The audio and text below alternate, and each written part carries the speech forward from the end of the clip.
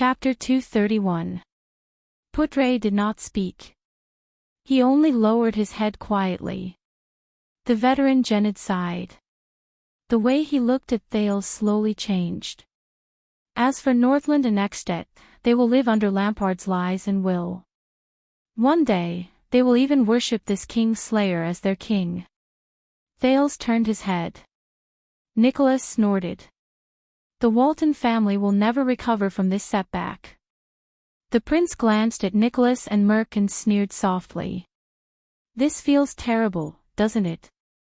Putre exhaled. His eyebrows furrowed. As for escaping, Thales continued. His voice was a little hollow. Leaving behind such a mess, where else can we escape to?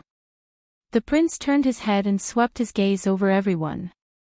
In the future, we will die in the war-torn Eternal Star City, Thales said firmly. Or now, we will die in Dragon Cloud City, which is filled with conspiracies. Is there a difference? He asked loudly. No one spoke.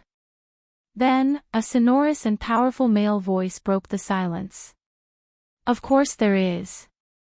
Everyone turned their heads in surprise. The young police officer, Cohen Caribbean, walked to the back hall with heavy steps. Miranda and Raphael followed behind him with subtle expressions on their faces. The tall and strong police officer said loudly, "If we choose the latter, at least all of us can die like men." Miranda glanced at Cohen coldly. Raphael covered his mouth and coughed at the right time. The agitated Cohen's expression froze. He quickly added weakly, "And women." Before everyone could ponder the amazing meaning of this sentence, Thales smiled slightly. "Thank you for your support." The second prince nodded and said in a friendly manner, "Sir Caribbean." When Cohen heard the prince's acknowledgement, his eyes immediately curved into crescents. "Just call me Cohen, Your Highness." Miranda snorted. "That's right." Thales turned his head. Horace Jadestar once said that. Since we can't retreat, why don't we move forward with all our might? He looked around and swept his gaze over everyone. Putre clasped his hands. His gaze was worried. Cohen looked agitated and eager to try. Raphael's expression was indifferent. His gaze was focused, and he kept rubbing his fingers. But Thales' gaze had already shifted to the Northlanders. "What do you say, Nicholas?" he asked steadily. Nicholas frowned and fixed his gaze on the prince. "This is impossible." The Star Killer shook his head in denial. "You? The current you and us are nothing compared to Lampard." But Thales interrupted him again. "Remember your White Blade Guards? Commander Nicholas." The second prince stared at him with a firm gaze. Nicholas' expression was unpleasant, and his gaze froze. "You may not remember." Thales snorted softly. His gaze was incredibly solemn. "But I remember." Nicholas clenched his fists. Merk grabbed his shoulder and shook his head slightly. Thales heaved a long sigh and gritted his teeth. As he recalled, he said hatefully, "I remember those warriors. I remember they used their flesh and blood to block the flying locust blade. I remember they held hands and blocked the deadly crossbow bolts for us. I remember that with their last breath, they raised their blades and charged at the enemy." Nicholas' expression turned colder. Almost everyone furrowed their brows. Those were the dragon's imperial guards. They were the last silhouettes of many of them. Thales raised his head abruptly and asked in a drawl, "Do you remember?" "Commander." Thawed. Nicholas punched the wall beside him fiercely. "I trained them myself. I remember each and every one of their names, faces, and skills." The Star Killer gritted his teeth. His gaze was like fire as he said furiously, "Don't you King lecture me here, you little Jadestar brat. I am King lecturing you." Thales seemed to be angry as well. He did not back down. He took a step forward and roared at Nicholas, "Lord sorry Nicholas, and the King coward star killer, damn it, this title is so unpleasant to the ears." Nicholas' eyes were spitting fire. His face was red. He clenched his fists and was about to step forward. Wyatt and Ralph instinctively protected the prince. Cohen and Miranda placed their hands on the hilts of their swords. But Merc, who was beside the Star Killer, stretched out his arms in time. His muscles bulged, and he held the furious Nicholas down. "Let him finish."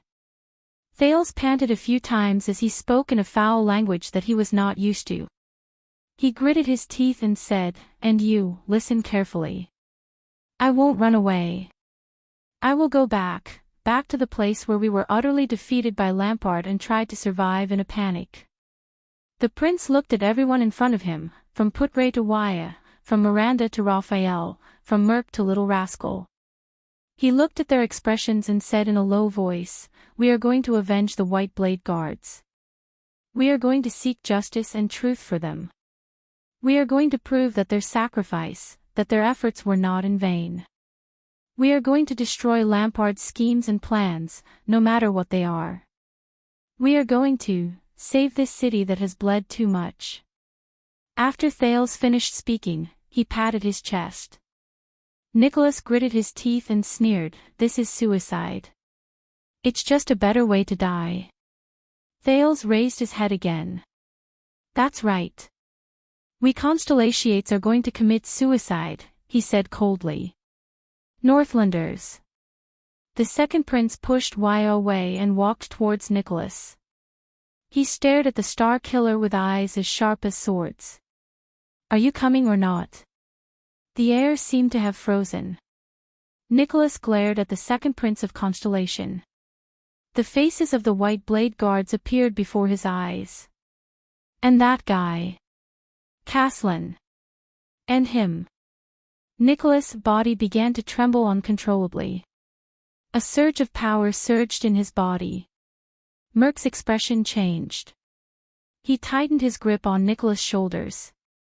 Everyone watched this scene nervously.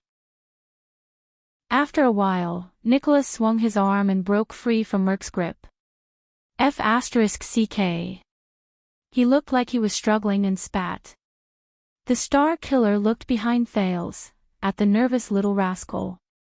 Thales narrowed his eyes. "The Walton family's orphan is here." Nicholas turned his head around. His eyebrows were furrowed and his face was extremely distorted. He looked at Merc as if he was trying to explain something. I can't risk her getting hurt," he gritted his teeth, trying to convince himself amidst his struggle. He was angry and indignant. "But I want to help him," a small female voice rang in everyone's ears. Nicholas froze. "What?" He lowered his head in disbelief and looked at the little girl. Little Rascal seemed a little afraid, but she suppressed her fear and moved closer to Thales. The prince gave her an encouraging and grateful look. "Thank you." "I'm sorry." Little Rascal trembled slightly. She gulped. "I said, I want to help Thales," the girl stuttered and lacked confidence. I don't want to run anymore." Under everyone's strange gazes, she said firmly, We are Northlanders, aren't we?" Nicholas and Merc were both stunned. The descendants of the Walton family have never run away from battle. The girl closed her eyes as if that would regain some courage. Her glasses slid down the bridge of her nose. Before the entire army was wiped out, the King of Wrath, Shalon Walton, fought for an entire day and night with an axe. In the end, he widened his eyes in anger and watched the Nightwing King twist his head off. Even if he failed, he wanted to witness his own death. Little Rascal opened her eyes shakily and forced herself to look at Nicholas, whose gaze was as sharp as a knife. She said, "We can't run." "I don't want to run either." Hearing this, Merc suddenly chuckled softly. "You are a real Walton." The former administrator of the king's eyes were sorrowful. No one knew what he was thinking about. This, young lady. Little rascal thought of Alex. She shivered and retreated behind Thales, not daring to meet Merc's gaze. His Majesty made the right choice. Merc laughed bleakly. What do you say, old friend? Nicholas' face gradually relaxed. He exhaled. A few seconds later, the Star Killer laughed as well. His laughter was relieved and desolate. Son of AB*TCH. Nicholas glared at Thales fiercely and said to Merc, "Isn't it written all over your face?" Merc nodded and looked dejected. "I'll get the boys to prepare now." Thales breathed a sigh of relief.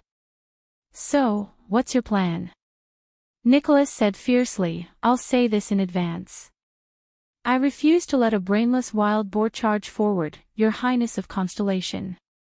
Thales narrowed his eyes. "You'll be satisfied." "Maybe.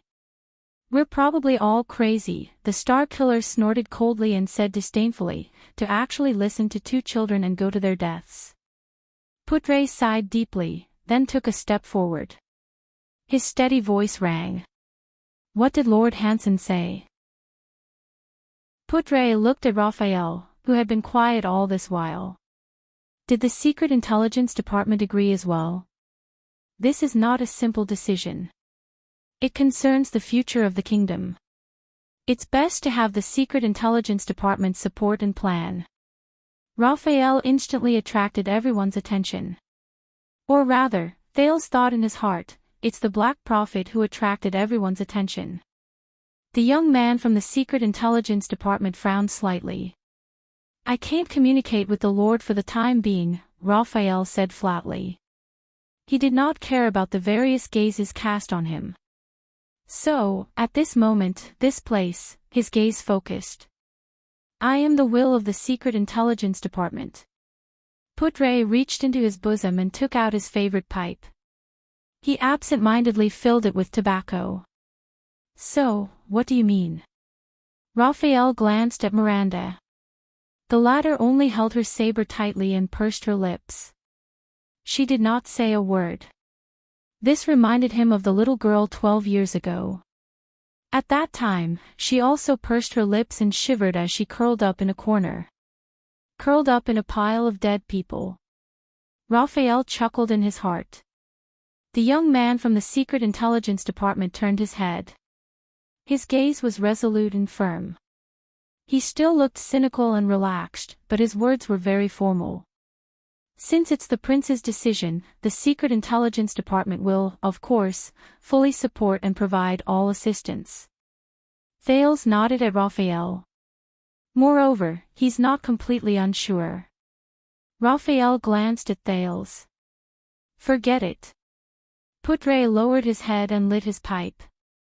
His eyes were tired as he said, "After all, he's a jade star." Thales sighed. "Lord Putre Nemain. Go ahead."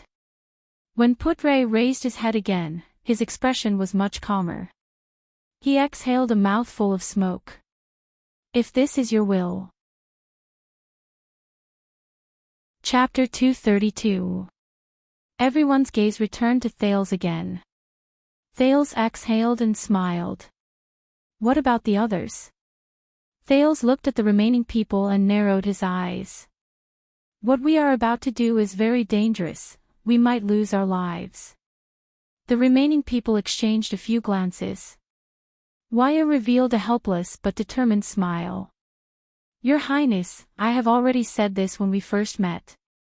For the rest of my life, this body of mine will be yours to command." Thales shrugged. The veteran Genid raised his eyebrows slightly. "If you ask me, your style is indeed different from Duke John's, but why not?" "Don't look at me," Willow said nervously.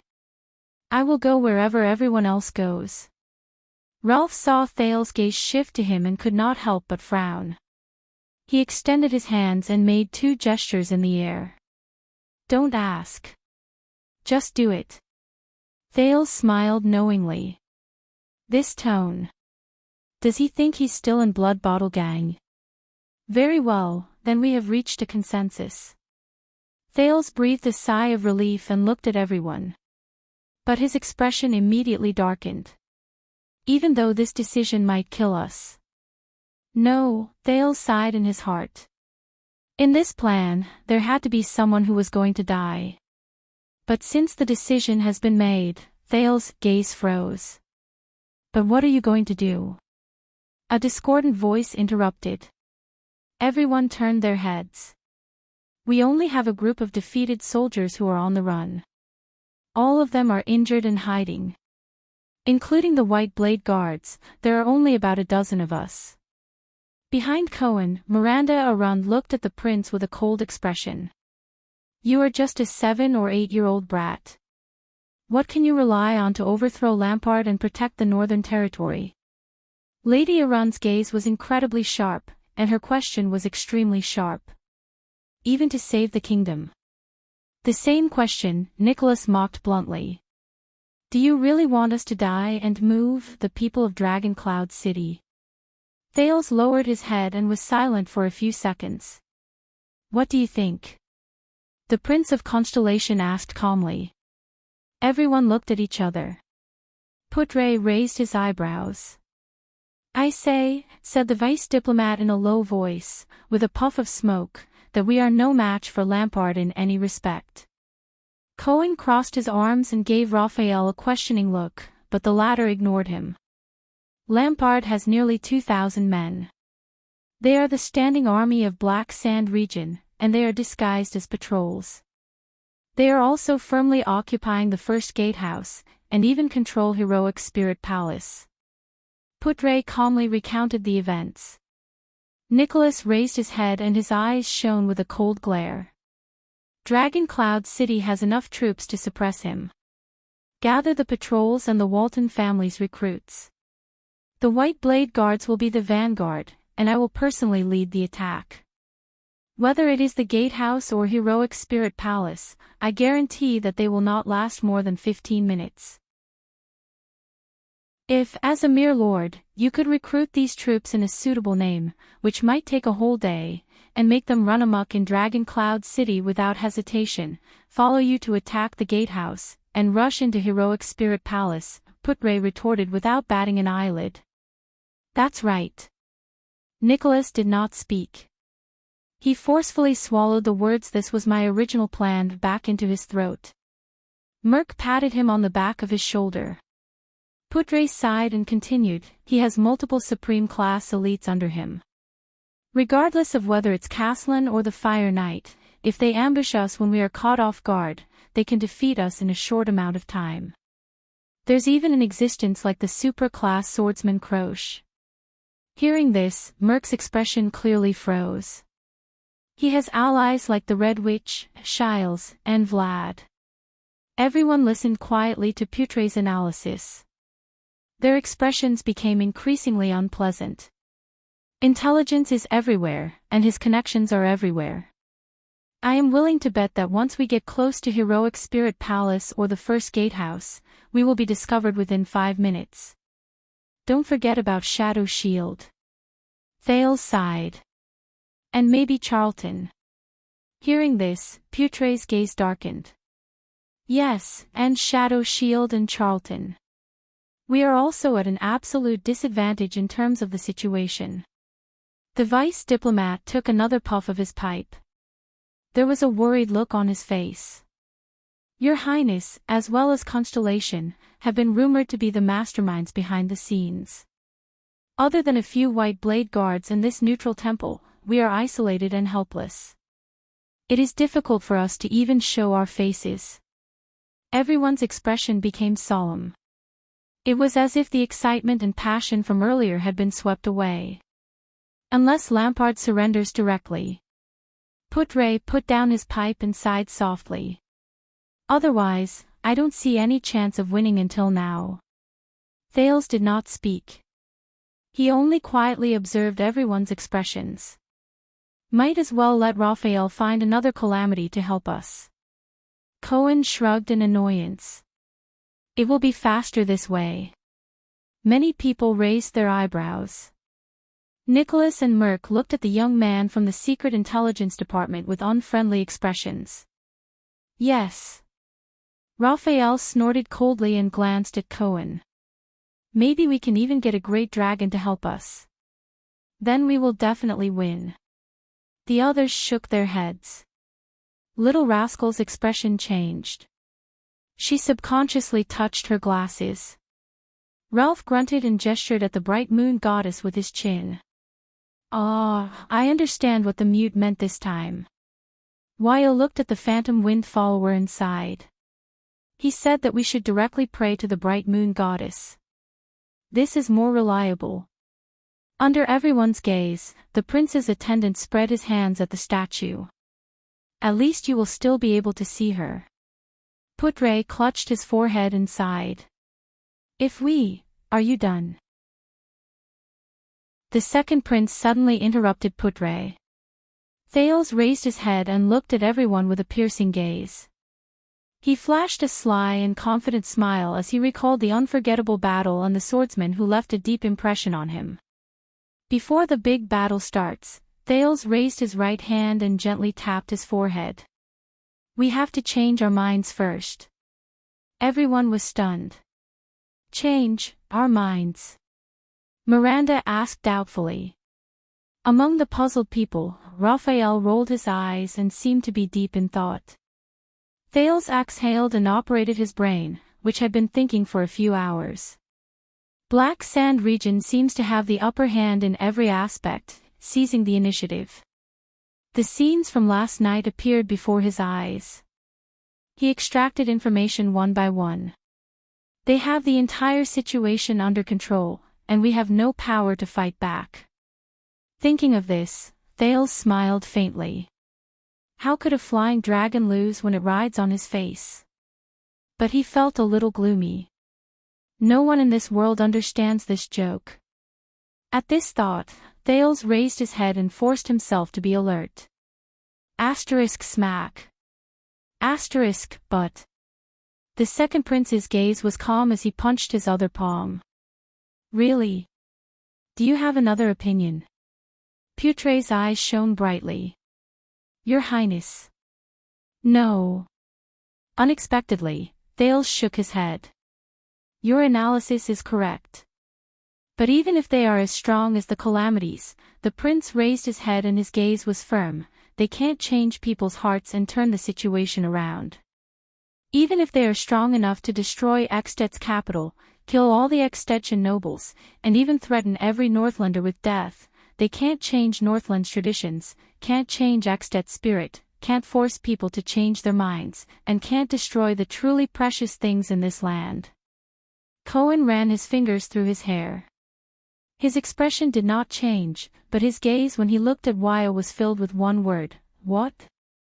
Wyatt shrugged at him. I don't understand. They were not the only ones. Nicholas also frowned in puzzlement. What are you trying to say? Thales' pupils shrank. What I want to say is, the second prince said faintly, don't limit your vision to a simple comparison of strength. The battle we are about to face is not a gambling fight between two people using their strength to arm wrestle, nor is it a game of counting on a chessboard, much less a fair duel between ancient knights.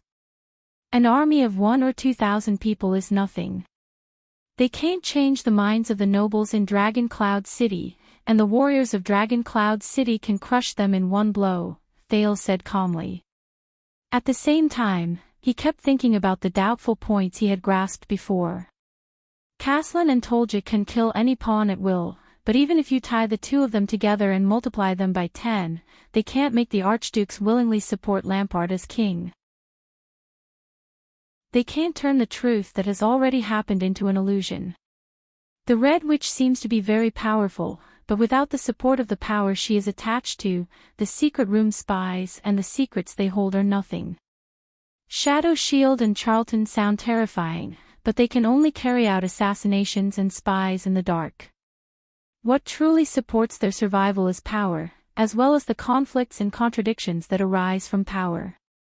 Without power, they are like fish out of water. They have no value at all.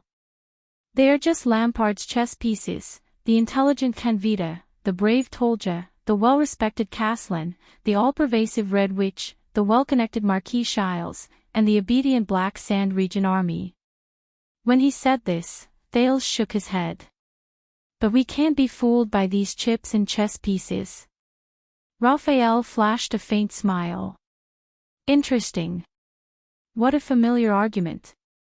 Miranda lowered her head, seemingly in deep thought. Cohen widened his eyes and blinked 3 times in puzzlement. How is it interesting?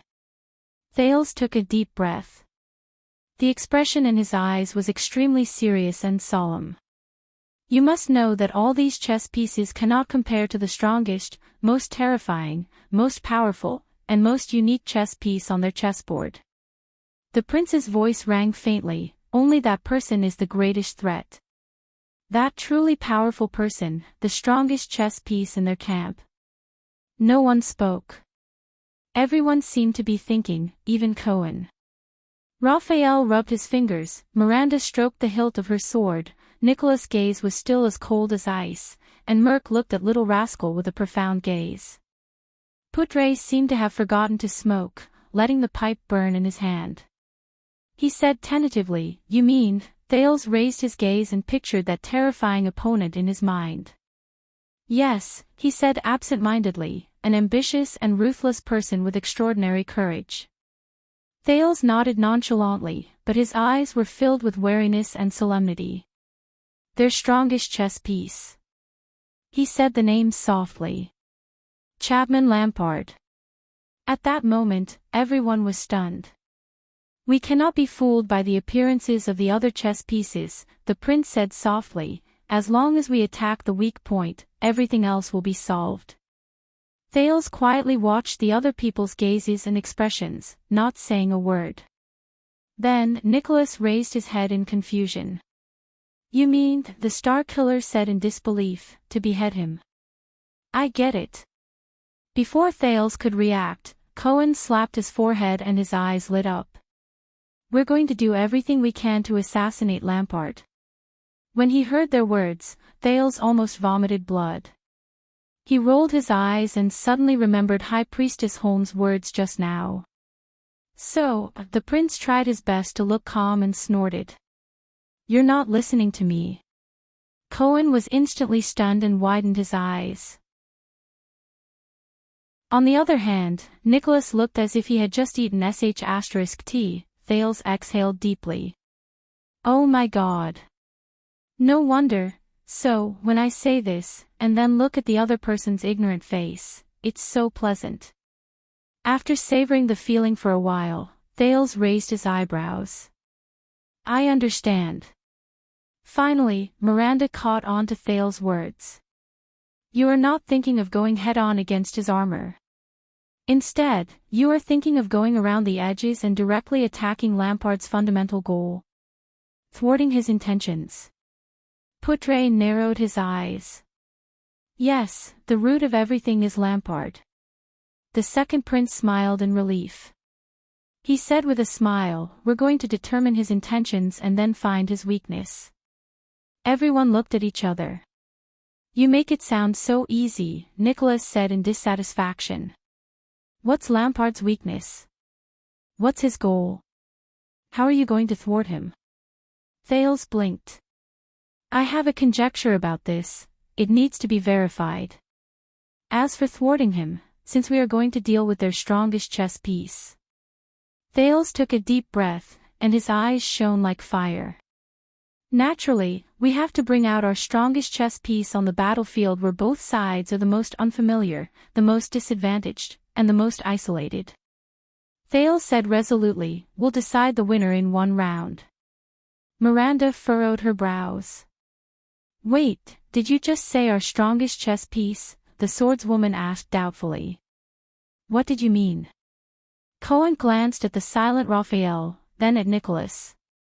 "The Secret Intelligence Department?" the police officer asked tentatively, "or the legendary anti-mystic equipment?" Thales raised his eyebrows. "You mean?" Poutre glanced at little rascal suspiciously, causing the latter to panic a little. "The Walton family's orphan. The legitimate heir of Dragon Cloud City. But her gender. The strongest chess piece." Nicholas put down his arms and looked around. Puzzled, he said, "Me as a supreme class." Thales ignored the three of them. He exhaled through his nose and suppressed the displeasure in his heart. "All of you are right." He ignored the others' words. His eyes burned with the flames of pre-battle. Just like when he faced the blood mystic in the past, he said eagerly, "The strongest chess piece in our camp." The second prince smiled and extended his right hand.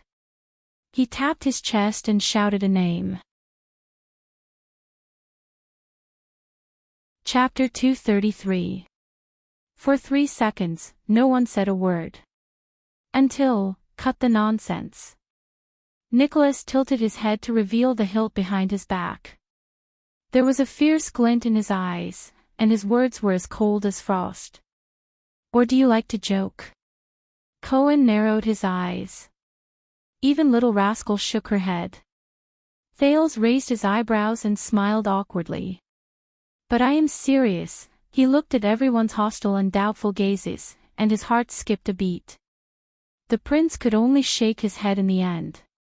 "All right, let's get to the main point. Ever since King Nuvan was assassinated, I have collected a lot of information while on the run." Thales sighed. "There are many details about Lampard's plan this time." Poutre and Raphael glanced at each other, inwardly surprised. Miranda frowned slightly. "Collecting information while on the run." Thales shrugged. "I can't just run for my life in a panic." Nicholas focused his gaze. For example, Lampard's true objective." Thales' breathing slowed down. Whether it was the army that he did not need to bring or his personal appearance, it has far exceeded the scope of self-preservation by counterattacking Nuvan. "We talked about this in the prison cell," Miranda said keenly. "Do you have an answer?" Under everyone's gaze, Thales lowered his head slightly. He recalled the oppressive conversation in the carriage. "After King Nuvan died and I fell into Lampard's hands, he said something to me," the second prince said absent-mindedly, replaying the scene in his mind. "That sentence has been bothering me, until just now." Raphael subconsciously leaned forward a little and narrowed his eyes. "Chapman Lampard's original words were," Thales said in a hoarse voice, imitating the ambitious and ruthless man's tone, "What's next?" double quotes. "To save this country." Aside from Little Rascal, everyone was stunned. There were a few seconds of silence again. "What?" Poutre was bewildered. Raphael and Miranda lowered their heads and pondered. "Humph." Nicholas shook his head and exchanged glances with Merc. "The self-justification of the shameless, the cunning words of the Kingslayer." Thales shook his head solemnly. "No, I can feel it." The prince exhaled. His gaze was solemn. "He is serious. Lampard really believes that what he is doing is saving Ekstet." The Star Killer's expression slowly froze. Cohen scratched his head. "Maybe we should stop this guessing game and get straight to the point. Say something that I can understand." "There's something wrong with this sentence." Poutre took a puff of his cigarette, and an undercurrent surged in his eyes. "What does this country have to be saved?" Could he be referring to the overthrow of King Nuvan? Miranda crossed her arms and thought carefully. "As far as I know, Nuvan VII's 30 years of rule made the archdukes respect and fear him. To Lampard, Nuvan's death is the rebirth of the country. They can finally break free from the oppression of the Walton family in Dragoncloud City." Merc sighed. But the prince still shook his head. Thales inhaled and said quietly, "The biggest reason Lampard wants to overthrow King Nuvan is because he is afraid of King Nuvan's revenge on Black Sand region. It is to protect himself. But this problem has been solved." Thales raised his head and organized every element in his mind. "King Nuvan is dead. He will not crawl out of Hell's River to look for him." Raphael did not say a word, but he suddenly smiled. The young man from the Secret Intelligence Department had a scrutinizing gaze. According to Lampard's original words, he is about to go to save this country, but King Nuvan is already dead. Judging from the chronological order, it is not right. Thales nodded absent-mindedly. Unless Lampard has never taken grammar lessons, and can't even distinguish between the present and future tense, Thales said flatly. Otherwise, what he said about saving the country, Thales raised his head. His gaze was extremely solemn. It is definitely not just to overthrow King Nuvan. It is not just to get rid of Dragon Cloud City's oppression. It is not just to change the king. He wants more. He wants an unprecedented change. He wants to save this country in the most thorough way possible. Everyone fell silent. I bet. Thales exhaled. His tone was solemn and serious. This is why Lampard brought his army to Dragon Cloud City. This is why he is heading to Heroic Spirit Palace right now. It is also the key to our counterattack. He can save the country by bringing his army to Heroic Spirit Palace. Cohen asked doubtfully. What does he want to do? Kill all the nobles in Dragon Cloud City, from the archdukes to the counts. Putre sneered. In the first few decades of my life, I've learned one thing. The vice-envoy exhaled a puff of smoke and said faintly, violence is the shortest, simplest, and least effective way to solve a problem. It's best to use it as a last resort. Thales sighed. All the clues became clearer in his mind. During that memorable journey, I heard another detail. Everyone's gaze was once again drawn to the prince. Shadow Shield told Lampard, Thales said quietly, when Charlton assassinated King Nuvan, he spent a long time searching for the king's traces. Putre raised his head abruptly. As if he had thought of something. Raphael also opened his mouth in surprise. Thales lowered his head. Thank you, Caslin, thank you for giving me Goo's hiding place, otherwise, I probably wouldn't have seen the meeting between Lampard and Shadow Shield. He thought silently. Waya raised his eyebrows. Is there something wrong? Very wrong. Putre's eyebrows were tightly furrowed. His tone was tense. Arranging an assassination, but not being able to determine the target's location and time, the thin man's gaze became solemn. For an assassination that requires prior planning and thorough preparation, this is one of the most fatal and unforgivable mistakes. This means that Shadow Shield and Charlton's assassination had an accident that they did not expect. Oh. Beside him, Cohen slapped his head in realization. He then gave a thumbs up and said sincerely, "It seems like you are very experienced, uncle." At that moment, Putre's gaze darkened. Thales took a deep breath and raised his head. Flying Locust Blade jumped down from the cliff of the sky to assassinate the king, the prince said solemnly. He had been hiding on the cliff of the sky. Even Asda and Black Sword did not notice him. Thales clenched his fists, thinking and organizing his thoughts. How did he get up there? Nicholas said suspiciously, even at night, Charlton could not have climbed the cliff of the sky without being noticed. Thales shook his head. This is not important. The second prince's pupils shrank slightly. What's important is that the cliff of the sky is connected to only one place. The eyes of Lord Merk, who had been the king's administrator for many years, trembled. He answered, Heroic Spirit Palace. No one said anything. Everyone knew what this meant. Thales nodded slightly. In other words, Bennett Charlton originally planned to enter Heroic Spirit Palace from the cliff of the sky to assassinate King Nuvan. Heroic Spirit Palace was the place where King Nuvan would die in their original plan. Raphael flashed a strange smile and looked at the prince quietly. Everything makes sense now. Thales was lost in thought. After Nuvan was assassinated, Lampard appeared with his army in an illogical manner. He even wanted to silence us. But he should not have done such an unwise thing that would arouse suspicion. Asterisk smack. Asterisk Thales punched his palm, and his eyes shone. Now I understand. Lampard and his army appeared there. He exhaled. There was an accident in the assassination plan. King Nuvan should not have died in Shield District. He should have died in Heroic Spirit Palace, just like the accident in Project Dragon's Blood. Raphael sneered silently. Charlton could not find the king in Heroic Spirit Palace, so Lampard had no choice but to send his army into Shield District to search for Nuvan's traces. Thales clenched his fists. And after confirming that Charlton's assassination was a success, the first thing he thought of was to silence the witnesses. On the other hand, Nicholas' face turned green. There was pain in his eyes. King Nuvan, the Star Killer, said bitterly. He should have stayed safely in Heroic Spirit Palace during the crusade against the Calamity.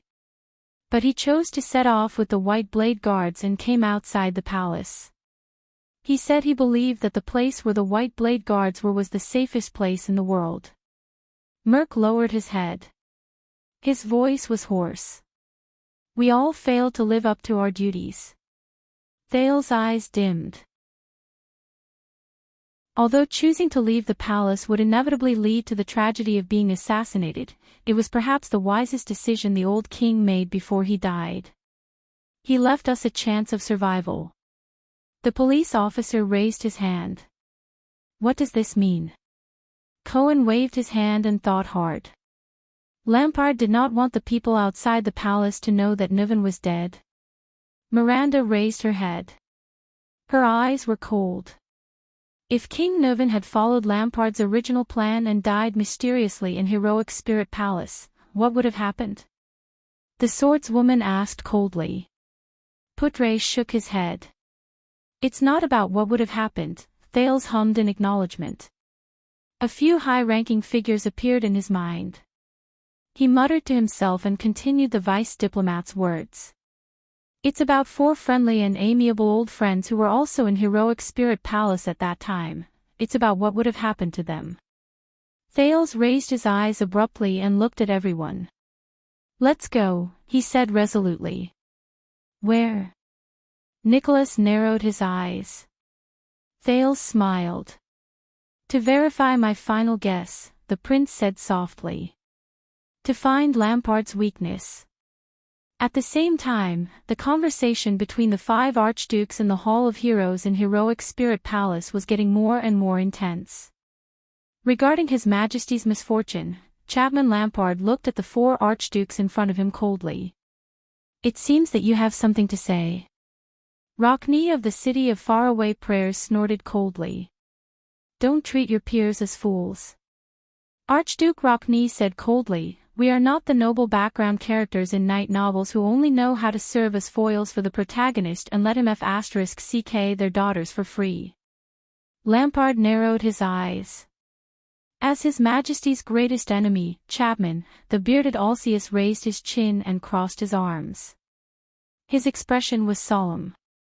But you found out about his death so much earlier than us. That's not easy. The Archduke of Black Sand Region snorted softly. And you appeared not too early nor too late. You appeared not long after His Majesty was assassinated? Archduke Trentide hid half of his face in the shadows where the brazier's light could not reach. He stroked his beard and said sarcastically, it seems that the horses of Black Sand Region are really fast. They're almost as fast as great dragons. How about selling some to me? The corners of Archduke Lampard's lips curled up slightly. I thought. The experienced and prudent Archduke Letko shook his head, making his bald head even more conspicuous. His eyes occasionally sparkled. If you're just here to talk to us, don't you think you brought too many attendants outside the door? Chapman Lampard raised his head and glanced at the stone carving of the cloud dragon spear above his head. He placed his hand on the old saber at his waist. In the next second, he nodded slowly. But on Lampard's unsmiling face, his gaze became colder and colder. I didn't know that all of you started learning how to act in stage plays. The Archduke of Black Sand Region lowered his head and snorted softly. He looked around at the four of them. One line for each of us. Asterisk bang. Asterisk Archduke Rockney slammed his fist on the rectangular table. His gaze was cold. Cut the crap, the Archduke of the City of Faraway Prayers said fiercely. What on earth are you thinking in that big head of yours that has been blown by the wind and sand in the south for 40 years? Killing the king and destroying the greatest rule and tacit understanding between us for more than 600 years. Do you think you can escape? The Archduke stared at Lampard coldly and did not reply. Lampard also furrowed his brows in the face of Rockney's questioning. A few seconds later, I thought all of you would be very happy, Lampard said softly. His voice was a little hoarse. After all, he's dead. All of you can finally get rid of that tyrant. Get rid of his officials. Get rid of his unreasonable demands. Get rid of his increasingly greedy desires. Get rid of his growing power. Get rid of his unreasonable interference in the affairs of your territories. Chapman Lampard swept his gaze over the Archduke's coldly. Isn't that so? At that moment, different emotions flashed in the four Archduke's eyes. The hall was silent for a moment. The Archduke of Prestige Orchid, Arabian Alcius walked forward. The corners of the bearded Archduke's lips curled up. His tone was cold as he said, but this is not how the game is played. You can't overturn the chessboard just because you're temporarily at a disadvantage. He narrowed his eyes. You're acting like a gambler who throws caution to the wind. This makes us very nervous. Lampard snorted coldly, as if he was disdainful. Nervous? He extended his palm and patted his chest. He said in a deep voice, ask yourselves, my fellow archdukes. In the past 30 years, 60 years, 90 years. Lampard's expression was as cold as ice, and his words were as sharp as a sword. Was it me, or the Waltons, who pressured you to the point of suffocation with all sorts of tricks and aggressive actions, who made you more nervous?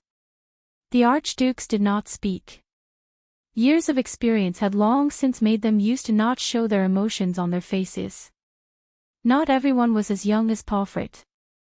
Lampard strode towards the direction of the long table. Of course, Nuven and the Waltons are very good at this game. He keeps his chessboard in good order, Lampard said coldly. Look at that throne. It has been placed in Dragon Cloud City for almost 100 years. The Archduke of Black Sand Region waved his hand and pointed at King Nuven's seat. His gaze was cold. Don't you find it strange? Archduke Alcius spat angrily. This has nothing to do with us. The Archduke of Prestige Orchid walked in front of him and confronted Lampard without flinching. But you did break the joint ruling pledge. His Majesty is still your common elected king. Asterisk thawed. Asterisk Lampard took a sudden step forward. His forehead was almost touching Alcius' forehead. But Alcius did not flinch. His gaze was fierce. The atmosphere between the two archdukes became increasingly tense. Then all of you should know that if he is still alive, my head will be placed in a box for all of you to see in 2 months. Archduke Lampard narrowed his eyes. He enunciated each word, and it sounded extremely terrifying. If he is still alive, my head will be placed in a box for all of you to see in 2 months. How do you know that the next head in the box will not be one of you? Stop talking nonsense.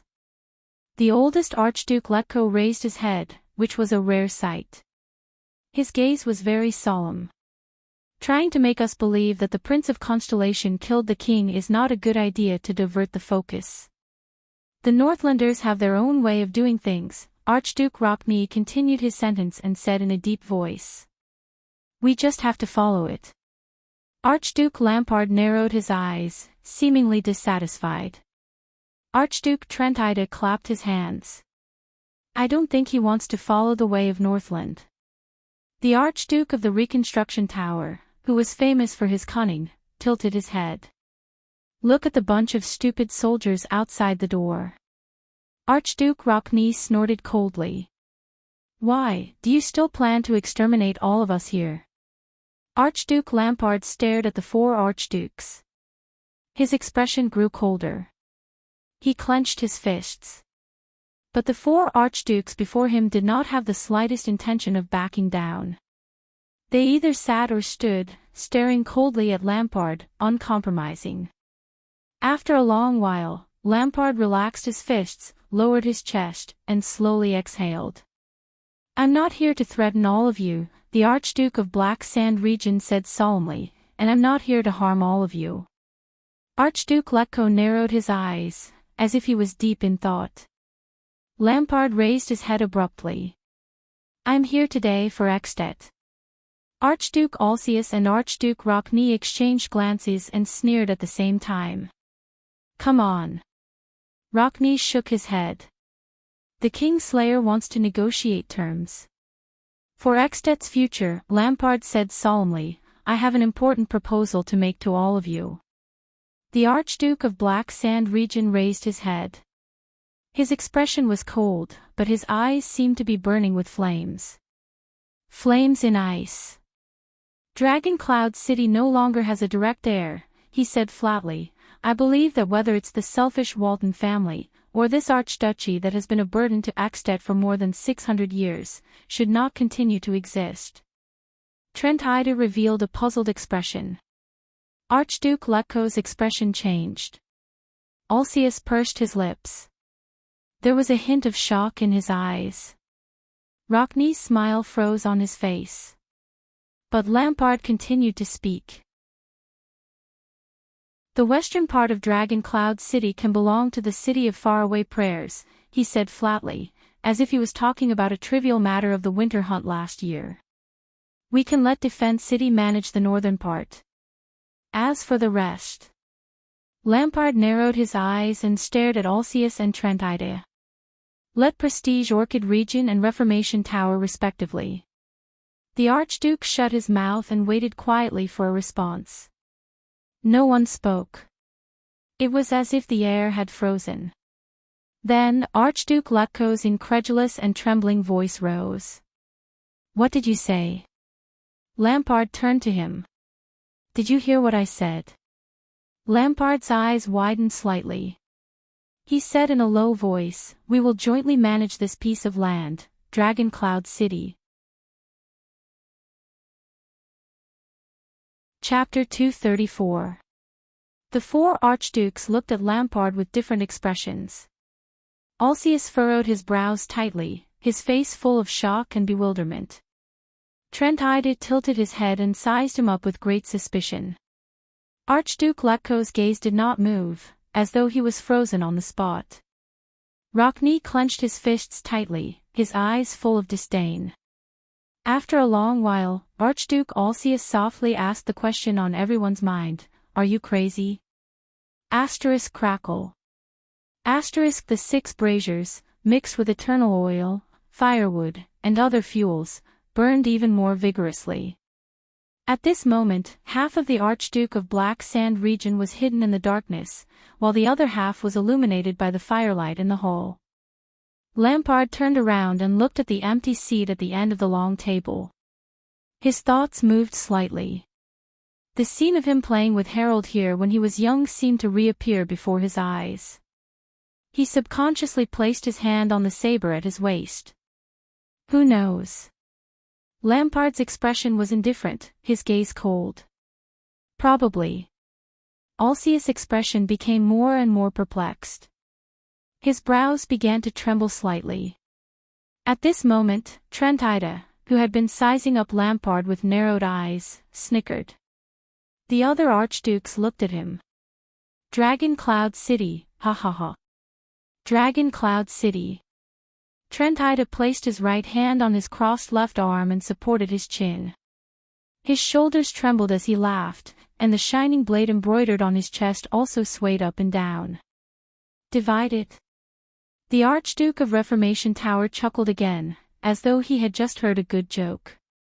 Obviously, his sense of humor did not affect the other four archdukes. They stared at Trent-Ida quietly, their expressions cold. Sorry, forgive my loss of composure, everyone. Archduke Trent-Ida grinned and shook his head. With his right hand still resting on his left arm, he casually waved at the archdukes. But there was not a hint of apology in his words. Sitting in the seat of an archduke, it's rare to hear such shocking words. Archduke Trent-Ida's smile slowly faded, but it remained on his face. There was a profound look in his eyes. Especially when it comes from another archduke. Lampard stared at him and snorted softly. His expression was unfathomable. Very well, Archduke Alcius of Prestige Orchid interjected coldly. We will take over Dragon Cloud City's vast land and countless subjects, then we will eat and drink our fill, then, they will let you off lightly, right? He seemed to be deep in thought, but his gaze became increasingly hostile. Like a good business. The king's territory in exchange for the king's life. Lampard did not even look at him. He stared at the sky and said, Don't read too much into what I mean, Rabian. You've been prejudiced against me since you were young. Alcius sneered, his expression ugly. Archduke Letko, the only one sitting, heaved a long sigh. Ignore King Nuvan's assassination, ignore someone's domineering and betrayal. The oldest archduke shook his head, a rare solemn expression on his face. This is not a good suggestion. Lampard looked at Letko, and his gaze sharpened. I believe that this is a good suggestion, Rogers, respected elder, he said respectfully and sternly. Dragon Cloud City is located in the heart of Axtet. It has countless important roads, abundant resources, vast territory, fertile land, and many subjects. Lampard's gaze flickered slightly. It has a natural suppressive advantage over other territories. During the days when Nuvan was in power, all of you suffered a lot.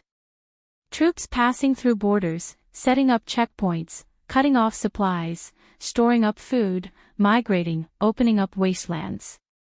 He had plenty of ways to deal with us. Archduke Letko sighed. His gaze was misty. So, to get rid of Dragon Cloud City. Lampard extended his right hand and looked around at the archdukes. He slowly clenched his fist.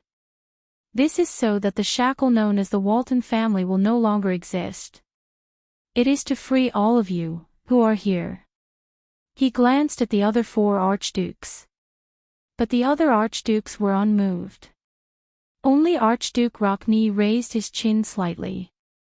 He first revealed a faint smile, then his gaze turned cold. How interesting, he said in a low voice.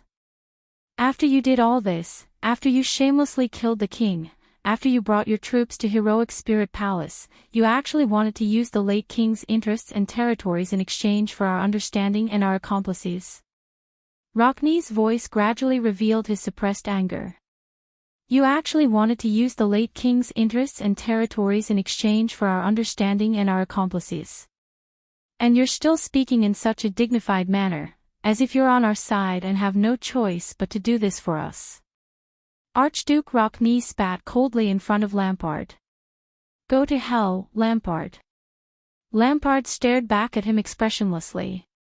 Although Colgan Rockney of the City of Faraway Prayers was bold, straightforward, and uncompromising as the rumors said, this was the first time he met him. Maybe it'll be troublesome. Archduke Lampard closed his eyes, then slowly opened them. I have to reiterate, although King Nuvan and I have an unresolvable misunderstanding, and even a grudge, he said slowly, but the whole tragedy last night, it's all the Constellation's plan. You've all heard of the Secret Intelligence Department's methods. Some of you may have even seen it. The reason I'm here is to save ourselves before the trauma they left on the kingdom of the Great Dragon worsens. Alcius rudely cut him off. So, what is this? The Archduke of Prestige Orchid tilted his head and glanced at Lampard. His expression was unpleasant. Find a good enough price, then bribe us to endorse your words. So, you're saying that you're treating this glorious hall? Alcius' voice suddenly rose, and his face was filled with anger. Is this a market where lowly people shout and bargain? Do not tarnish our dignity, your grace. Letko coldly watched the conversation between the few people and did not speak. Lampard's expression darkened.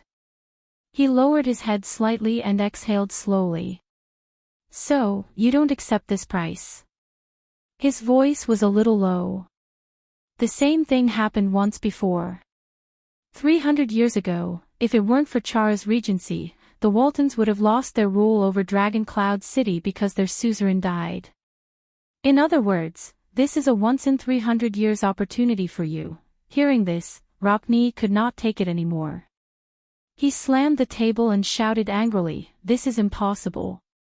With an offended expression on his face, he shouted angrily, "You want us to abandon ourselves, to collude with the Kingslayer, to cover up and tolerate the evil that should have been committed by you, the evil consequences that you left behind?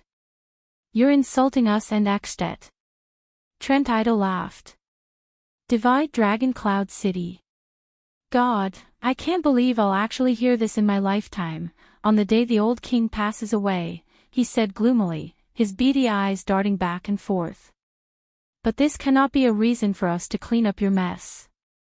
Archduke Trent Ida retracted his gaze from Lampard and said with a smile, "It's also not a good way to bargain." Lampard looked back at the Archduke of Reformation Tower. His expression changed. Is that so? Trent Ida, no matter how much you explore the Sighing Mountains, the barren Reformation Tower will always lack a new piece of arable land. Lampard turned to face Trent Ida. His words made the latter slightly startled. But if you have 2 or even 3 counties southeast of Dragon Cloud City, you won't have to feign civility with those mountain barbarians anymore. You won't have to worry about the food shortage every day before the bitter cold winter. Trent Ida narrowed his eyes. Are you talking about the 2 enclaves that don't border my land? The cunning Archduke sneered faintly. Who will benefit more? Lampard curled up the corner of his lips. Since you said so, the Archduke of Black Sand Region said something chilling. Pofford of Beacon Illumination City has just passed away, and his territory is too close to Dragon Cloud City. The 4 archdukes' gazes flickered again. I thought that his young brother wasn't strong enough to take on such a big responsibility. Lampard concluded coldly. This will also solve the predicament of Reformation Tower. Of course, in this case, the division of Dragon Cloud City's ownership will be different. The City of Faraway Prayers and Prestige Orchid Region will both get a bigger share. Trent Ida was stunned.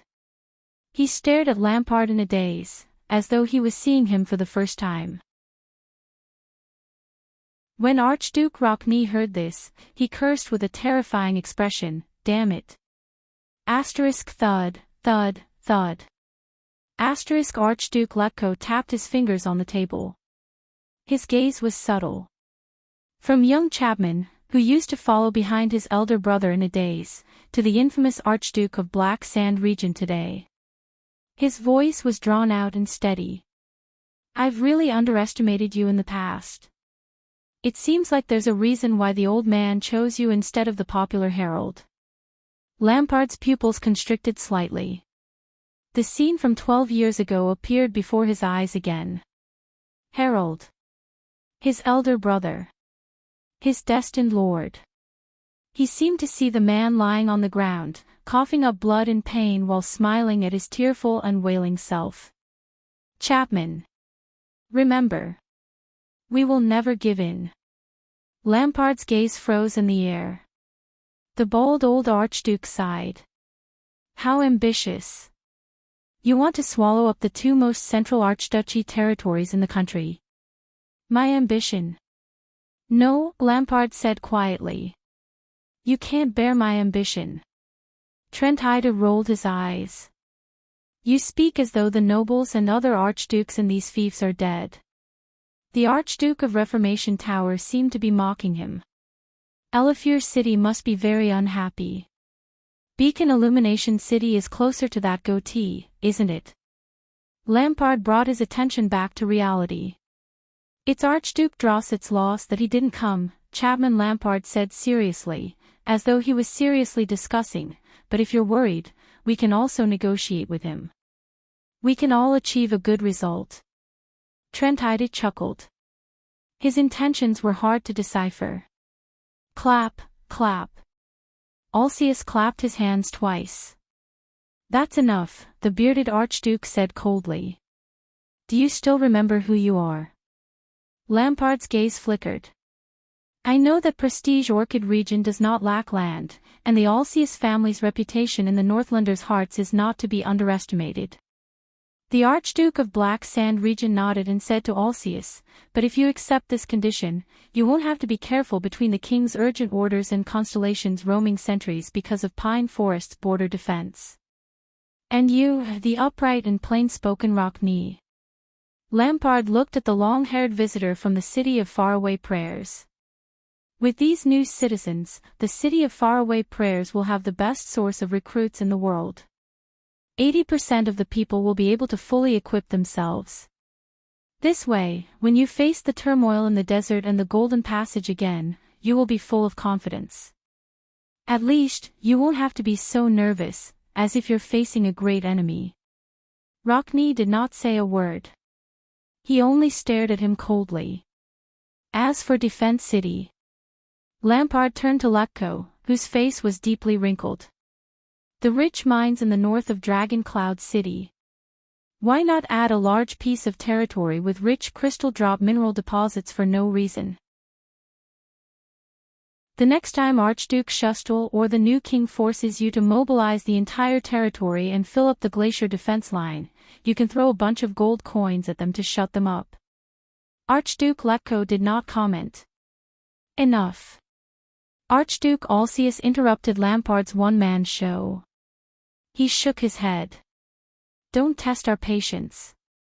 We're not here to chat and boast with you. You should be glad that we're still willing to listen to your nonsense here, Rockney added rudely. But you still don't seem to understand the situation you're facing, the long-haired Archduke said angrily. You're our biggest problem. The regicide Chapman, or at least the Chapman who's suspected of committing regicide. Lampard frowned slightly. He glanced at the expressions of the other three archdukes. None of them objected to Rockney's words, not even the stingiest, and calculative Trentide. Lampard sighed secretly in his heart. You just can't understand, can you? He closed his eyes, raised his right hand, and rubbed the space between his eyebrows. He seemed very tired. Even though I'm so sincere in giving you my proposal. Lampard opened his eyes, raised his eyebrows, and suddenly raised his voice. Even though these conditions are actually beneficial to you. Come on. Alcius interrupted him loudly. The bearded archduke snorted and said, on the morning after the king's death, 5 archdukes coincidentally appeared together and told them, I'm sorry, but Dragon Cloud City is no longer the Walton family's territory, and you now belong to us. From now on, you have to pay us taxes and accept our conscription. Beside him, Trentide hummed in agreement.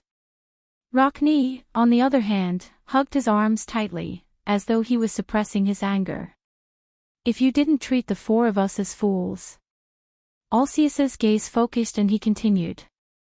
You must have treated the subordinate nobles of Dragon Cloud City as blind, and the citizens of Dragon Cloud City as fools.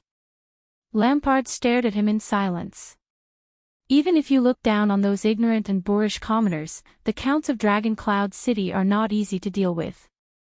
Archduke Trentide, who was watching from the side, sighed. They're Northlanders. They're only loyal to the Waltons. Divide Dragon Cloud City. That's just a joke. The Archduke of Reformation Tower shook his head and spread his hands. Without that family name, we'll never be able to rule this land. Bribing us with a piece of sweet cheese that we can't even eat, to cover up your filthy deeds. Trentide rolled his eyes and revealed a smile. You can't convince us on this point. Lampard furrowed his brows tightly. Archduke Rockney, who was in front of him, snorted loudly. And all of Ekstedt. What do you think they'll think of us? Archduke Letko spoke slowly. Occasionally, a bright glint flashed across his eyes. After the 5 archdukes conspired to kill the king, they divided his territory. Letko shook his head and did not continue speaking. Rockney took a step forward. He narrowed his eyes and spoke to Lampard's face in an almost rude manner. Perhaps you can be shameless and kill your kin as well as your king. Lampard's expression changed. And you're even proud of it, but remember, we're Northlanders, Ekstedtians, the Archduke of the city of faraway prayers said coldly. We have our own dignity and pride. If you're really for Ekstedt's future, Rockney furrowed his brows as though he was filled with disgust. Stop talking like a Camian. It disgusts me. Lampard closed his eyes. He turned around and took a few steps forward. His chest rose and fell. He was suppressing it. He was suppressing his increasingly impatient anger. Even though he had rehearsed it thousands of times and had some expectations of the Archduke's reactions. But, enough. Lampard opened his eyes abruptly. Archdukes. These short-sighted, stupid vermin behind me. They think they're noble and proud. They're completely unaware of the imminent crisis. They turn a blind eye to the most terrifying threat. They've never realized where the terrifying existence that truly decides their life and death is. One day, Lampard suddenly turned around. His expression was firm and resolute. He seemed to have made a decision. The 4 archdukes could not help but tense up a little. But Lampard did not do anything that would overturn the chessboard. I understand. Within a few seconds, he exhaled deeply. His expression became calm again. I understand what you mean. The 4 archdukes exchanged a few glances. First of all, do you think that we can't successfully take down Dragon Cloud City without any hidden dangers? Trentitus snorted. The others did not comment. Secondly, Lampard continued, according to Rockney, as Ekstedtians, you have your own creed? Rockney's expression was fierce. He made a biting gesture at Lampard. His eyes were filled with deep disdain. Lampard took a deep breath. His gaze was as firm as steel as he swept his gaze past each of the Ekstedtian archdukes. At that moment, Lampard remembered what happened 12 years ago. To him at that time. He was still young, but his heart was already dead. He had tasted the vicissitudes of life. The young count who did not know where his future lay. The heir of Black Sand region, this nightmarish title. At that time, he was also like this. With great determination, he stood in Constellation's Renaissance Palace, in the Hall of Stars, and faced the hostile gazes of the Constellations. He faced the old Supreme King of Constellation, 80 Jade Star, whose eyes were filled with a meaning that made people feel uneasy. He faced the murderous Sword of Reversing Light, the Butcher of Constellation, Horus Jade Star, who was filled with blood debts. He faced the king's eldest son, who sat at the seat below the king. Meteor Jade Star, who always had a smile on his face, spoke in a humble tone, and made people unknowingly calm. And, Lampard clenched his fists. And the woman who sat beside King 80. That woman. Lampard could not quite remember her face. For some reason, when he thought of that woman, who was steady, magnanimous, and whose expression was as calm as water, Lampard felt the same as he did in the past. He knew that it was nervousness that came from the bottom of his heart. And fear. Lampard exhaled and focused his gaze again. If this is what you are worried about, he said to the 4 archdukes flatly, I can solve it. Chapter 235. The 4 archdukes had different reactions, but one of them set an example. Enough, Alcaeus rejected him decisively. Let's stop talking about dividing Dragon Cloud City. Please let me finish. Lampard lowered his eyelids. Can't you understand human language? Rockney interrupted him coldly. But Lampard's eyes were filled with anger, and he immediately retorted in an even louder and more decisive tone. I know you have already sent a messenger, Crow. Lampard roared angrily. Leespan and his patrol team are rushing over, aren't they? His words faded away. There was only silence. The four archdukes were stunned. They looked at each other, and their breathing became tense without them realizing it. They seemed worried that Lampard already knew about this news. Lampard took a deep breath and calmed his emotions. Don't worry. His gaze became indifferent again. I didn't bring a falcon with me, so I can't intercept your letters. The four archdukes' breathing gradually calmed down. So, please let me finish. Dragging things out a little, and waiting for them to rush over to help you, is actually more beneficial to you. Hopefully, the setup of the first gatehouse can be dragged out a little longer. At least until I deal with them. Lampard thought in his heart. Rockney narrowed his eyes and turned to the other three archdukes. Do you want to continue listening to his nonsense? Trentida shrugged. Although it's very boring, the Archduke of Reformation Tower whistled and voiced everyone's thoughts. It's still better than us pointing our swords at each other and spilling our blood in heroic Spirit Palace. Alceus sneered. Letko's expression remained the same as he gestured for Lampard to continue. No one objected. Lampard nodded. Walton, he said coldly, I hold the last daughter of the Walton family in my hands, closer than any other branch of the family. Archduke Letko narrowed his eyes and shook his head. Ekstedt has never had a precedent of a woman inheriting the archdukedom. She doesn't have to inherit. Lampard's expression turned cold and he spoke faster. But she can be used as a temporary chess piece. Trentida raised an eyebrow, as if intrigued. We can promise that the male bloodline she gives birth to after she gets married will become the future Archduke of Dragon Cloud City. Lampard's expression was resolute. He rubbed his fingers together like a knife and swung them fiercely. This is much more effective and reliable than hastily giving Dragon Cloud City to another family. We can stabilize the power inside and outside Dragon Cloud City. And before that, all of you will jointly manage Dragon Cloud City in the name of assistance. Lampard said calmly. Grand Duke Rockney frowned in disbelief.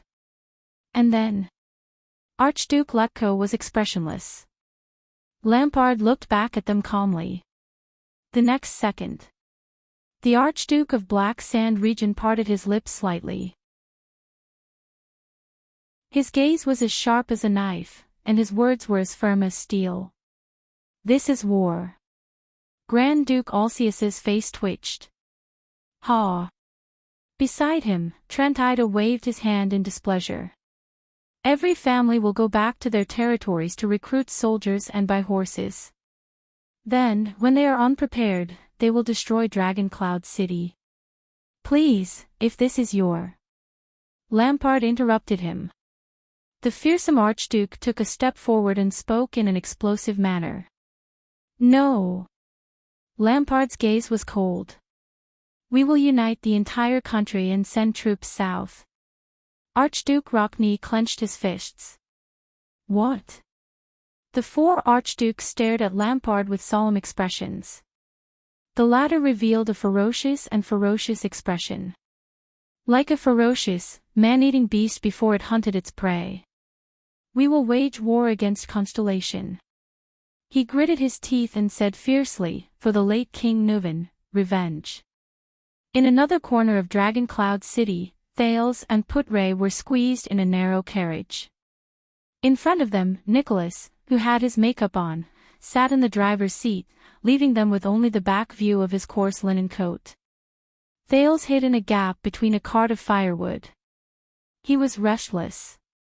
He furrowed his brows tightly and thought hard. Chapman Lampard.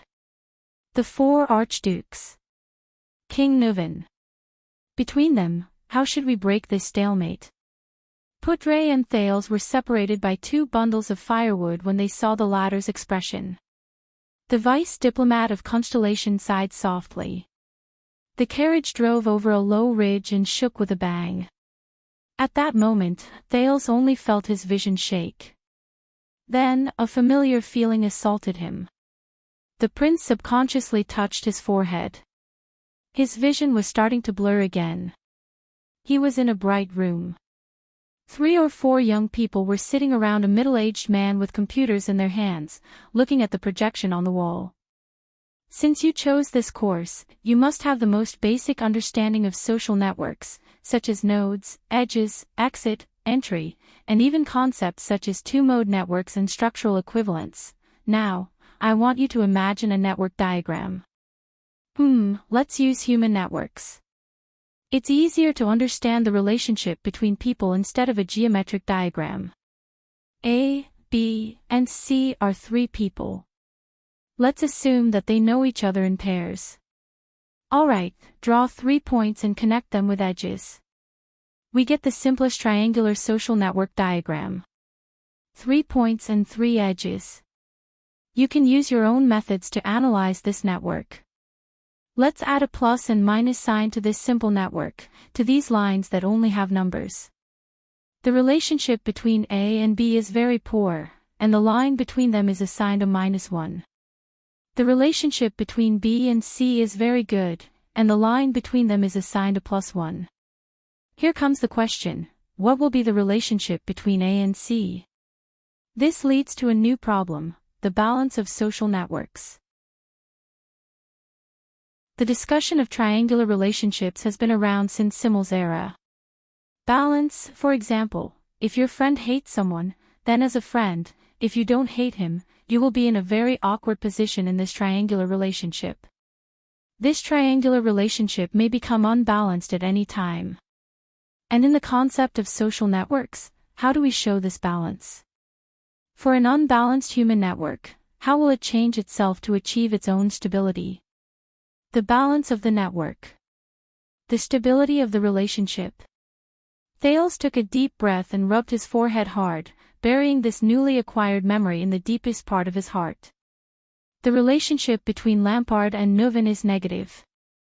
However, the relationship between Neuven and the Archdukes is also negative. If this network is to be stable and balanced, then between Lampard and the Archdukes, wait. This network is not complete. I missed something. You're very nervous, aren't you?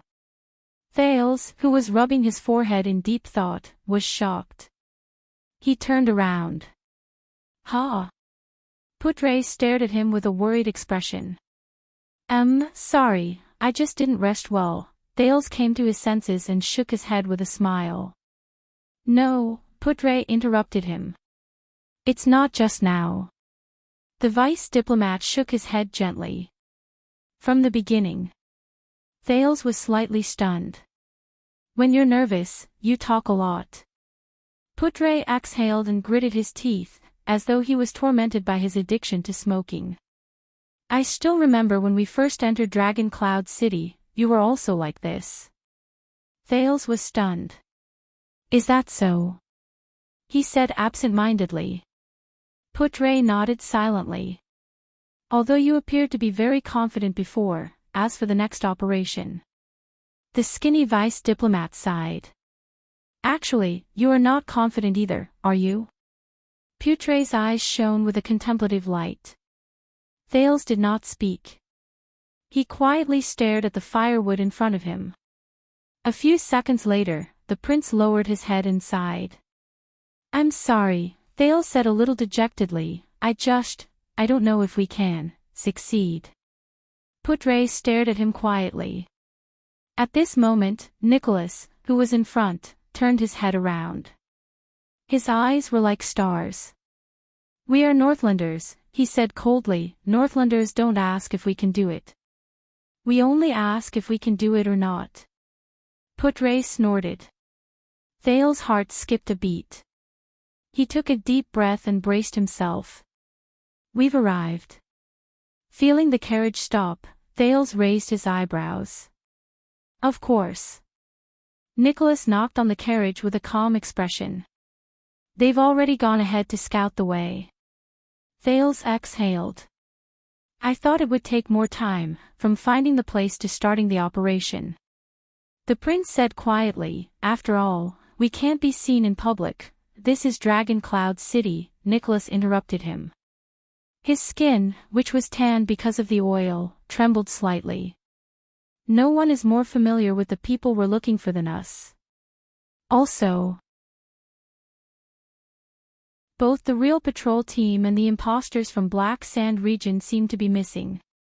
Nicholas narrowed his eyes. At this moment, a white blade guard in disguise moved to the driver's seat and gestured to Nicholas. Nicholas responded with a thumbs up. We can go in now. Nicholas shook off the reins and jumped off the carriage.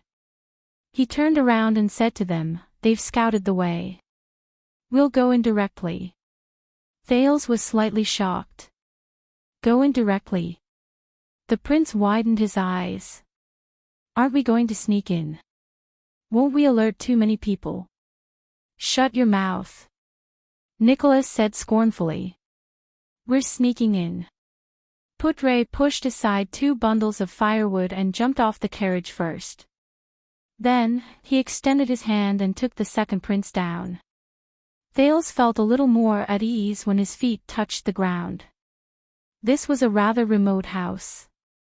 It looked very big, but its outer walls were very simple. No one knew which region it was located in. However, the owner of this place obviously did not want to be too high profile. He did not even have a Northlander neighbor around. They stood beside a small side door. There were 2 people guarding the door, Willow and Jenid. Good luck, Your Highness. Jenid met the prince's inquiring gaze and gave a simple reply. We will keep watch for you. Putre nodded at them, turned around, and said in a low voice, we should hurry up. Nicholas gestured with his chin at him and took the lead to walk through the side door. Go directly through the door. Thales followed Nicholas into the small side door and walked into a seemingly desolate backyard. He could not help but frown. Won't we be discovered? What if we're exposed? You know, we're in a dangerous situation. We need to keep a low profile. It's best if we climb over the wall or walk on the roof and sneak in quietly. His words came to an abrupt halt. Thales stopped moving his lips. He stared at the snow-covered courtyard with a horrified expression. Sneak in. He repeated subconsciously. Almost all of the white blade guards were standing in the courtyard. Even Cohen and Miranda were among them. The police officer even bared his white teeth at him. Thales inhaled and lowered his head. Around him, there were many people lying on the ground in a disorderly manner. There were corpses lying in pools of blood. There were also people who were unconscious or in shock. There were also pitiful people with bloody noses and swollen faces. They were tied up and had rags stuffed in their mouths. There was also a knife on their necks. Next to them was a fierce-looking Northlander or Constellatiate. You. Thales stared at the scene in a daze. He was speechless for a long time. What a low-profile sneak. Putre heaved a long sigh. The Star Killer gave Merc, who was the leader, a thumbs up.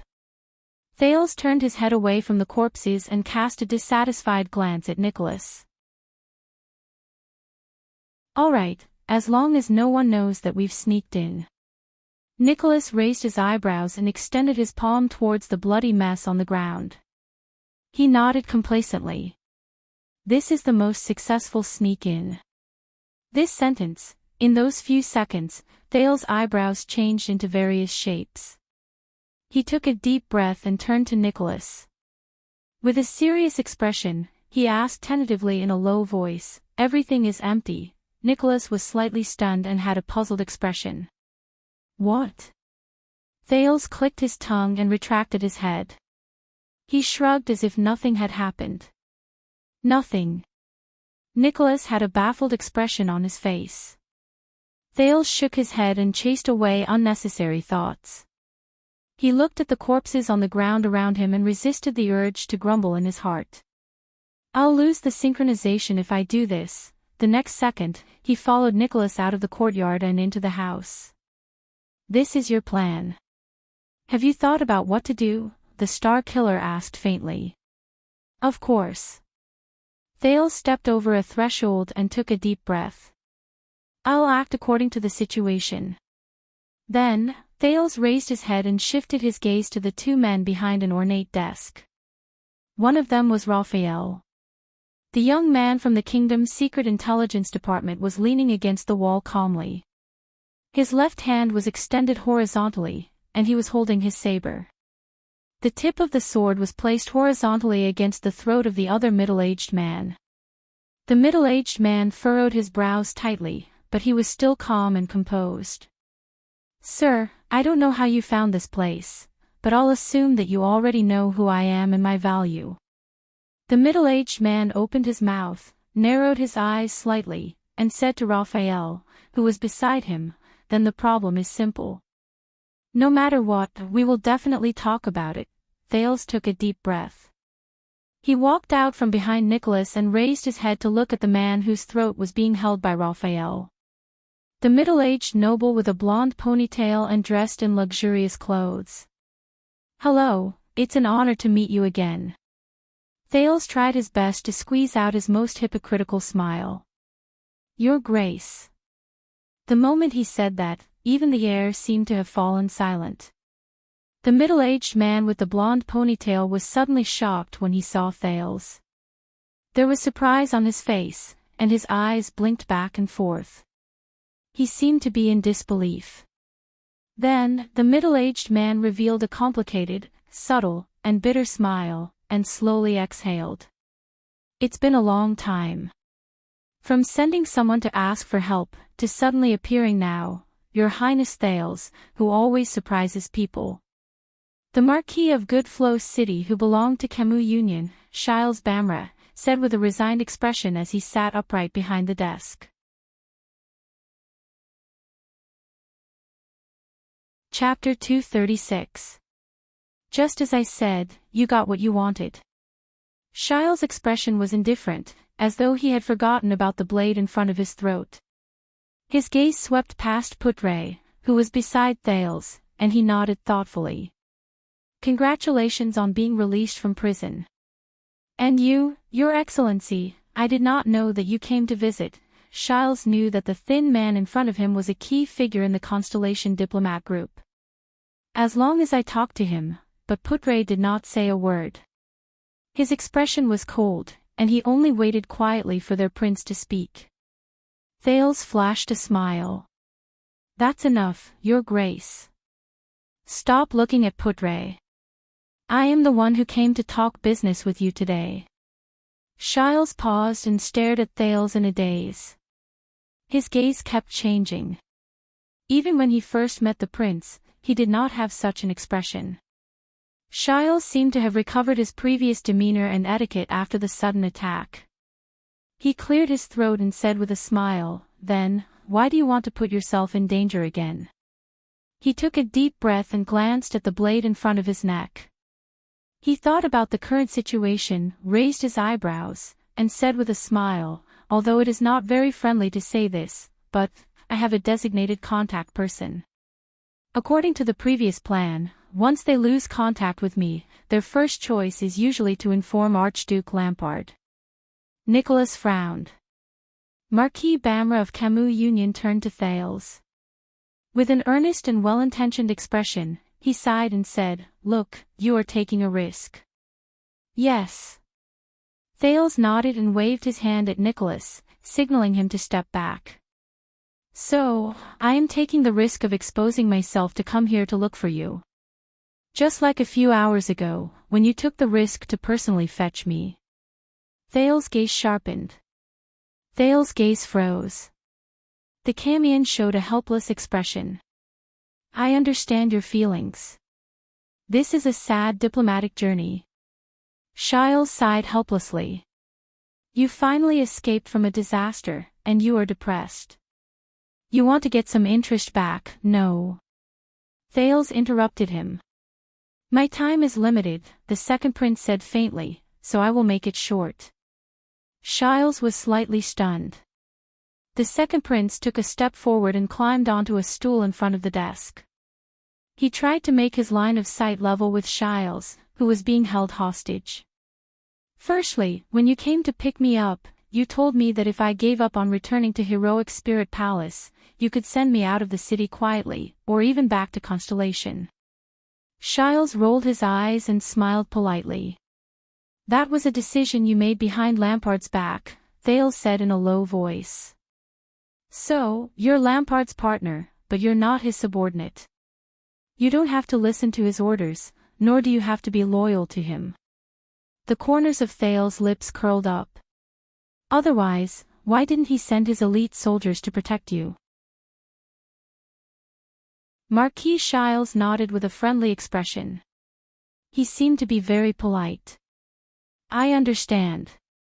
You want me to betray my relationship with Archduke Lampard?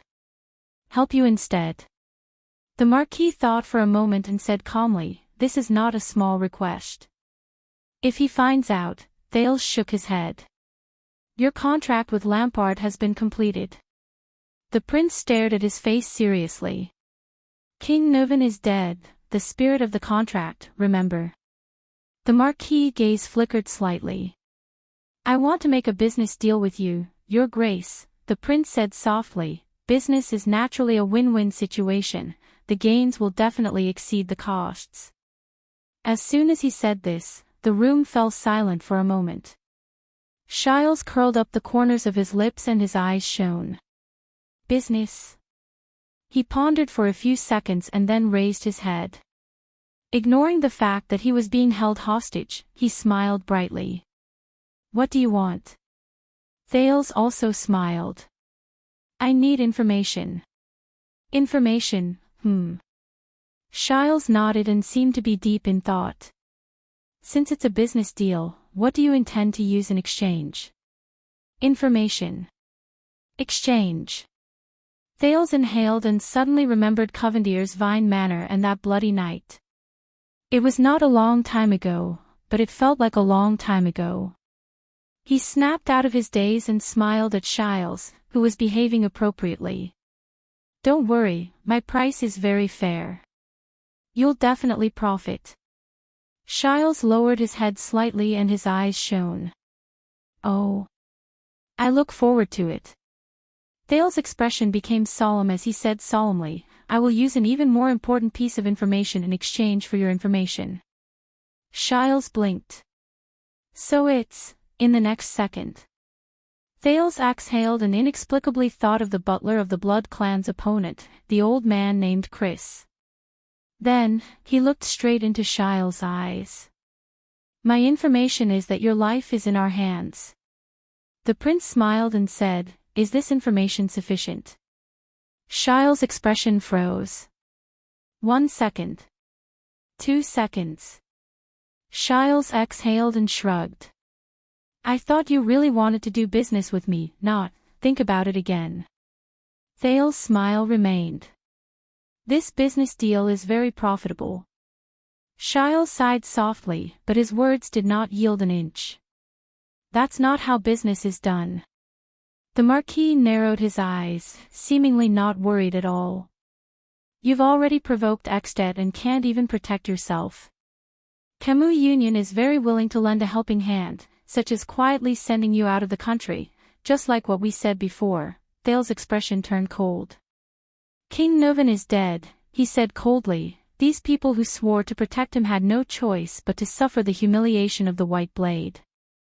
As an accomplice, shouldn't you bear some responsibility? Shiles' words came to a halt. He looked at Thales with a face full of suspicion. These people. The Marquis narrowed his eyes. The humiliation of the White Blade. Nicholas took a step forward coldly. You don't seem to have realized your situation, the Star Killer said coldly, my dear Camion friend. Shiles heard this voice. He was slightly startled at first, then he carefully sized up Nicholas, who had put on makeup. A few seconds later, the Marquis' expression became extremely unpleasant. He recognized this unnaturally tanned man. "Ah, Lord Nicholas."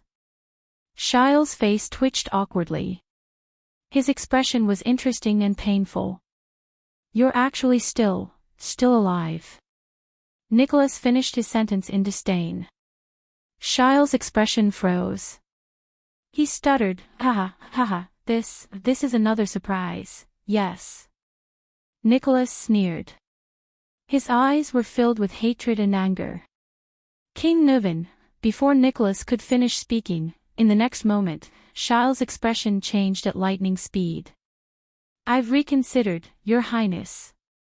The Marquis turned his head and looked at Thales seriously and sternly. "This is indeed a good business," Shiles said seriously, enunciating each word. "What information do you want to know about Lampard?" His words were fluent and smooth. His tone was sincere and warm. His emotions were genuine and natural. "I will do my best to answer your questions." Beside him, Raphael smiled. Nicholas exhaled in dissatisfaction. Thales sighed and looked at Putre. The latter gave him a look of affirmation. The prince turned to the Marquis, who had a high level of awareness, and nodded at Raphael. Raphael lowered his sword. The Marquis breathed a sigh of relief. "You once said that Lampard has a unique vision and bearing." Thales frowned. "And Lampard also said that he wants to save Extet." The prince raised his head. His gaze was solemn. "Why do you say that?" Shiles raised his eyebrows. "My God. I thought he was going to ask for some evidence of Lampard's regicide, or some key figures, but this question, you won't understand." Shiles shook his head and sighed. "Many people treat this as nonsense." "In fact, I'm still confused about it." Thales narrowed his eyes. "Tell me, see if I can understand," the Prince of Constellation said calmly. "Why, and on what basis does Lampard want to save Extet?" The Marquis of Camus Union stared at Thales. Emotions surged in his eyes. A few seconds later, Shiles chuckled softly. He said softly, because to him, Lampard sees a real threat and danger. In the room, be it Raphael, Putre, or Nicholas, all of them were slightly startled. Only one person did not react. "A real threat?" Thales asked in return without changing his expression. "Yes, an unprecedented and irresistible threat." Shiles seemed to be throwing caution to the wind. He raised his eyebrows. He did not expect the people in the room to understand. A threat that can defeat and destroy all of Extet. The other archdukes did not notice anything, or perhaps they did not want to notice. Only Chapman Lampard saw it, and before the threat really struck, he decisively made a choice and took action. Thales gently clasped his hands together. "It's getting closer. Now, to face this terrifying threat," Thales said softly, repeatedly as if he was afraid of waking something up, "he had to unite all the forces in Extet, didn't he? For example, the 4 archdukes in Heroic Spirit Palace. For example, Dragon Cloud City." Thales raised his gaze. His gaze was as sharp as a knife. "Because this is not a terrifying threat that any one of them can resist alone. It is unprecedented, and will even change our history forever." At that moment, Shiles was completely stunned. It was as if he was meeting the prince for the first time. "Could it be that you have already guessed it?" Shiles murmured, but Thales interrupted him coldly, "It's just a guess. I still need you to confirm it with your own mouth." The prince clenched his fists and recalled everything little rascal told him. Mindy's the Third. The 100-Year Go game. The foundation of all ages. Thales narrowed his eyes and asked one last question, "That huge threat. What is it?" Shiles seemed to have recovered from his surprise towards Thales. He exhaled a long breath and frowned. A few seconds later, Shiles' frown relaxed. He smiled. "Honorable Prince Thales, you have actually thought it through." Shiles shook his head slowly and said with a smile, "All this while, what has Chapman Lampard done before?" Thales' gaze became more and more solemn. With a profound expression, Shiles said faintly, "In this world, what kind of existence is it, to be able to intimidate the kingdom of the Great Dragon, which has unparalleled military power, to threaten the future survival of the strongest country in Western Asia, to inherit the Great Northland Way, the Extet kingdom that has been established for more than 600 years, to be pushed to an unprecedented juncture of life and death?"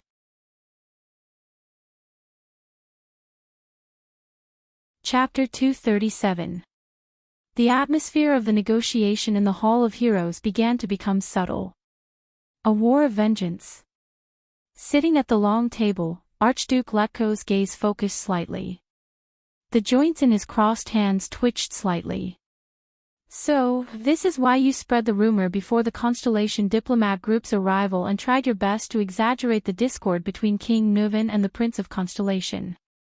The corners of Archduke Letko's lips curled up slightly. "And why you framed Constellation for the king's death?" "I'm tired of repeating myself." Lampard glanced at him and said coldly, "This is not a rumor." "Not entirely." He stared at the four archdukes quietly. And then Trent Ide flashed an amused smile. "Do you think all of Extet will believe you? That you'll be so hot-headed that you'll rush to war regardless of the cost? There's always a price to pay for war. I remember this is the family motto of a certain family in the Empire." Archduke Rockney raised his gaze and said slowly, "Nanchester, there's always a price to every war." Lampard left Archduke Alcy aside and turned to Trent Ide and Rockney. His expression was cold and resolute, his tone unquestionable. "They will believe me," the Archduke of Black Sand Region said decisively. "The missing Prince of Constellation is in my hands. There's no harm in letting him remain missing. And I'm still holding the heir of the Arund family in my hands. He's the culprit in the act of assassinating the king." Archduke Alcius thought of that special boy and could not help but be slightly startled. Even the heir of the White Eagle family. The Archduke of Prestige Orchid narrowed his eyes. "They're really well prepared." Lampard ignored the faint sarcasm in his words. Even without these chess pieces, the Archduke's cold gaze swept across the other Archdukes. "As long as we have your endorsement, we can mobilize our troops in the name of the King's vengeance and direct the nation's wrath on Constellation. They're the ones who tore apart the Fortress Treaty." The four Archdukes did not say anything in tacit understanding. "Our army will march south. We will mobilize our most abundant military force since the Battle of Glory. The five of us, Dragon Cloud City, and Beacon Illumination City, 7 or even more Archdukes will gather under our banner." Lampard took a step forward and slowly raised his right hand. His voice was deep. "And Constellation? Their northern territory is unstable, their fortresses are empty, and their military forces are few." Lampard's gaze became increasingly terrifying, as if he could see the future he had envisioned. "The world's most valiant army will advance in the flames of vengeance. Neither the fortresses nor the northern territory will be able to stop them. We will break through like a hot knife through butter. It's not like we can't even dream of a place as strong as Eternal Star City." Archduke Trent Ide coughed softly. "What does this have to do with taking down Dragon Cloud City?" Lampard turned around. "War will change everything," he said faintly. His tone was so cold that even the four Archdukes, who held high positions all year round, could not help but shiver. Including the vassals under the banner of the Walton family. Upon hearing this, Archduke Alcius sighed softly. Chapman Lampard clenched his fists.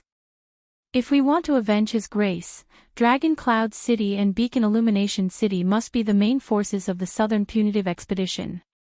He slowly turned around and faced the empty gun rack on the fireplace. An indescribable emotion burned in his eyes. We are the leaders of the Allied army. The stubborn nobles of Dragon Cloud City and Beacon Illumination City will only decline or even be obliterated along with their armies in the war.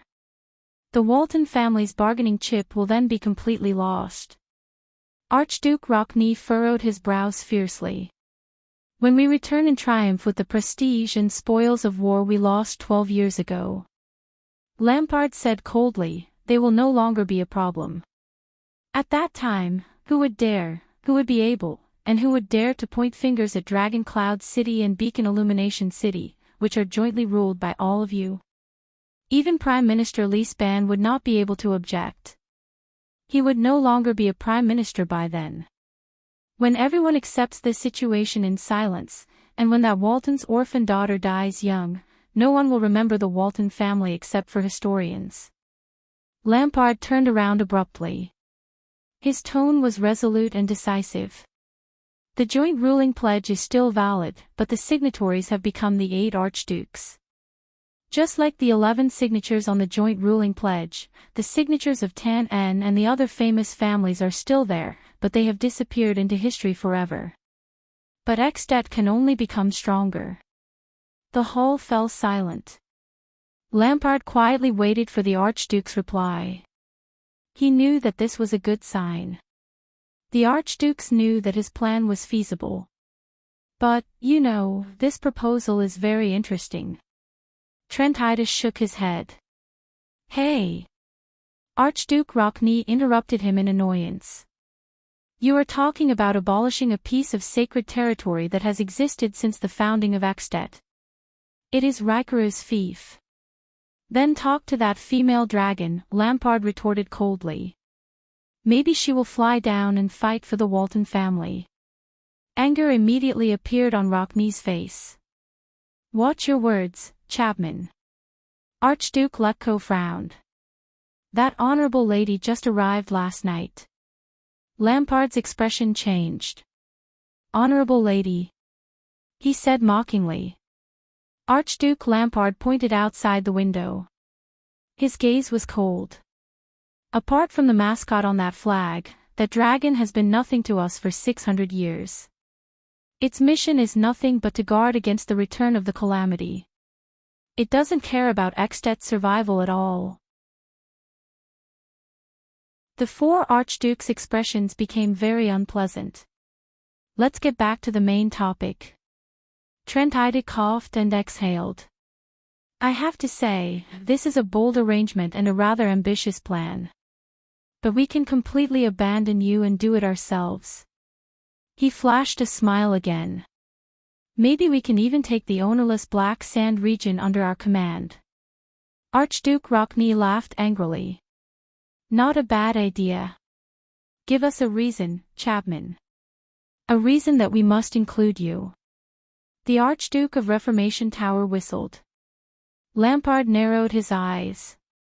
If you stubbornly push the blame for King Nuvan's death on me, the Archduke of Black Sand region said calmly, you will lose the excuse to attack Constellation, the right to gather the entire country, the geographical advantage to go south to Constellation through Black Sand region, the chance to cleanse Dragon Cloud City with war, the chance to expand our territory, and the chance to intimidate those who do not submit. Don't forget, whether it is the Prince of Constellation or the Arund family, they are all in my hands. You will also lose the chance to turn the current chaotic situation into a good one. His voice began to slow down. You will also lose the only chance to lay a plan for your own stability and for Extet's strength. The other archdukes looked at each other. But what about you, Chapman? With a sly smile, Trentide tilted his head and stared at Lampard with a subtle expression. You must have a plan, right? I don't believe that you only want us to help you get away with this big game of chess. Lampard furrowed his brows. Let me guess. Trentide chuckled. The mockery in his eyes grew stronger. The common elected king. Archduke Rockney snorted softly. But against their expectations, Lampard's brows relaxed. No, he said flatly, completely unbothered. All of you can fight for the position of common elected king. I don't care. Truth be told, I don't care who becomes king at all. The four archdukes were all stunned. Alcius, Rockney, Letko, even if Trent Ida becomes the common elected king, I won't have any objections. Trent Ida snorted softly. Why am I listed after, even if? Lampard looked at his expression and shook his head slightly in his heart. As long as all of you agree to send troops and win this war for Ekstedt, I can pay a price you can't even imagine. I can even give up on Black Sand region, the Archduke of Black Sand region said softly. Alcius and Trent Ida, if you're still worried, take it and divide it equally, if this can strengthen your resolve. Once he said this, the hall was silent for a whole 5 seconds. What? Prestige Orchid regions, Alcius said in disbelief. You want to give up on Black Sand region? Trent Ida seemed to have even forgotten to smile. He only furrowed his brows and fixed his gaze on Lampard. It can't be. This family-killing beast in front of me is the only one who cares about the Archduke of Black Sand region. I only have one condition, the Archduke of Black Sand region said resolutely and firmly. After we win the war, I only want the Northern Territory, and even the land around Cold Castle. Defend the southern border for Ekstedt. I won't disturb all of you anymore. All the archdukes were stunned. After a long while, I don't understand. Archduke Letko exhaled deeply and sighed. What kind of suzerain would give up his family's heirloom? Of course you don't understand. Lampard said quietly. As long as one of them understands, what do you say? Everyone. Lampard said faintly, ensuring that Ekstedt returns to stability, freeing itself from the shackles of royal authority, and even strengthening itself, and even the chance to conquer Constellation. His eyes burned with the flames of ambition. It's right before our eyes. Lampard waited quietly for their responses. The Archduke's expressions began to fluctuate uncontrollably. What do all of you think? Alcius looked at the other 3 archdukes with a worried expression. The archdukes looked at each other. Trent Ida even moved closer to Archduke Letko and whispered in his ear. Alcius' expression kept changing. Archduke Rockney would make a cold jab at him from time to time. Lampard stood quietly at the side and stared at the Cloud Dragon spear flag on the wall. He knew that this might be the final decision. The moment that would decide Ekstedt's future. Finally. A few minutes later, the 4 archdukes nodded at the same time in tacit understanding. They raised their heads in unison and looked at Archduke Lampard with different expressions. Lampard also turned around and stared back at them with a solemn and serious expression. Trent Ida blinked. Alcius smiled faintly and coldly, while Rockney was expressionless. However, Lampard only stared closely at one person, the one with the most seniority. Archduke Letko stared at Lampard quietly. For a few seconds. Finally, a hint of a smile appeared on the old Archduke's stingy face. Not a bad idea, Chapman. It's also a very creative deal. Chapman Lampard also smiled. It was as if he had seen the dust settle and heard the sound of a gavel being struck. Then, with his usual smile, Archduke Letko spoke softly, as he always did. So, we refuse. Lampard's expression froze on his face. Thales stood quietly in Shile's courtyard, deep in thought as he watched the people around him clean up the scene. If the contact Shiles mentioned was real, they must leave this place as soon as possible before Lampard noticed. Do you have an answer? A voice asked. Yes. The prince nodded slightly and turned his head back without looking behind him. What about you, Putre? The vice diplomat of Constellation came to stand beside him and frowned as he watched two white blade guards push the bound Shiles onto the carriage. To be honest, Putre sighed, I don't quite understand what Shiles said just now. Why would Lampard think that Extet's greatest threat is? Thales shook his head. That's not important. The prince's gaze was misty as he spoke calmly. Believe me, Lampard has a very good reason, so good that even the four astute archdukes have no choice but to believe him. Putre furrowed his brows. You know. Not really. Thales shrugged. I just understand it. Then what do you plan to do? Thales raised his head and looked at the Northland sky with a complicated expression. Do you still remember what I said before I left? The prince said faintly, the strongest chess piece in both camps. Putre raised his eyebrows. Chapman Lampard. Putre curled his lips slightly. His tone was a little hesitant, obviously not quite convinced. And, Your Highness. Thales glanced at him. I'm not joking. After hearing what Shiles said just now, I'm even more certain of this. Thales revealed a bitter smile. Lampard is simply too powerful and too terrifying. Putre pursed his lips. Thales lowered his head and said quietly, I've seen the four archdukes, the old-fashioned Alceus, the cunning Trent Ida, the resolute Rockney, and the old but firm Lepko. When the four of them stand together, it's practically impossible to fight against them. Putre nodded. However, the prince sighed and said, But do you believe they will face Chapman Lampard? You'll only be eaten clean. Not even their bones will be left. Putre revealed a contemplative expression. Putre, Thales said faintly, will you follow me? Putre raised his eyebrows. Are you going to ask again? Really? Thales shrugged. What happens next will be a little crazy. Putre furrowed his brows. Is it what I think it is? Are you going to? Believe it or not, Putre. Thales sighed and forced a smile. I've thought it through. On that unique battlefield, only I can fight against him. Putre revealed a surprised expression. No, this.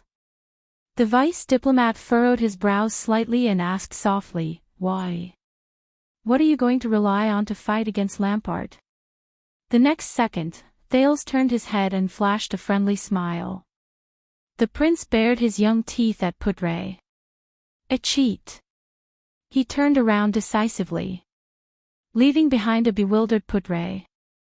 Thales walked to the side of the carriage and looked at Shiles, who could not move. He smiled softly. Shiles shrugged at him. Thales gestured for Ralph, who was watching over him, to leave. It's not very comfortable, is it? Thales looked at Ralph's back and sighed. Your Grace. Shiles, whose mouth was stuffed with a piece of cloth, blinked at him. He seemed very helpless. Thales nodded solemnly. So, next, I will do something for you, to make up for it. Shiles' eyes were puzzled. The prince's eyes were filled with determination and determination. In the next second, the puzzlement in Shiles' eyes turned into shock. Capture me. Thales' voice rang emotionlessly. Send me to Heroic Spirit Palace. Send me back to Lampard's hands. The next chapter began, revealing the mystery step by step.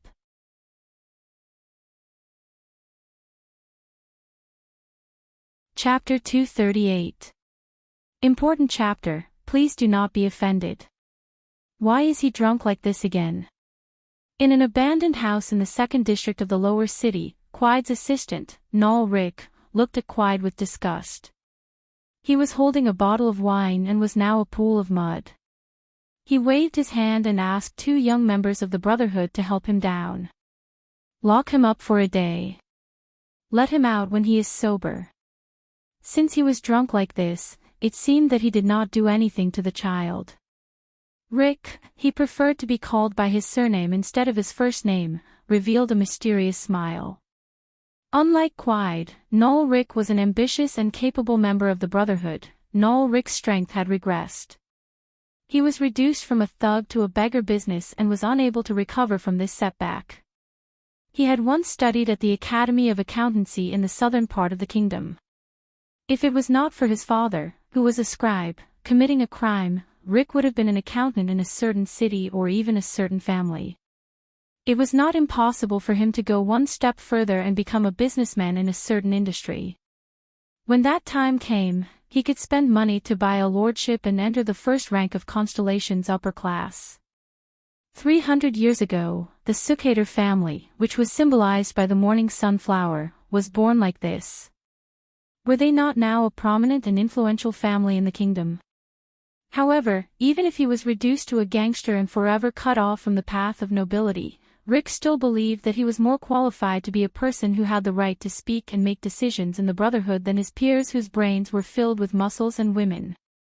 When the Brotherhood's business expanded to the southern coast of the kingdom, Rick, who was a thug from the south, was recruited. He used his expertise to plan a few human trafficking chains from the south to the capital and achieved great success. Hence, the higher-ups of the Brotherhood noticed him and promoted him to Eternal Star City, the capital of the kingdom, the heart of Constellation, and the bright Pearl City of the western continent. They also let him manage the accounts of the Brotherhood's beggars in the capital. Rick knew that although the higher-ups let him be Quide's assistant and manager of the accounts, it was tantamount to entrusting all the beggar businesses in Eternal Star City to him. Look at his superior, Quide. He was a fearsome thug who used axes and knives to make a name for himself in the 3rd district of the lower city. Now, he was a useless person who only knew how to seek dignity from the beggars. If Quide was not the son of a higher-up in the Brotherhood, he would have been trampled on and drowned in the mud of the slums of Eternal Star City. Moreover, most of the child beggars' losses were caused by him. Of course, it was also because of this that Quide's father gave him a lot of money every month, allowing Rick to profit from it. With such a son, if Quide's father was not a big shot in the arms trade, he would have lost his power in the association long ago. What would happen if a mafia boss lost his power? Rick shook his head and watched Quide leave. As for the business of child beggars, compared to the smuggling of drugs and firearms, compared to the trading of eternal oil and crystal drop ores, or even compared to the collection of black accounts and the management of the streets, they were all inconspicuous and lowly. But Rick believed that this was his chance. The Brotherhood rose quickly, but human trafficking has always been a major source of profit. The Brotherhood's human trafficking chain was complete. From infants to the elderly, from humans to elves, they even dabbled in the intelligent creatures in the faraway Magic Empress territory. But the most important thing was the source of the Brotherhood's own members. Among them, the black-hearted widow, Beth, was in charge of collecting and raising infants. At the same time, a portion of them would be sold. The slightly older ones would be sent to Rick to be beaten into child beggars. The slightly older, teenage child beggars would be sent to Iron-Skinned Loke, who was in charge of training thugs, Philanderer Felicia, who was in charge of training prostitutes, and other special leaders. They would then be trained to become members of the Brotherhood. So, Rick, who was in charge of the child beggars, believed that he was in the Brotherhood's human trafficking chain. At the same time, he was also the node of the Brotherhood's future blood supply. He was also in charge of the small information network on the streets. Think about it. He was the leader of the Brotherhood when all the new members of the Brotherhood had their first memories. He could see who had a bright future when they were still children, and then he could show them kindness at the right time. In the future, see, that's why I, Null Rick, am an ambitious man. Moreover, Rick was very excited when he thought about this. This was Eternal Star City. Constellation was the capital of the second-largest kingdom in the western continent.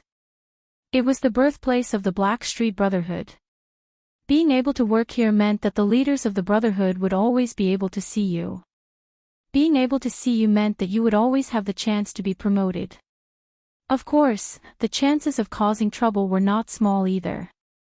Fortunately, Rick put his hands behind his back and looked at the drunken Quiet who was walking away.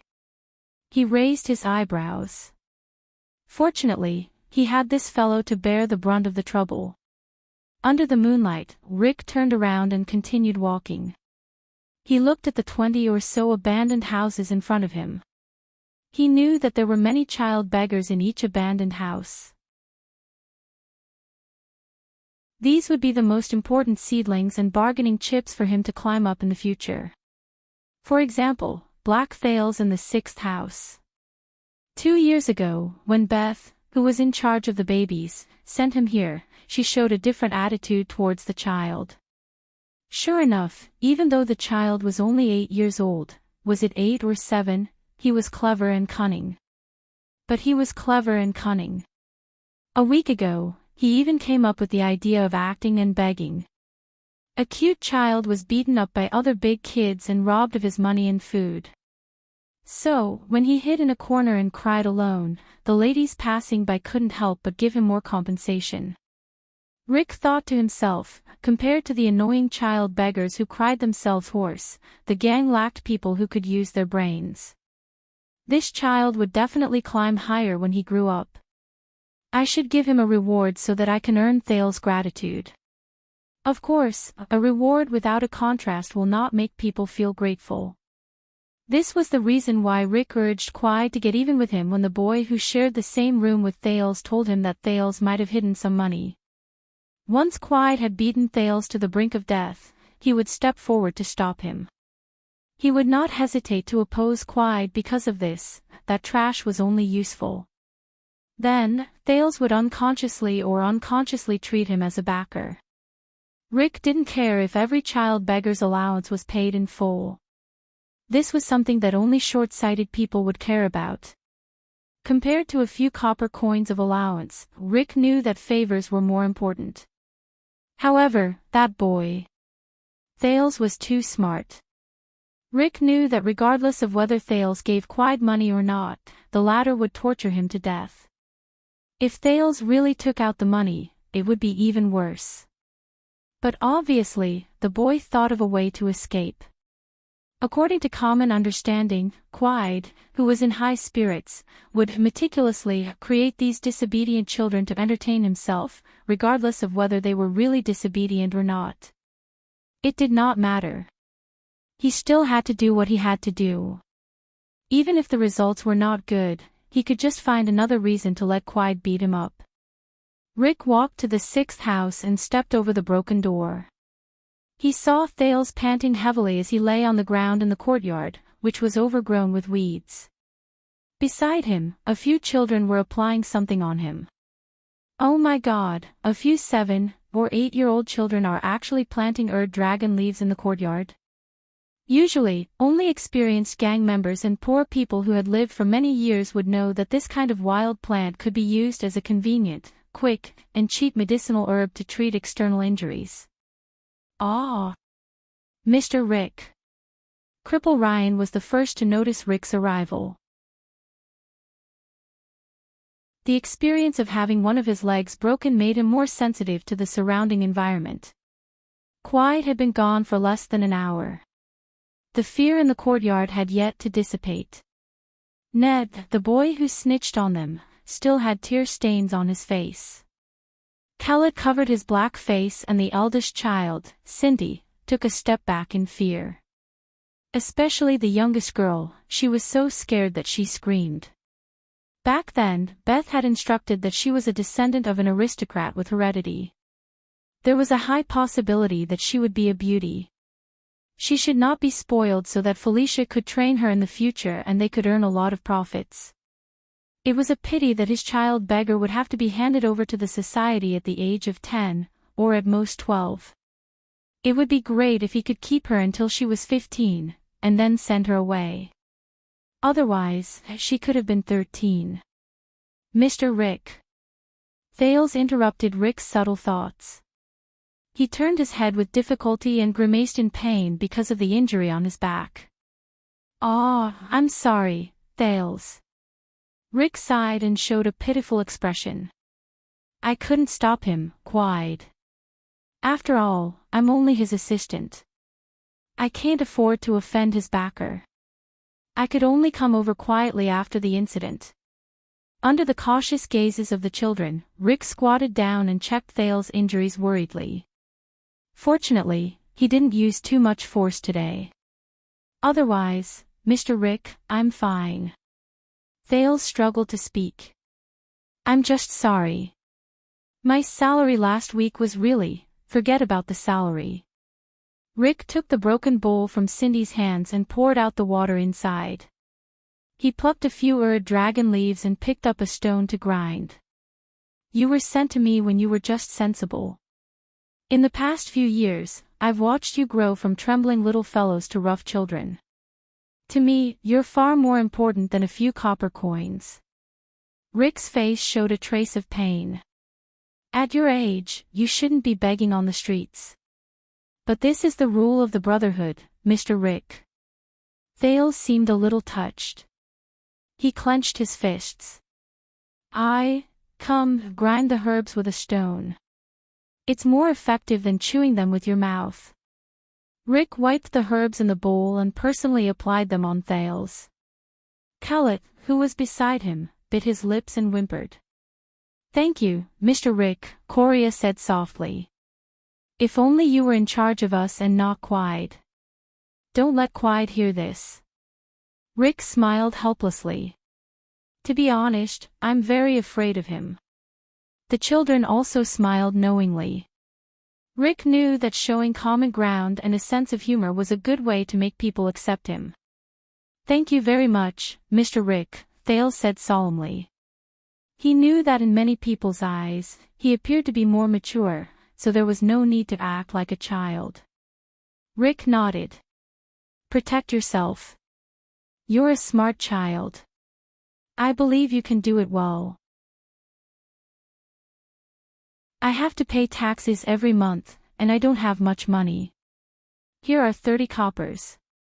Go to Grove Pharmacy, the one between Downtown and Twilight District, and buy some medicine. This should be enough, if the price of the medicine hasn't gone up. Rick seemed to have suddenly remembered something. He handed the bowl to Ned and took out a purse from his waist and handed it to Cindy, who had a blank look on his face. I have to pay taxes every month, and I don't have much money. Of course, this money is not enough. Rick thought to himself. He went to Grove Pharmacy a week ago, and coincidentally, the price had just increased. So when the children ran out of cash, they would think it was because of the sudden price increase. If they didn't have enough money, what could they do? Of course, they could take it from the money they got from begging. This way, they would definitely not have enough money for next week, and then, be careful when you buy the medicine.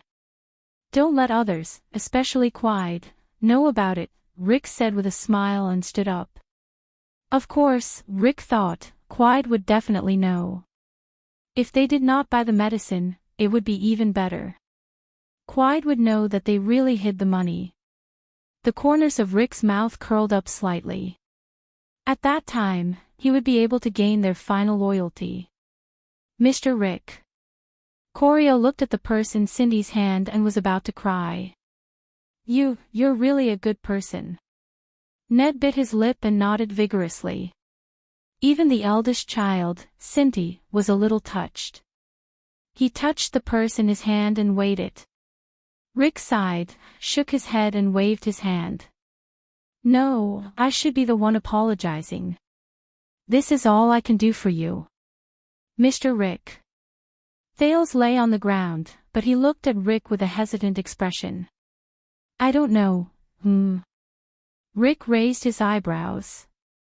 What's wrong? I heard that when we grow up, we will be sent to another place for training. Thales asked carefully, as if he was afraid of offending Rick. Then, after we receive training, can we work under you? Hearing this, Kellett, Ned, and Coria also looked at Rick with hope. Snap. Rick snapped his fingers in his heart. Score. It was faster than expected. About this. Rick smiled. Don't judge me by my current appearance. In the Brotherhood, I am a man with ideals. Rick bent down with a smile and stroked Thale's head, making him seem even more amiable. The boys under me will be the best and strongest in the entire Brotherhood. This is the truth, Rick thought. So, if you want to be my subordinates, you have to work hard. The children nodded in unison, full of hope. Thales was no exception. I'm leaving, Thales and the children. Rick turned around and tilted his head to reveal the side of his face. Next time you encounter something like this, come and tell me in secret. Even though I can't stop him directly, I can still create some trouble and prevent him from getting close to you. After saying that, Rick revealed his white teeth. Under the moonlight, he left the courtyard of the 6th house without looking back. Mr. Rick is such a good person. The tears on Ned's face dried up. Unlike that bad Quide. Coria nodded. Her eyes were full of joy, as if she had eaten candy. But the cripple Ryan, who had been in a state of shock, hesitated and said, I always feel that Mr. Rick scares me more than Quide. That's why you're a coward. Coward Ryan, how can you get money like this? Thales was the only one whose gaze gradually became calm after Rick left. When he saw Cindy counting the 30 coppers in his coin pouch one by one, Thales exhaled slightly. His back was still in pain. He knew that regular medicine for external injuries would be better for his injury. However, Thales had just gone to Grove Pharmacy yesterday morning and took the typhoid medicine from Yanni's hands at the back door. He heard her complain that her stingy boss had increased the price of the medicine. Even the medicine for external injuries had been increased to 35 coppers, which was exactly 5 coppers more than what Rick had given her. However, he also found out a key point from Jayla, the daughter of the owner of Sunset Pub. Rick was in charge of Quide's exorbitant expenses in the pub. But, I have to hand it in every month.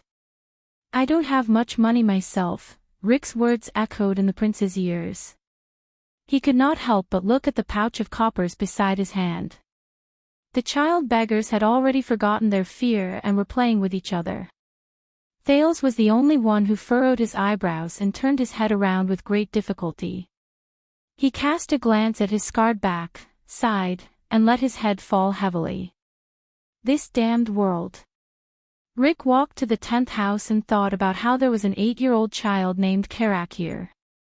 He was a young and ruthless character.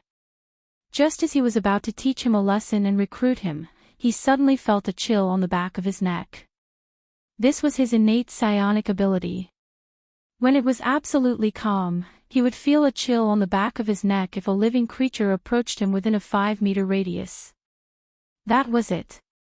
However, he was not a warrior.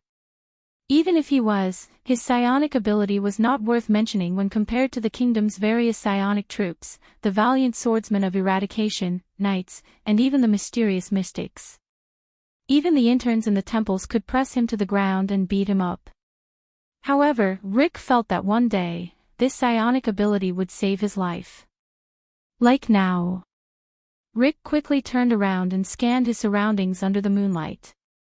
At the same time, he put his left hand into his pocket and held the small but deadly miniature retractable crossbow. The bright moonlight. The empty street. There was no cover. But there was no one.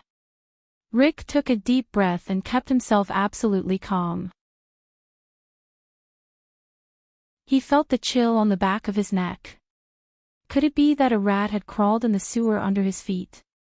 Rick turned in 3 different directions and sprinted for a while. However, the lingering chill on the back of his neck made him get rid of this conjecture. Which rat would be directly under him, following him in 3 different directions for 20 meters? Rick became more and more frightened. He should not have come out alone, even if this was the abandoned houses and the Brotherhood's territory. He should have brought 20 thugs with him, each with a mystic gun, no matter how heavy that damn thing was. Just like the Brotherhood's boss in charge of the drug trade, Raisin Fiso, there were 30 people following him everywhere he went. If he had enough money, he should have hired 2 swordsmen of eradication, a psionic warrior, or even a mystic. Forget it, mystics are too scary. Rick, you have to calm down. He told himself, you are the man who will be in charge of the entire Eternal Star City, and even the underworld of Constellation. Calm down, you must calm down. He forced himself to be calm and turned around. He walked back the way he came, as if he was just jogging. Did I offend someone? Does someone want my life? Is there anything worth noticing in this street? He walked a few hundred meters. Under the moonlight, there was no one around him. However, the chill on the back of his neck was still there. He forced himself to be calm and turned around. He walked back the way he came, as if he was just jogging. Did I offend someone? Does someone want my life?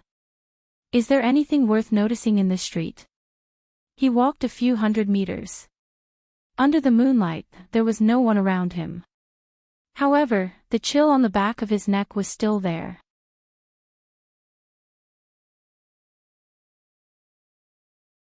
Chapter 239. Yes. Lampard nodded thoughtfully.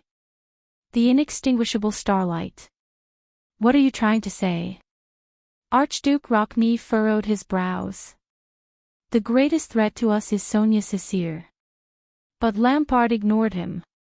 The Archduke of Black Sand Region stared at the table in a daze and continued to speak. Starlight Brigade. They're very young and inexperienced. Even if they have experience fighting against the rebels in the country, they can't even withstand a single blow from our battle-hardened, invincible Northland warriors. Archduke Letko's expression changed and he sank into deep thought. On the road from the Northern Territory to the Central Territory, we defeated them in our first battle. Lampard took a deep breath. His expression became firm and persistent. Nothing special. It was the same as usual, the light cavalry probed, the archers suppressed, the light infantrymen nipped at the main force, and the heavy cavalry launched a decisive attack. Lampard nodded slowly, but his gaze was extremely complicated. In just one encounter, their main force was defeated. The rest fled in all directions. They didn't even have to use the heavy swordsmen and heavy armored axemen to fight head-on battles. It was a piece of cake. Just like all the previous enemies. Lampard raised his fists and punched the eye of his left forcefully with his right fist, like a craftsman hammering a drill. You gathered the best and toughest warriors and destroyed their strongest parts with a thunderous blow. Then, you waited for the rest to flee, scatter, cry, surrender, and never rise again. They weren't even as strong as the private armies of the local suzerains in the Northern Territory. At least they were Northlanders. Archduke Rockney revealed a strange expression. So. He was sensitive enough to notice that Archduke Alcius and Archduke Trentida, who had personally experienced it, did not speak. They only looked solemn. And even a little respectful. So, that was Starlight Brigade, Archduke Letko answered him. The old Archduke heaved a long sigh. At that time, no one paid any attention to them. The bold Archduke of Defense City shook his head. Until a few days later. Rockney frowned slightly. Lampard took over the conversation.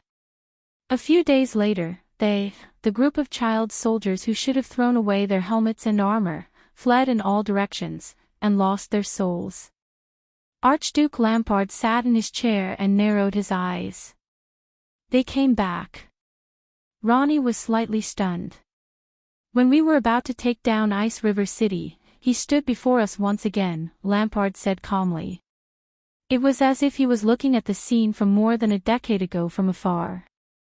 Even though their numbers are small, they are organized, and in formation. It's as if they've just been recruited, Lampard continued. His tone was erratic and his eyes were misty. They rearranged their formation just like that, and just when we were about to win the siege, they decisively ambushed our rear. Just like the rekindled ashes. No. Archduke Letko closed his eyes and shook his head. It's not dead ashes, it's inextinguishable starlight. Archduke Rockney's suspicions deepened. But we still defeated them. Archduke Letko suddenly opened his eyes. Again. Lampard looked at him. Yes, again. The Archduke of Black Sand region nodded slowly. But this time, we sent the light cavalry to chase after them. We want to exterminate them. We lost nearly 10% of the light cavalry. Letko sighed. I remember. I was the one who deployed the light cavalry. And then? Lampard's expression was indecipherable. He answered his own question, again. Rockney raised his eyebrows. Again.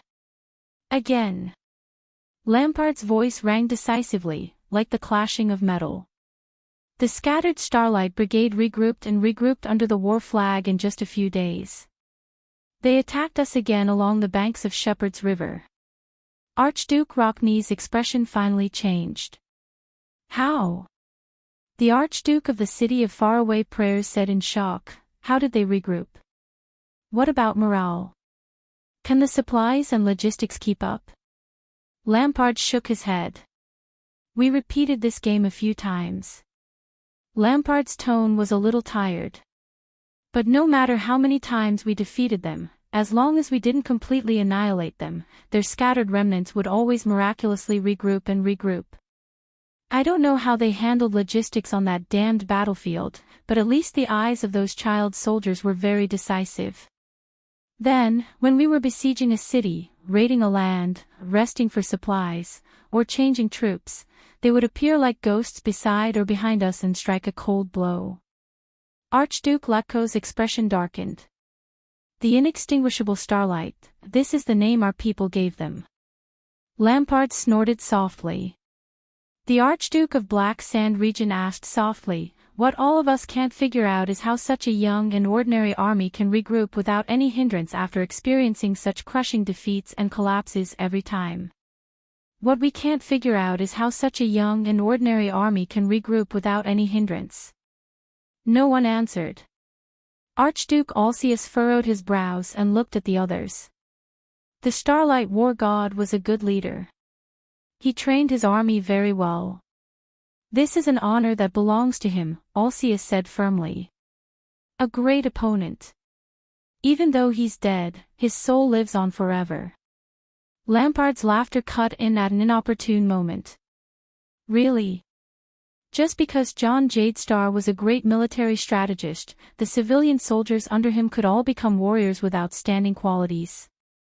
Lampard sneered faintly and said in an unfriendly tone, then, our king, archdukes, nobles, commanders, and even warriors are all useless. The archduke's expressions turned cold at the same time. Be careful with your words, Lampard. Letko narrowed his eyes. But Lampard ignored them. Why is it like this? An army that is isolated, without reinforcements, and can't fight us head-on is actually an inextinguishable army? Lampard's expression was firm. We are confused, we are curious, we are surprised, because even the Northlanders, who are famous for being good at fighting, can't imagine such a situation. The other archdukes fell into deep thought. Yes, the Northlanders have the strongest physiques among humans, and their spirits are also the most fanatical. Under the same conditions, no one can defeat us head-on on the battlefield. Even the most terrifying and powerful enemy. Lampard said firmly. But his tone immediately changed. But even for us, the strongest military country in the Western Six Kingdoms, after a great victory, our commander has to spend a day setting up camp and taking inventory. He has to send his trusted nobles and personal guard officers with sabers, swords, spears, axes, or noble warrants to gather and pacify the warriors who are so excited and frenzied that their eyes are bloodshot from killing, their hands are weak, and their pants are loose as they scatter around the battlefield to vent their frustrations. Being able to completely reorganize the army in one day and one night and advance the next day is considered a normal efficiency. Archduke Letko shook his head. That's not strange, the old Archduke said slowly. We have been fighting like this for hundreds of years. Lampard turned his head abruptly. His gaze was as sharp as a knife's edge as he stared at the old Archduke. The old Archduke tilted his head slightly at the stare. But what about when we lose a battle? Lampard said coldly, even the extensions would not be able to reorganize and arrange logistics without a few weeks or even a month's time. Then, when everyone is at a loss, we would not be able to regroup our troops and arrange our logistics properly. Then, we would be able to gather the defeated troops again when everyone is at a loss.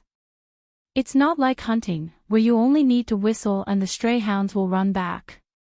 As for quickly gathering, reorganizing in a short period of time, deploying manpower, arranging logistics, organizing an army, reorganizing combat power, and marching again. Lampard crossed his arms and looked at the four archdukes, who had different expressions on their faces.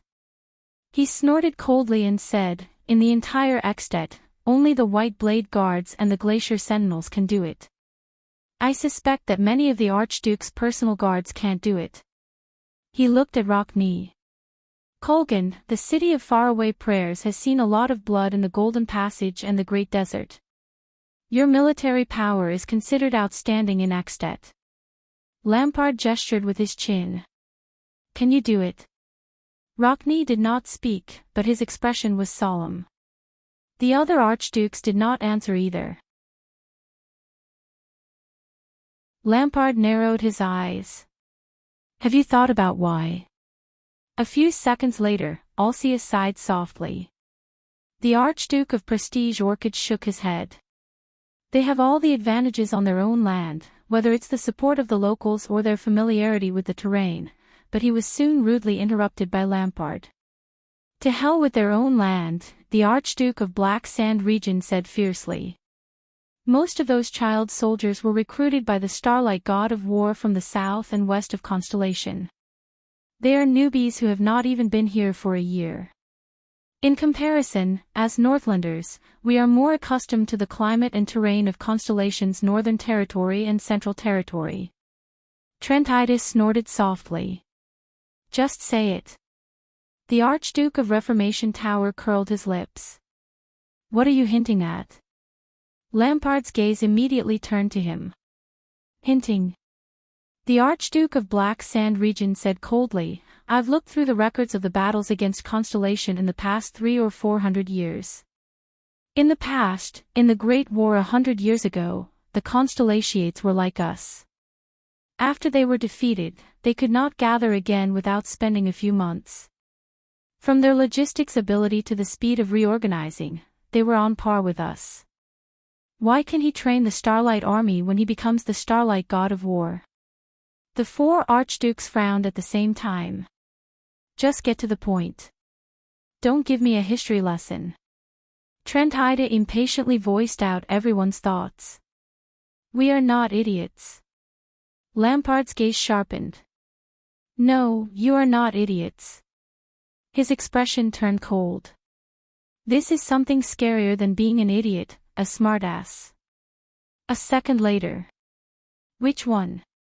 Lampard asked softly. The four archdukes were slightly startled. What do you mean which one? Trentide asked, puzzled. Lampard leaned forward. Under the light from the brazier, his entire body was like a small mountain on the upper table. He stared at the four archdukes in an oppressive manner. I mean, he narrowed his eyes.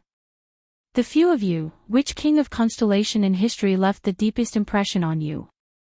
The four archdukes stared at each other and exchanged a few puzzled glances. King of Constellation. Impression. The kings of Constellation. There are more than 30 of them. Lampard leaned against the back of his chair again.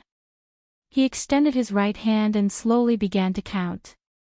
The king of Renaissance, Tormund I, who fought alone for 10 years and swore to restore his country in a hopeless situation. The Black Eye, John I, who expanded his territory and fought against Nuvan I around Overwatch City. Or the Red King, John II, who wiped out the entire Braid Dukedom within a month. The Far Sail, Kessel II, who destroyed Hannibal's fleet in the Second Continental War. The Conqueror of the North, Queen Erica, the only woman to rule Constellation and forcefully seize Cold Castle from Extet.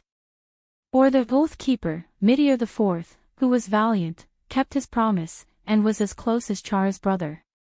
Oh, or the King of Eternal Rule, Adi II, who ruled longer than Nuvan, had a stable country, and did not cause any trouble except for the last year.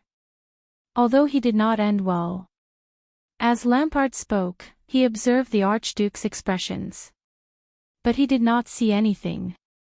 The Archdukes did not even bother to make small movements on their faces. Lampard sneered mockingly. No. Impossible, right? A few seconds later, he sighed nonchalantly.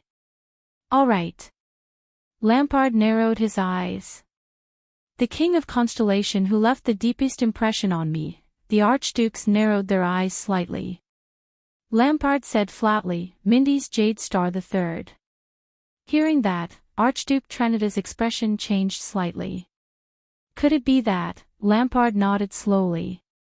Yes, the Archduke of Black Sand Region said flatly, his eyes filled with complicated and incomprehensible emotions. Mindy's III, who experienced the Fourth Continental War 150 years ago.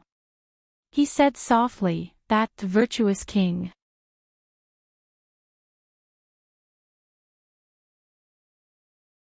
Chapter 240. Him. Mindy's III. Archduke Rockney shook his head, not knowing whether to laugh or cry. Is he the threat you speak of?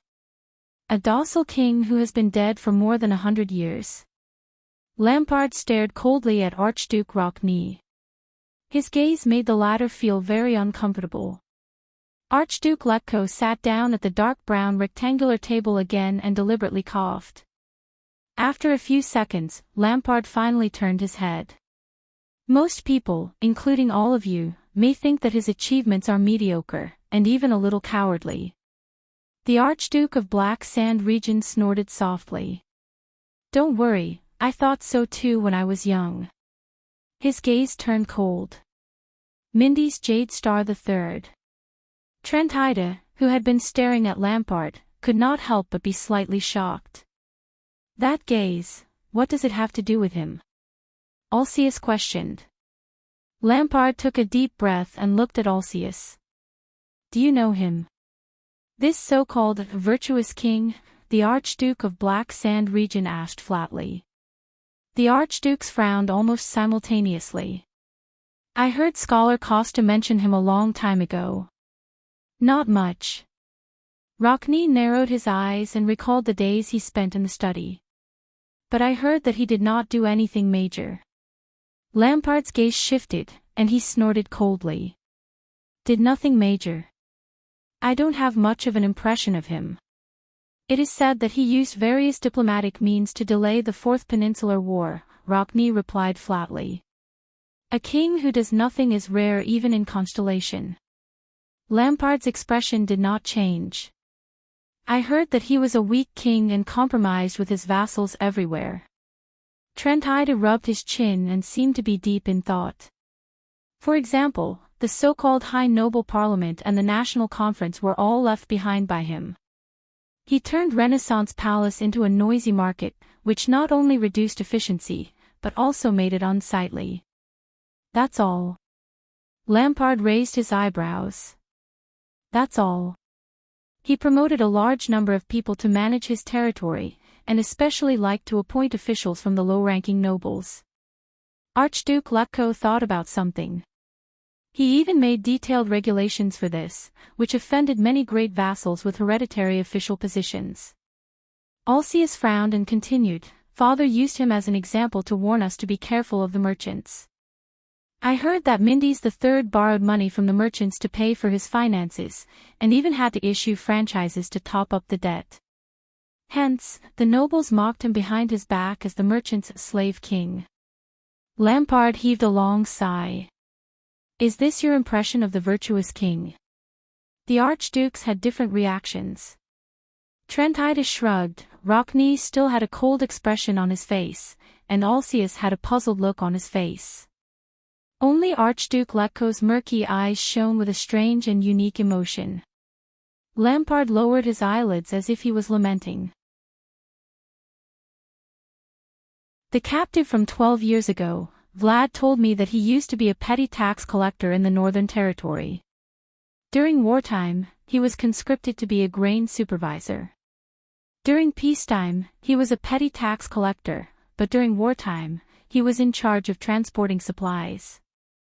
He was especially common in the armies in the south and the center of Constellation. Lampard's eyes flew open. But be it tax collector or ration supervisor, these positions can only be obtained after passing this test. Tax collectors must be proficient in arithmetic and accounting. Before the Archduke's bewildered expressions, the Archduke of Black Sand region continued speaking. His tone was filled with vicissitudes of life. Even if one is a noble, if one cannot pass such an examination, one is not qualified to be an official. What did you say? Trentide asked in confusion. Assessment? Lampard nodded. It's very unfamiliar, right? The Archduke of Black Sand region said coldly, I bet that other than being punished in the study for not being able to recite a certain family motto in your childhood, all of you will never hear this word again in your lives. The archdukes were slightly stunned. But this is the ration supervisor in the Constellation army. Lampard took a deep breath. There was fear and solemnity in his eyes. Not only that. In their army of officers, there are also military judges, clerks, logistics officers, medical officers. There are too many, I can't remember them all. In that instant, Lampard's expression became very unpleasant, as if he had recalled something unpleasant.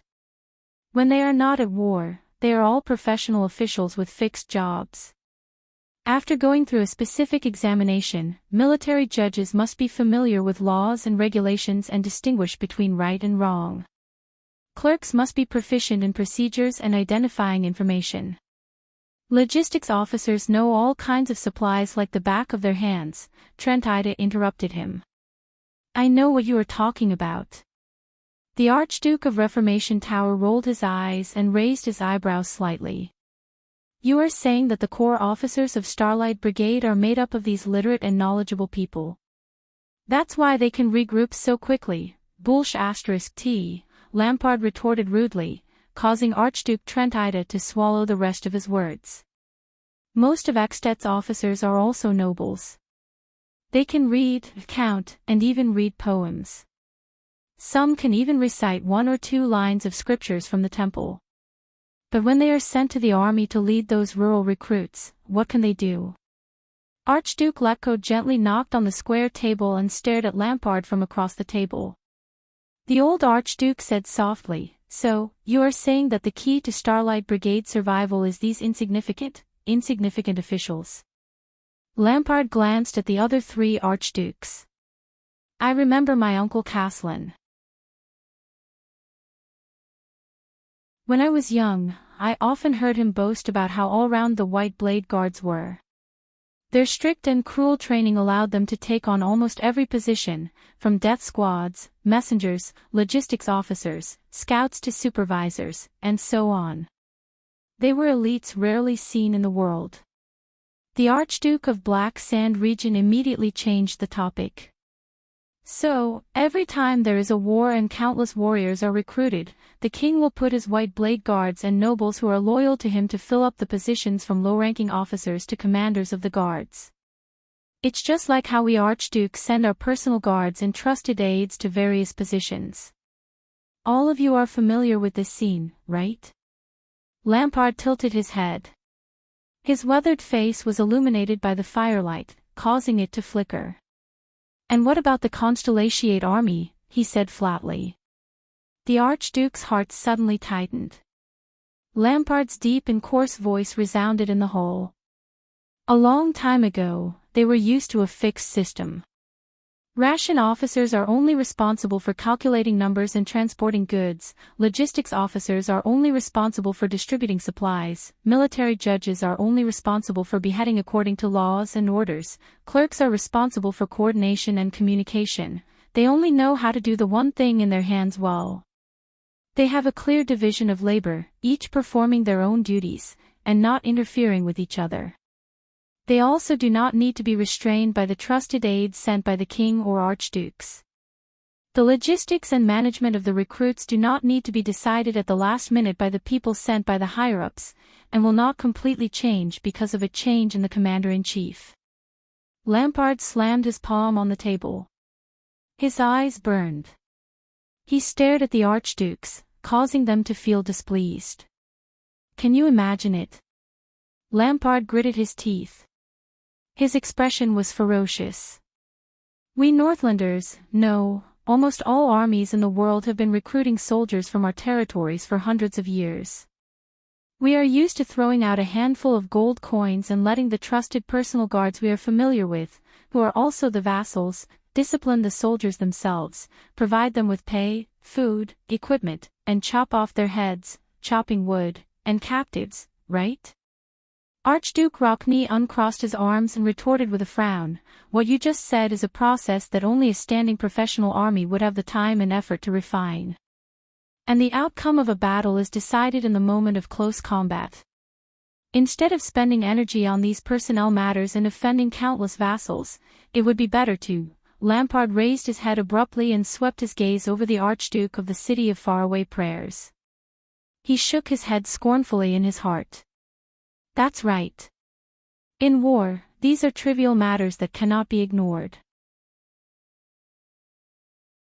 Although Lampard felt disdain in his heart, he still said patiently, only professional soldiers who have been preparing for war all year round and have gone through hundreds of battles can gradually get used to it, familiarize themselves with it, and form their own military traditions and rules. For example, the White Blade Guards and the Glacier Sentries. However, the Archduke of Black Sand Region's expression immediately changed. But the Starlight Brigade is also a conscripted army. Rockney's expression froze. But this is how it operates. The efficiency of logistics and transportation is more than twice that of ours. It is easy for them to reorganize their personnel. Military discipline is maintained in an orderly manner. Rewards and punishments are clear. From attacking to retreating, there are clear rules. Lampard swept his gaze over each archduke solemnly. He looked at their faces, which were either filled with disbelief or bewilderment. It is these trivial matters that we have always looked down on. That group of weak, newly recruited child soldiers are doing much better than us. So, even after they are defeated and scattered, they can still follow a set of self-established procedures and habits to immediately connect logistics, regroup, and recover their combat strength in a short period of time. Lampard took a deep breath. His expression was unpleasant.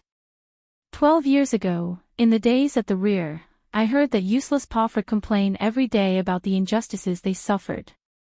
There was anger in the Archduke of Black Sand Region's eyes. Why is it always Beacon Illumination City? That brat only knows how to curse like that. Alcius and Trentido looked at each other. They could feel the uneasiness in each other's hearts. Lampard's tone became more and more furious. What he doesn't see is that because of Horus Jadestar's surprise attacks, our entire army of 100,000 is now in a state of emergency. Even the siege of the fortress has to stop. He can't see that after we got rid of the Butcher of Constellation, we spent a lot of time redeploying manpower, arranging routes, gathering provisions, and arduously reorganizing logistics to provide nourishment for the war at the front lines despite the nobles' evasions and perfunctory responses from various forces. He also does not see that at the same time, using the Starlight Brigade in the south as an example, the Constellations, who have fallen into a desperate situation, are still methodically and continuously arranging the army's next supply, the next replenishment, the next resting place, and the next assembly point under high pressure. They quickly and efficiently reassemble the scattered deserters, defeated generals, and stragglers. This is the truth of the inextinguishable starlight. Lampard exhaled fiercely through his nose, as if he wanted to expel all the resentment he had accumulated over the past 12 years. King Nuvan kept complaining that we were a hindrance to his war.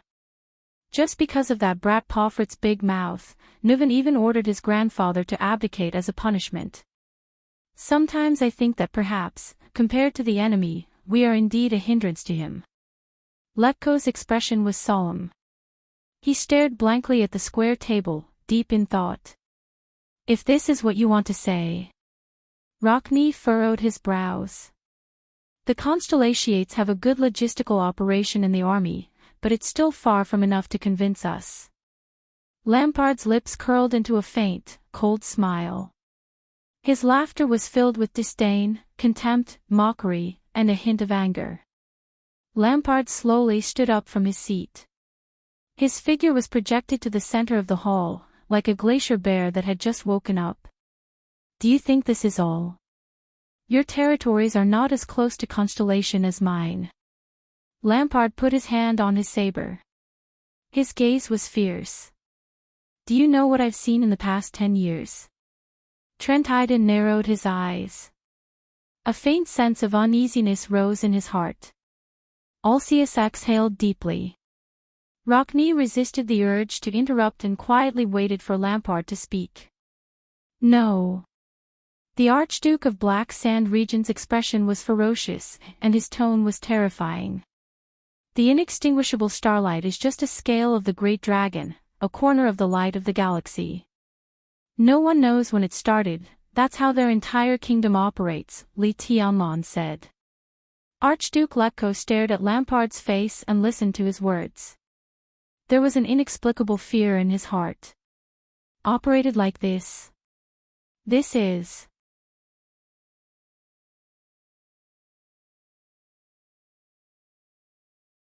Chapter 241. At that moment, Lampard's words traveled into the Archduke's ears like a cold and threatening blade. A long time ago, Constellation set up a qualification test, stipulating what kind of person could become a specific official and become the king's right-hand man. They used their titles, privileges, status, and honor to attract low-grade nobles of low status, or commoners who could not be promoted to nobility. They entrusted power to these officials who were born in poverty, allowing them to enter the forbidden zone of the kingdom that only belonged to bloodline and family. Lampard's voice was like a working anvil, ringing in the Archduke's hearts again and again. Just like that, thousands upon thousands of professional officials of different backgrounds, but with clear responsibilities and clear division of labor, stand together to form a suffocating, sturdy carriage, carrying the ancient nation that has been passed down from the ancient empire, speeding forward. What's more terrifying is that in order to obtain such a promotion, many low-grade nobles, merchants, and even rural villagers were willing to become the king's lackeys and loyal subjects. Almost all four archdukes furrowed their brows as they carefully mulled over the meaning behind these words. Lampard's gaze was as cold as steel. First of all, the tax collectors. The merchants and accountants obtained official positions through qualification training and examinations. They made records in Renaissance Palace and became the king's professional and loyal servants. They collected taxes for him in the territories directly under his jurisdiction. They fulfilled their duties and formed a system and routine. Every tax collector was directly responsible to the chief of finance and his subordinates. They strictly abided by the rules, were skilled in calculation, and had sharp eyes and ears. They would not miss a single copper or conceal any accounts. Therefore, the taxes in the king's hands were more and more detailed than when he sent his trusted nobles to collect taxes based on the standards of loyalty, relationships. The taxes increased year after year. Did you think that the Jade Star royal family's wealth was so simple because the tyrant increased taxes? Do you know what this means? Lampard added silently in his heart. Short-sighted and dull archdukes. And what about us in Extet? Lampard's tone changed. His eyes, which were as sharp as blades, glared at the four dumbfounded archdukes. In order to ensure that their interests are not harmed and their authority is not shaken, the archdukes and nobles will only send their trusted aides and subordinates as tax collectors. With swords and spears, they will use their connections and relationships with the lords to collect taxes from various castles and villages. They will act like tyrants, deceive their superiors and subordinates, exploit layer by layer, and fill their own pockets. Every year, if the taxes handed over to the lord by the vassals can reach 50% of the planned amount, it can be said that everyone is happy and loyal. Archduke Alcius lowered his head. His expression was solemn, and he did not speak another word. Lampard continued, in many cities in Constellation, there is a position called police officer, which can only be obtained through assessment and training. The police station directly under the garrison officer is in charge of the city's security and order. It is clearly separated from the city defense team, which is the standing private army of the city, and is strictly prohibited from interfering with each other. What about us? The Archduke of Black Sand Region gritted his teeth. His expression was horrified. For so many years, Extet has been in a slump in business, and goods are scarce. Other than the filthy Camions, who have ulterior motives, half of the merchants would rather do business in Constellation than in Extet. Is it really because the products in the south are more abundant? No. Lampard's gaze was solemn. That's because all the merchants know that in Constellation, at the very least, the rules and order of transactions are written clearly. At the very least, there are professional officials and departments that they can appeal to. At the very least, the police station and police officers maintain the order of the market on the surface. At the very least, they don't have to wrangle with unreasonable armies or deal with influential people who are connected to them. Lampard remembered something and clenched his fists. And in Extet, a small disciplinary officer in charge of the patrol team can use his connections to engage in large-scale smuggling of weapons and force away merchants who are not pleasing to the eye, as long as the higher-ups turn a blind eye. Archduke Trentida pursed his lips. His lively eyes were fixed on one spot, and he only blinked occasionally. Lampard sneered. In the cities of Constellation, all the officials in the city hall, from the clerk to the scribe, from the signer to the judge, are all people who have passed the qualification test. They have a clear division of labor and are familiar with the rules. They convey messages from the top to the bottom, carry out orders, and only recognize warrants and seals. During the Bloody Year, all of them, from the Supreme King to the Prince, entered Hell's River. Foreign enemies eyed them covetously, and the nobles were terrified and uneasy. However, relying on the Prime Minister and the professional officials under him to follow the rules, Eternal Star City, which was in imminent danger, still operated steadily for more than 10 days. Until the last prince returned, compromised with the nobles, and was crowned. What about us? Lampard hit his chest hard. Today, it has been less than a few hours since the death of the born king whose might shook Northland. Because of the loss of his prestige, Dragon Cloud City is in a mess. Chaos, rumors, conflicts, and contradictions are endless. The people are terrified and uneasy. I reckon that Leesban has been hesitating for a long time about whether to overstep his authority and use the patrol team. He is used to asking for Nuven's permission. I led the army and rampaged through the city for a few hours. Only when we took down the first gatehouse, only when I stood here, so close that I could spit at all of you, did the dignified Prime Minister lead his troops here, confused. Archduke Rockney's expression darkened. He exhaled a long breath, and his gaze was hesitant. Lampard paused for a whole 10 seconds. During this long period of time, no Archduke made a sound.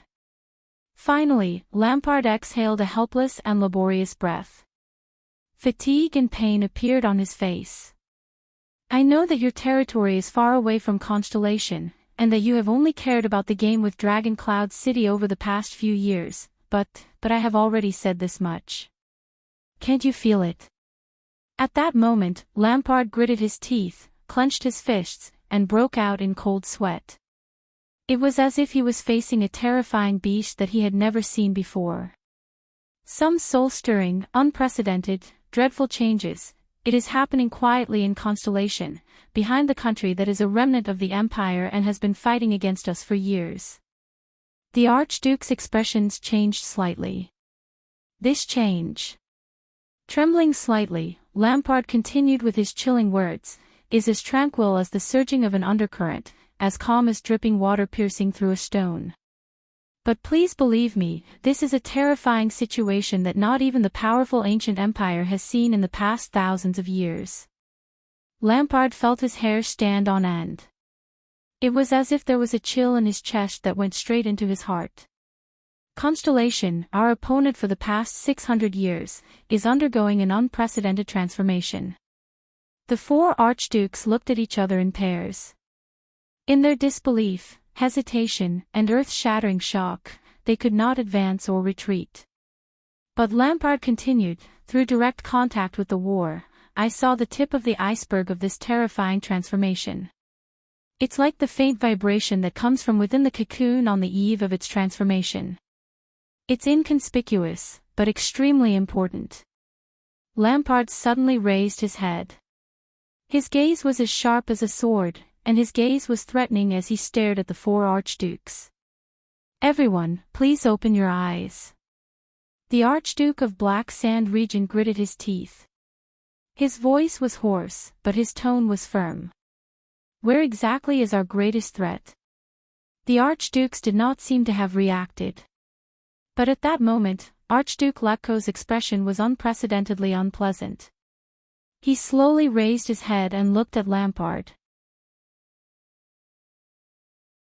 The old Archduke spoke wearily, his voice hoarse and unpleasant, Mindys III.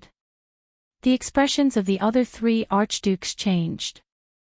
Lampard's gaze softened as he looked at the old Archduke. His gaze became gloomy. Yes, Lampard said quietly and sat down again. This is the current situation after 150 years. The comparison between us and Constellation. Archduke Alcius raised his head in shock. 150 years. Could it be?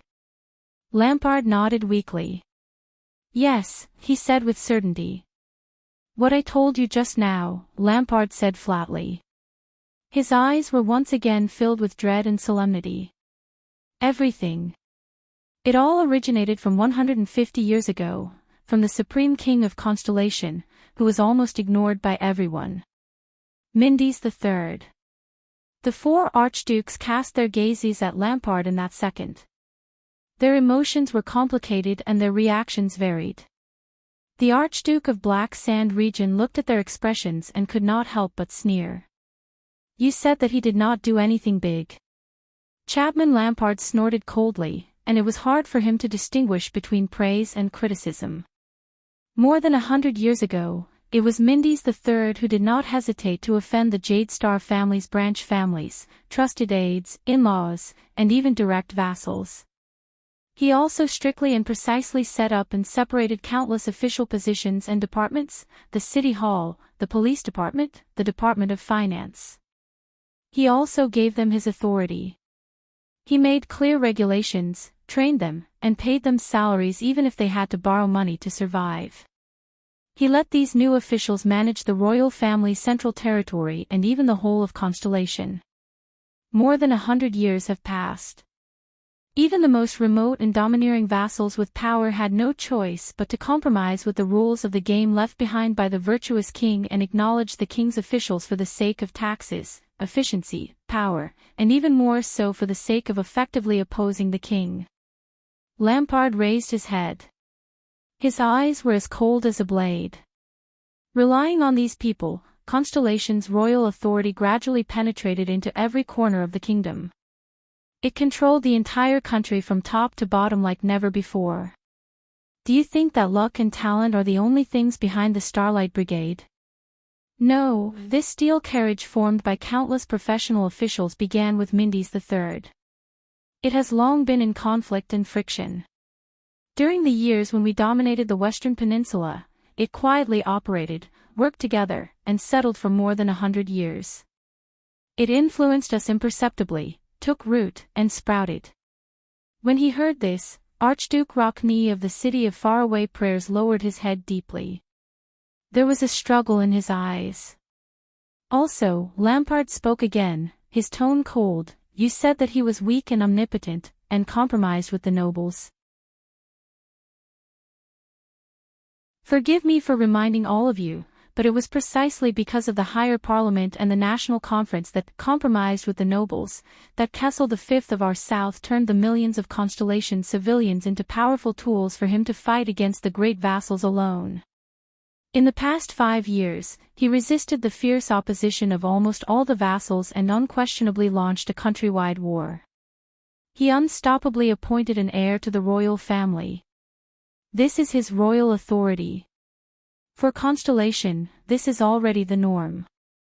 Lampard abruptly slammed his fist on the square table and said loudly with a face full of anger, "If King Nuvan were to stand here and ask all of you to recruit troops within a month to follow him into the Great Desert, how many of you would do it without hesitation?"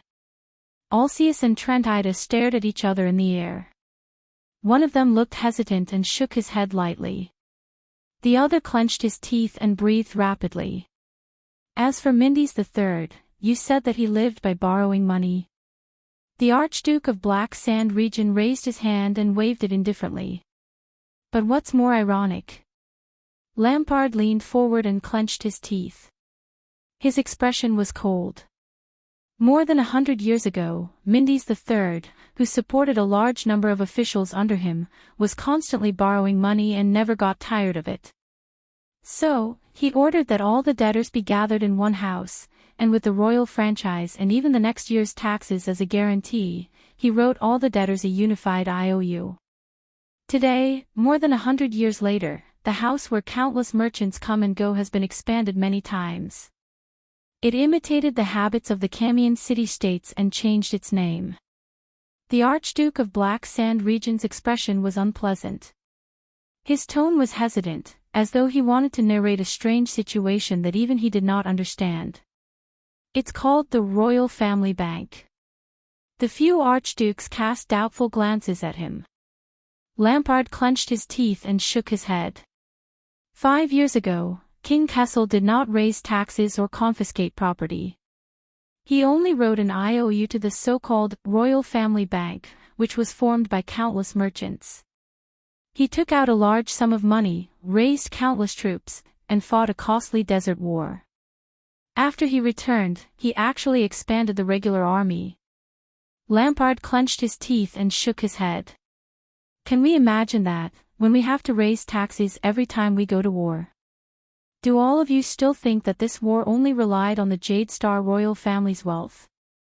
Silence again. No one spoke.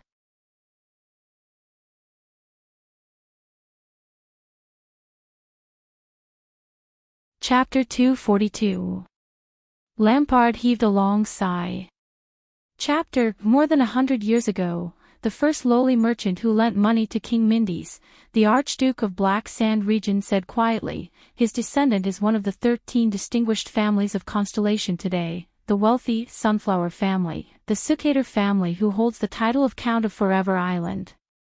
There was another period of silence. But the air seemed to be much colder than before. Even the color of the flames in the brazier was much weaker. After a while, Archduke Alceus spoke with difficulty. Constellations are better at currying favor under the table. Just like the ancient empire of the past, this doesn't mean anything. The Archduke with the bowl cut shook his head solemnly, as if trying hard to convince himself. We are still the victors of the war 12 years ago. The other archdukes looked at him. Trentida looked hesitant, while Letko remained silent. Currying favor under the table. Lampard's gaze sharpened as he mulled over this sentence. He then snorted coldly. I bet that even if you go back 1,000 years, to the ancient empire's most powerful period, you won't be able to see Constellation's current situation. Moreover, the victors 12 years ago. Lampard straightened his back, his gaze sharp. Really? He said coldly, 12 years ago, Constellation was in a state of civil strife. It could barely fend for itself, and its soldiers and food supplies were depleted. We used the power of the entire country to attack the dying Constellation. The veins on Lampard's hand were bulging. He was almost clawing through his scabbard. The Archduke's expressions became very unpleasant. Lampard's expression was absent-minded, as if he had returned to the battlefield that year. At that time, none of us doubted that the Ekstedt army, known for its ability to conquer and invincible in the Western Peninsula, would wipe out their feudal resistance in a few short months. Just like the past centuries. Our cavalry would break through their every formation, the catapults would break through every gate, and the heavy infantry would tear apart every southerner who tried to resist. We would effortlessly conquer the Northern Territory, the land of cliffs, and enter Eternal Star City. At the very least, you have to be like Khan Trentide, the great spirit archduke from 400 years ago. You have to drive your army to the foot of Eternal Star City, plunder every village, plunder every bit of wealth, and stick the red dragon flag with a black background in front of Eternal Star City before leaving. Lampard raised his head abruptly as if he had just come back to his senses. What was the result? The Archduke of Black Sand Region's expression was extremely pained. His next words seemed to have been squeezed out through gritted teeth. We spent a few months under the fortress. Not only did we suffer heavy casualties, even our pitiful supply line was riddled with holes by that Constellation butcher. It was only when the traitor betrayed Horus Jadestar and paid the price of the death of an archduke that we used his might to take down the fortress. Alceus lowered his head, as if remembering something. Lampard took a deep breath, as if he was trying his best to suppress his emotions. It's the start of spring. We're heading south to the Northern Territory. Ekstedt's absolute advantage in military strength is a guarantee of invincibility. Aside from slightly increased casualties, our journey from Cold Castle to Ice River City was smooth. Trentide sighed. Then, Lampard said absent-mindedly, was the Starlight Brigade. Letko snorted softly. His expression was complicated. Although the overall situation of the war was advancing, as the battlefront grew longer, our supplies became more unfavorable, and our military strength became more scattered. We were dragged into a muddy mess by those child soldiers, and it was difficult for us to advance or retreat. This made the bold claim of taking down Eternal Star City within a year seem like a joke. Soon, we had no choice but to dispel the idea of fighting on multiple fronts and launching an all-out invasion. Instead, we concentrated our military strength and charged straight at Central Territory and Eternal Star City in an attempt to subdue the enemy in one strike. Lampard took a deep breath and said solemnly, we did not succeed. So, we had no choice but to turn into Land of Cliffs region and try to open up another battlefield. Lampard clasped his hands together, the veins on the back of his hands bulging slightly. At the same time, our casualties kept increasing, the pressure on our logistics increased, and the Starlight Brigade became more difficult to deal with each time. At this moment, Archduke Letko added in a hoarse voice, not only that, but they were also recruiting locally. As they fought, they replenished their numbers, and as they fought, they replenished their numbers. Lampard nodded with a solemn expression. The Archduke of Black Sand Region sighed and said, what's worse is that after just a few months, our supplies ran out. Trentide furrowed his brows. We've always planned to replenish our supplies on the spot, haven't we? Lampard snorted angrily. Forget it. Constellation has been in ruins for a long time. It's impossible for us to replenish our supplies on the spot, he said coldly. The sowing and grazing of livestock in the spring have been delayed. The country is complaining incessantly, and the vassals are in conflict. In addition to our terrible transportation, the expedition of 100,000 people is even more terrifying than the arrival of a disaster for Ekstedt's logistics. Archduke Alcius clenched his fists tightly. When even transporting the supplies to Broken Dragon Fortress becomes a problem, when the soldiers can no longer snatch enough food, when even the most valiant troops are no longer in a complete formation, when our invincible army has nowhere to exert its strength, and when the results of the war are not impressive for a whole month. Lampard's expression was extremely gloomy. That's right. Constellation was the first to propose peace talks. It seems that they're asking for help everywhere, using foreign interference to beg for peace, admit defeat, and beg us to let them go. Trentide of Reformation Tower narrowed his eyes. His Majesty Nuven once said that the threat of the allied forces of the various countries made him suspicious. He was worried that after the annexation of Constellation, our empty and unstable state would become a target for all, the various countries' diplomatic mediation. Lampard punched his scabbard fiercely. What are those forces of power that are like flies to Ekstedt? Camus Union. We've taught them a lesson countless times in the Golden Passage. Han Bol. They've been defeated by us in 3 peninsular wars. Mane of Night. It takes months for their army to cross the sea. As for the Sacred Tree Kingdom, Steel City, and even the cunning fox of Constellation who came to negotiate. Humph. Lampard clenched his teeth. With my uncle's temper, when did you think he would ever back down because of diplomatic means outside the battlefield? Trentide did not speak anymore. Lampard exhaled and said painfully, admit it. The reason we're willing to negotiate is because we've already used up all our cards in that war and exhausted our strength. Even if we still have some strength left, we have no confidence in continuing the war. Compared to Constellation, which has suffered countless casualties and is on the verge of collapse, we're only a little better. Listening to all this, Archduke Rockney closed his eyes. King Nuven is a smart man. Lampard shook his head weakly. He's fought more wars than anyone else. He knows when to stop is the wisest choice. He can use this as a stepping stone to retreat so that things won't be too ugly in the end. Alcius raised his head and stared blankly at the pattern of the cloud dragon spear above his head. Archduke Letko continued Lampard's words with a sorrowful expression. That's why there's the Fortress Treaty, and the humiliation we've been cursing for 12 years. Lampard nodded heavily. But only a few people know. Trembling, Lampard lowered his head. In the darkness where the light from the fire could not reach, he said with difficulty, the real humiliation, it's our powerful and proud Ekstedt kingdom. Trentide turned his head and no longer looked at them.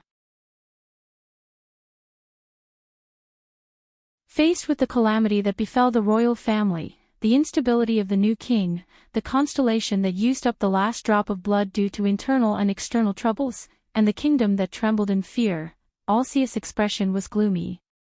He remained motionless. Faced with the unprecedentedly weak constellation that could not even muster a complete army, and could only rely on a group of child soldiers to fight, Archduke Rockney looked at Lampard in disbelief, then at Letko. Lampard said with a ferocious expression, we, the 7 archdukes, 100,000 soldiers, and the power of the entire country, led the invincible Ekstedt warriors, but even Shepherd's River, which separated the northern territory and the central territory, we couldn't fight our way through. Everyone was silent for a long time. Only the light from the fire flickered. After a long time, Lampard sighed. I believe that all of you more or less felt it during the war that year. It's just that your pride, your honor, and your arrogance made you afraid, unable, and unwilling to admit it. No. There's someone else who felt it earlier than all of you. But, Lampard glanced at the seat of honor on the long table and clenched his fists. What about the other party? He seemed to ask subconsciously. After the tragedy of the bloody year, Constellation. Lampard frowned. The population was empty, and it was difficult to recover from the heavy losses, but, Archduke Rockne raised his head. His eyes flickered. But 5 years ago, Kessel V led the sickly kingdom to fight the Desert War. The Archduke of the City of Faraway Prayers crossed his arms and trembled slightly. According to the intelligence we sent back from the desert, his military strength was insufficient, and his combat power was not good. Even his main force was almost destroyed in the desert. We mocked him for overestimating himself. Lampard shook his head. His tone was weary. He was reminding us. The Archduke of Black Sand region turned to Rockne. Colgan Rockne, when you faced the Great Desert, he said faintly, could you lead the army deep into the heart of the desert, maintain supplies and logistics all the way in the harsh desert conditions, and return safely after a series of bloody battles with the orcs and barren bone people? Rockne fell silent. But everyone knew the answer. Forget about you. Lampard's words sounded pained and powerless. That was the great desert that even the powerful ancient empire had a headache over for thousands of years, and their army of 100,000 was helpless, but Constellation did it, the Archduke said softly, seemingly very indignant. No matter the outcome, they did it. They went in, and came out with the skulls of countless orcs and barren bone people. Remember one of King Kessel's titles? Lampard said with a desolate expression, Conqueror of the Dragon Skeleton Throne and the Desert God's Altar. Do you still not understand? The four archdukes exchanged glances in silence. Wake up, everyone, Lampard said softly, as if he was murmuring beside their ears. Whether you admit it or not. Constellation. It's no longer the same. Under everyone's complicated and subtle gazes, Lampard's expression darkened. He leaned back in his chair, as if he had no strength to get up. During Mindy's III's era, almost no one understood his actions. Some even openly opposed him, even until now. The nobles looked down on the king's behavior of losing money and his depraved behavior. The commoners, on the other hand, saw him as a kind and benevolent monarch, and fought to take advantage of him. Archduke Rockne and Archduke Alcius looked at each other, their emotions complicated. Mindy's III passed away in obscurity amidst the nobles' mockery and the commoners' tears of gratitude. The benevolent, virtuous king, who was good at compromise and mediation. Lampard raised his head and met the eyes of the four archdukes. His expression was solemn, and his tone was cold. This title is half mockery, and half sincerity.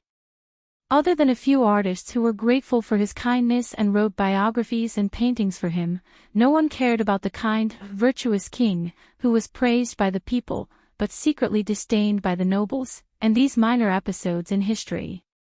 Lampard narrowed his eyes and gripped his saber tightly. But what about now, more than 100 years later? No one spoke. The atmosphere was very solemn. A few seconds passed.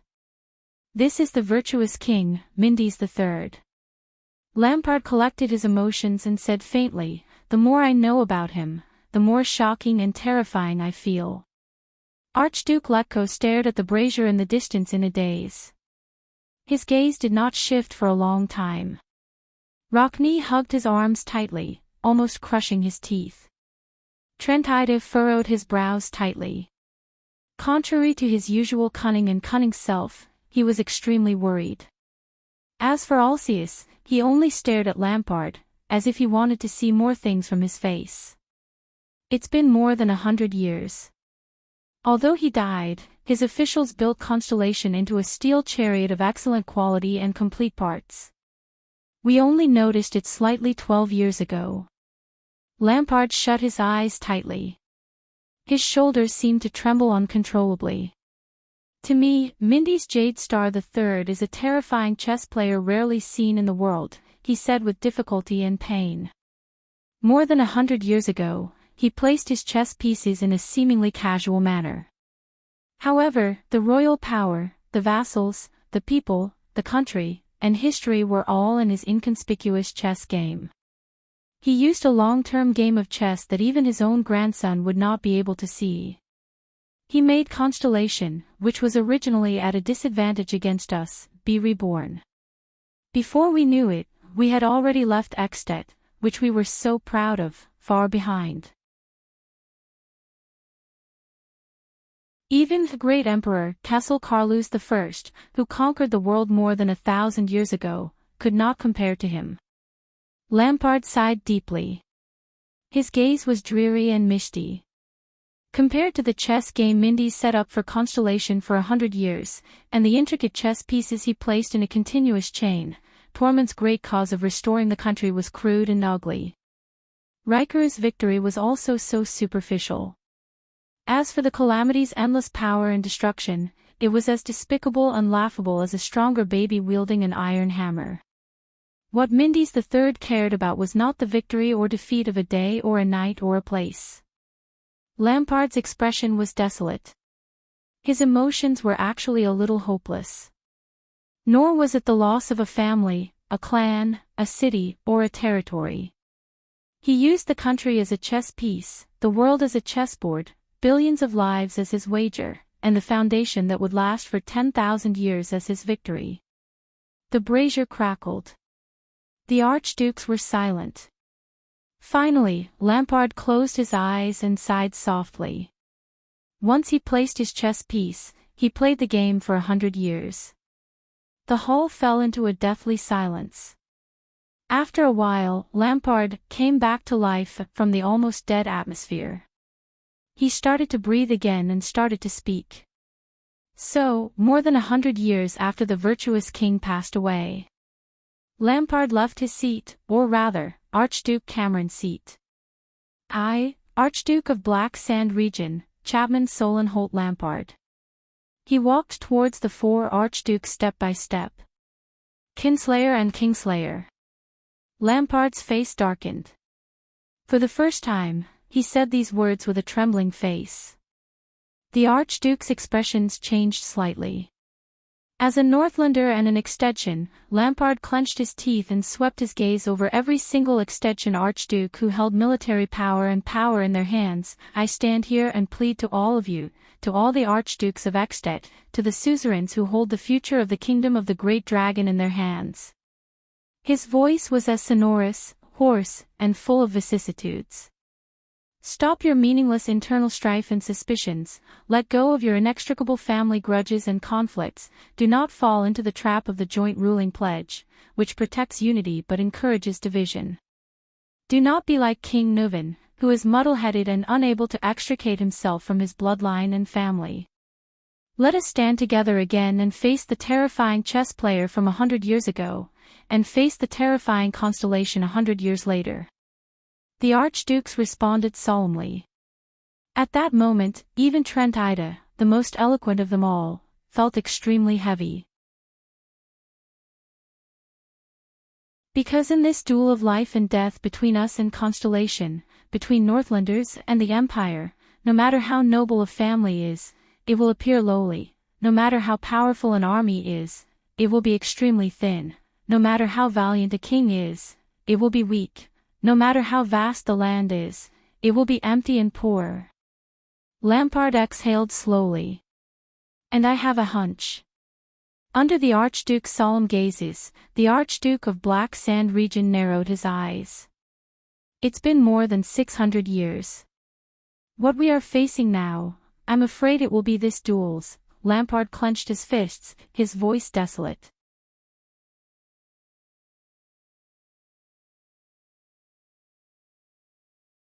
Chapter 243. Cohen stretched lazily and yawned widely. A young girl carrying a piece of cloth passed by and could not help but glance at the tall Cohen. Keep your movements down.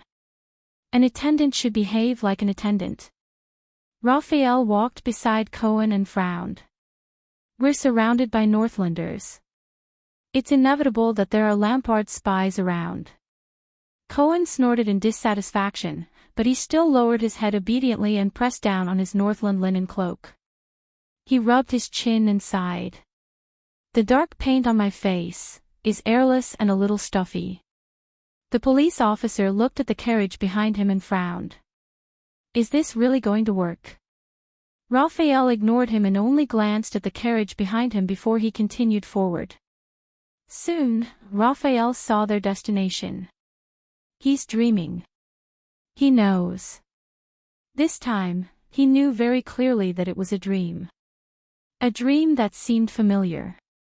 In the dream, he was still sitting leisurely and blissfully in the classroom.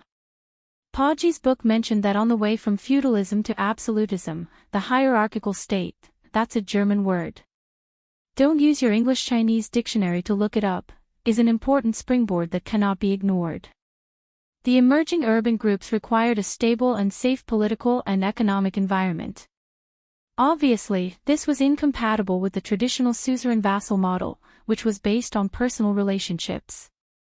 Therefore, for the sake of benefits, these urban groups began to cooperate with the rulers for a short period of time. They began to participate in the governance through hierarchical meetings and other methods. Their appearance in fact weakened the feudal elements, turning the dual feudal system of monarch-vassals into a complicated triangular relationship. But this is far from the centralization of power that we have in mind. This is just the process of achieving this result. These third forces recognized and supported the special status of the rulers, and did not treat the rulers as peers like feudal vassals. Through the implementation of various taxes through hierarchical meetings, the rulers strengthened themselves and strengthened their rule over the territories. The rulers also used this opportunity to grant privileges to the commoners and recruit servants. In this process, a large, professional, prudent, and institutionalized public administration gradually revealed its embryonic form, and laid the foundation for the absolutism that followed.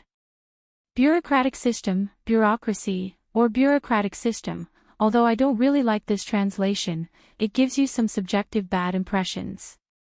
This is a basic concept that you should have come into contact with from the textbooks when you were in university. Students who don't specialize in this field might want to read Weber's original work. Although it's hard to read, it's much more interesting than the second-hand summaries you get from textbooks. Dong! A slight tremor woke Thales up from his deep sleep. What happened? In the camion's carriage, Thales opened his sleepy eyes and wiped the drool from the corners of his mouth in a flurry. He looked at the other people in the carriage in a daze.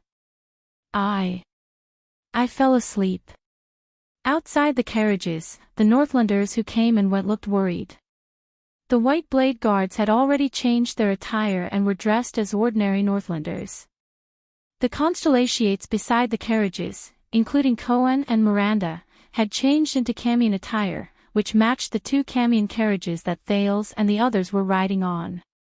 The two carriages had the emblem of a dagger on them. Calm down, Your Highness. Putre, who was beside him, turned his head calmly. He politely did not look at the prince's embarrassment while he observed the situation outside the carriage. It looks like we're reaching the first gatehouse soon. As expected, at the end of the road outside the carriage, the silhouette of the gatehouse and heroic spirit palace had already appeared in their field of vision. Many curious commoners wanted to get closer, but they were chased away by the patrols under the gatehouse. When Thales first came to Dragon Cloud City, he had stepped into the first gatehouse. But it was now in the hands of the enemy. Heroic Spirit Palace was right behind it. Thales breathed a sigh of relief. He calmed his pounding heart and chased the dream out of his mind. He cast his gaze at the stern Nicholas opposite him. It's time. The Star Killer raised his head. We'll part ways here. I'll go to the other carriage. We have to leave with Miss Walton, as for you. Nicholas narrowed his eyes. Good luck. Thales exhaled through his nose. Thank you and your brothers. Thank you for bringing us here. The prince looked out the window and at the carriage behind them. He furrowed his brows. Take good care of her. Becoming a Walton is not a good thing in this situation. Leave the rest to us. Nicholas' expression darkened. But he immediately raised his head and looked at the captive beside him, Marquis Shiles. He said with hatred, Be smarter, old friend.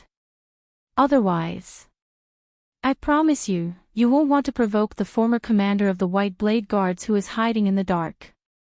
Shiles, whose mouth was gagged and hands were tied behind his back, nodded and tried his best to put on a calm and polite smile.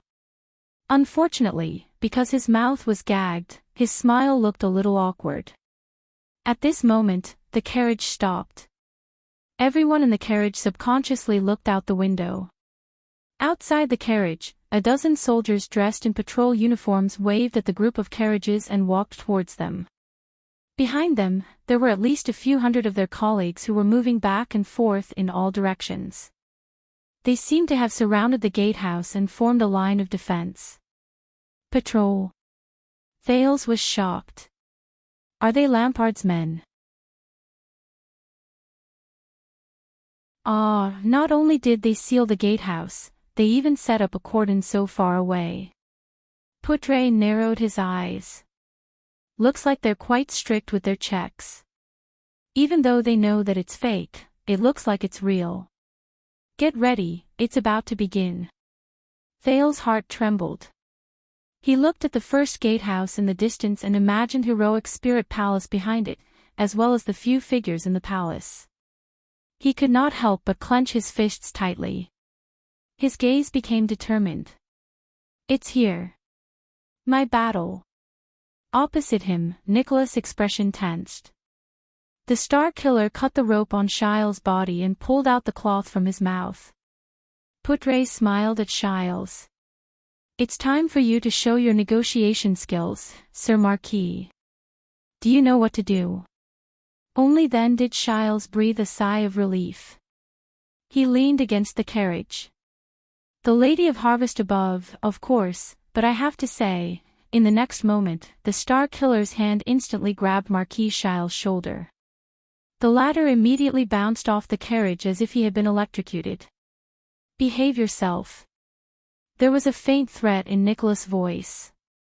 If I find out that you dare to play tricks, Shiles broke out in cold sweat from the pain. Relax, relax, Your Grace. The Camion shook his head awkwardly as he sweated.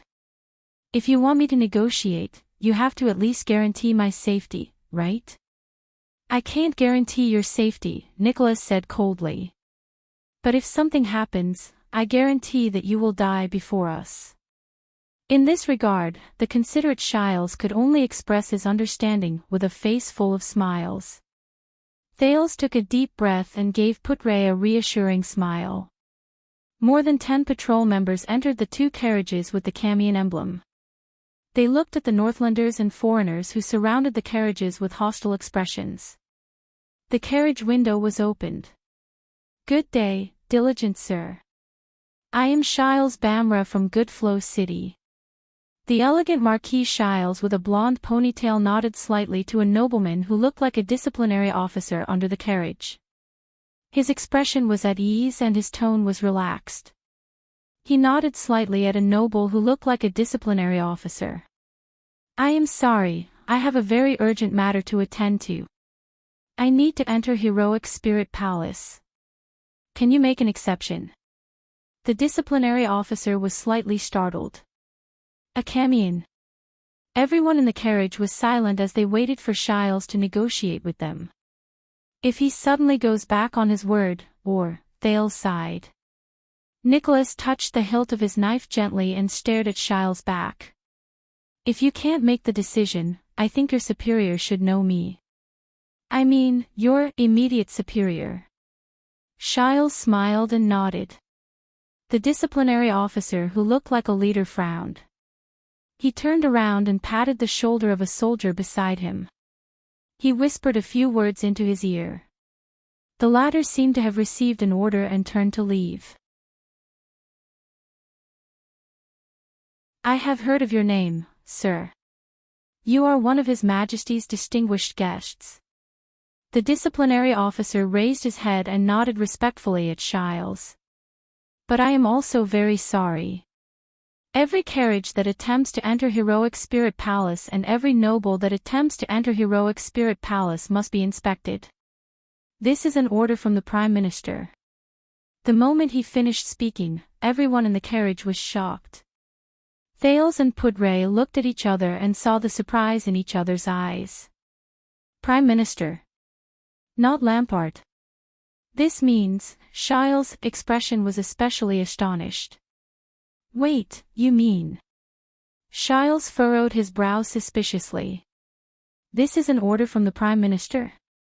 The disciplinary officer also seemed to be a little surprised by the Marquis' reaction. He first looked at his colleagues and subordinates, then nodded at Shiles. The Marquis in the carriage opened his mouth wide. He looked at the patrols around him and asked nervously, "You mean, Count Leesban, Prime Minister Leesban?" "Yes, all the patrols in the city are now under the direct command of the Prime Minister," the disciplinary officer replied with a solemn expression. "Is there a problem?" Shiles stared at him in a daze. "Prime Minister. Where is he?" "In the palace." The disciplinary officer shook his head. "No, he's right here." The disciplinary officer pointed at a house guarded by soldiers on the street to his side. "He's working in the temporary stronghold behind us. I've already sent someone to invite him over. If you have any questions, you can ask him or ask him directly." Shiles raised his head with a complicated expression. "Gatehouse, the first gatehouse." The Marquis looked at the first gatehouse in the distance. He looked at the vague figures on it and asked hesitantly, "It is already past time now. Why is it not open yet? Could it be that something happened to Heroic Spirit Palace?" The disciplinary officer's expression changed. "Of course not." The disciplinary officer reacted quickly and shook his head. His expression was solemn and seemed to allow no doubt. "You know, the calamity has just descended last night. We will be more cautious during critical times, but please be rest assured that everything is under control." Shiles narrowed his eyes. He took a deep breath and looked at the house where the Prime Minister was. The Marquis asked keenly, "Then why doesn't the Prime Minister enter the palace to keep watch? Instead, he is temporarily stationed in a house. Isn't the patrol on the gatehouse a little too far away from the cordon that you have set up? Could it be that all of you dare not go near the gatehouse?" The disciplinary officer furrowed his brows imperceptibly. "You misunderstand. We deliberately set up the line of defense a little further away from the gatehouse for safety," he answered very seriously, as if to cut off all unnecessary associations from the foreign noble. "Before ensuring safety, we have to stop all possible threats outside Heroic Spirit Palace. Of course, we cannot let our guard down even at the gatehouse." Shiles raised his brows. As he spoke, the soldier who delivered the order returned to the disciplinary officer's side and whispered a few words into his ear. "Please follow us in your carriage." The disciplinary officer turned his head and nodded respectfully at the Marquis.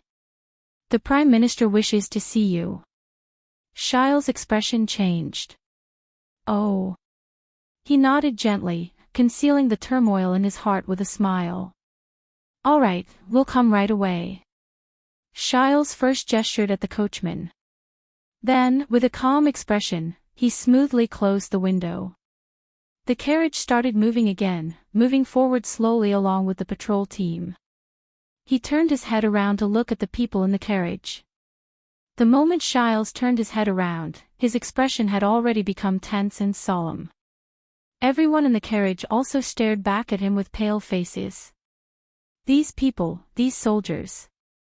Even though Shiles tried his best to control his emotions, Thales could still hear a hint of unexpected panic in his tone. "They are not Lampard's men, nor are they from Black Sand region." Shiles' words became more and more hurried. He did not even care about the hilt of Nicola's sword that was pressed against his back. He said in exasperation, "They are the real Dragon Cloud City Patrol team, the army. They are directly under the disciplinary hall and the garrison officers, they are not fake. They are the real deal." Thales thought of something and looked at the solemn-looking patrols on both sides. The real deal. In other words, these people are loyal to Dragon Cloud City and the Walton family. What's going on? Putre asked calmly.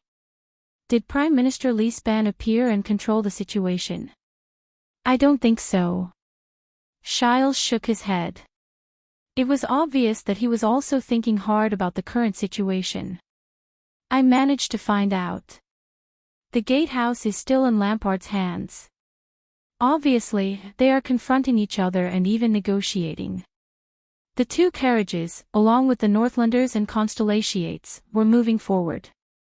The gatehouse was in front of them on the right, and Lisbon's house was in front of them on the left. Putre clasped his hands together and narrowed his eyes. It seems that this person is more powerful than we thought. Judging by his posture, he has already noticed that something is wrong in the gatehouse and even in Heroic Spirit Palace. He has led his troops here. Thales sighed softly. He looked at Nicholas with a firm gaze. Now is a good opportunity. You can take advantage of the situation and evacuate with the Waltons, with Miss Walton. Go to your Prime Minister Lisban. You can either seek help or leave. The image of the terrified little girl on the other carriage appeared before his eyes. We're going to part ways here. Little rascal. Nicholas' expression changed. Of course it's convenient for the Northlanders, but the problem is, what about us? Beside him, Shiles gritted his teeth and furrowed his brows. When we see Lisban, what should we say? We want to save your country, please let us go. Thales took a deep breath and pondered anxiously. In the original plan, they had to rely on Shiles to deceive the Black Sand region soldiers in the gatehouse. Then, Shiles would find a way to send them to Heroic Spirit Palace. But now, right in front of the gatehouse, Lisban. Prime Minister. What should I do? How should I face him? Or should I just not face him? When he thought of this, Thales raised his head and seemed to be deep in thought. If we suddenly rush to the gatehouse now and let Shiles bring us in, will we succeed? Will Lisban and his patrol team intercept or even attack us? The carriage drove past another group of patrolling soldiers. They seemed to be more nervous than the other soldiers. They surrounded a noble and pointed at the gatehouse. Putre frowned. But if that's the case, he did not continue. Nicholas' expression changed. He looked at Thales. You know, you can actually come with me to meet the Prime Minister. We will explain everything, work together with his forces, and act together, Nicholas said flatly. With his cooperation, it will be more convenient for us. As the Star Killer spoke, he glanced at Shiles. His gaze was cold. Anyway, we have a zealous witness from Camus Union regarding the plot to assassinate King Nuvan. The expression of the Marquis of Camus Union changed drastically. Thales thought of something. The prince nodded and asked Nicholas solemnly, if we go to Lisban, is he trustworthy? Nicholas paused for a moment. Count Lisban is the Prime Minister of the kingdom. He has been His Majesty's right-hand man for many years. The Star Killer lowered his head and said softly, and he is a direct vassal of Dragon Cloud City. Thales furrowed his brows. He felt that there was something wrong with Nicholas.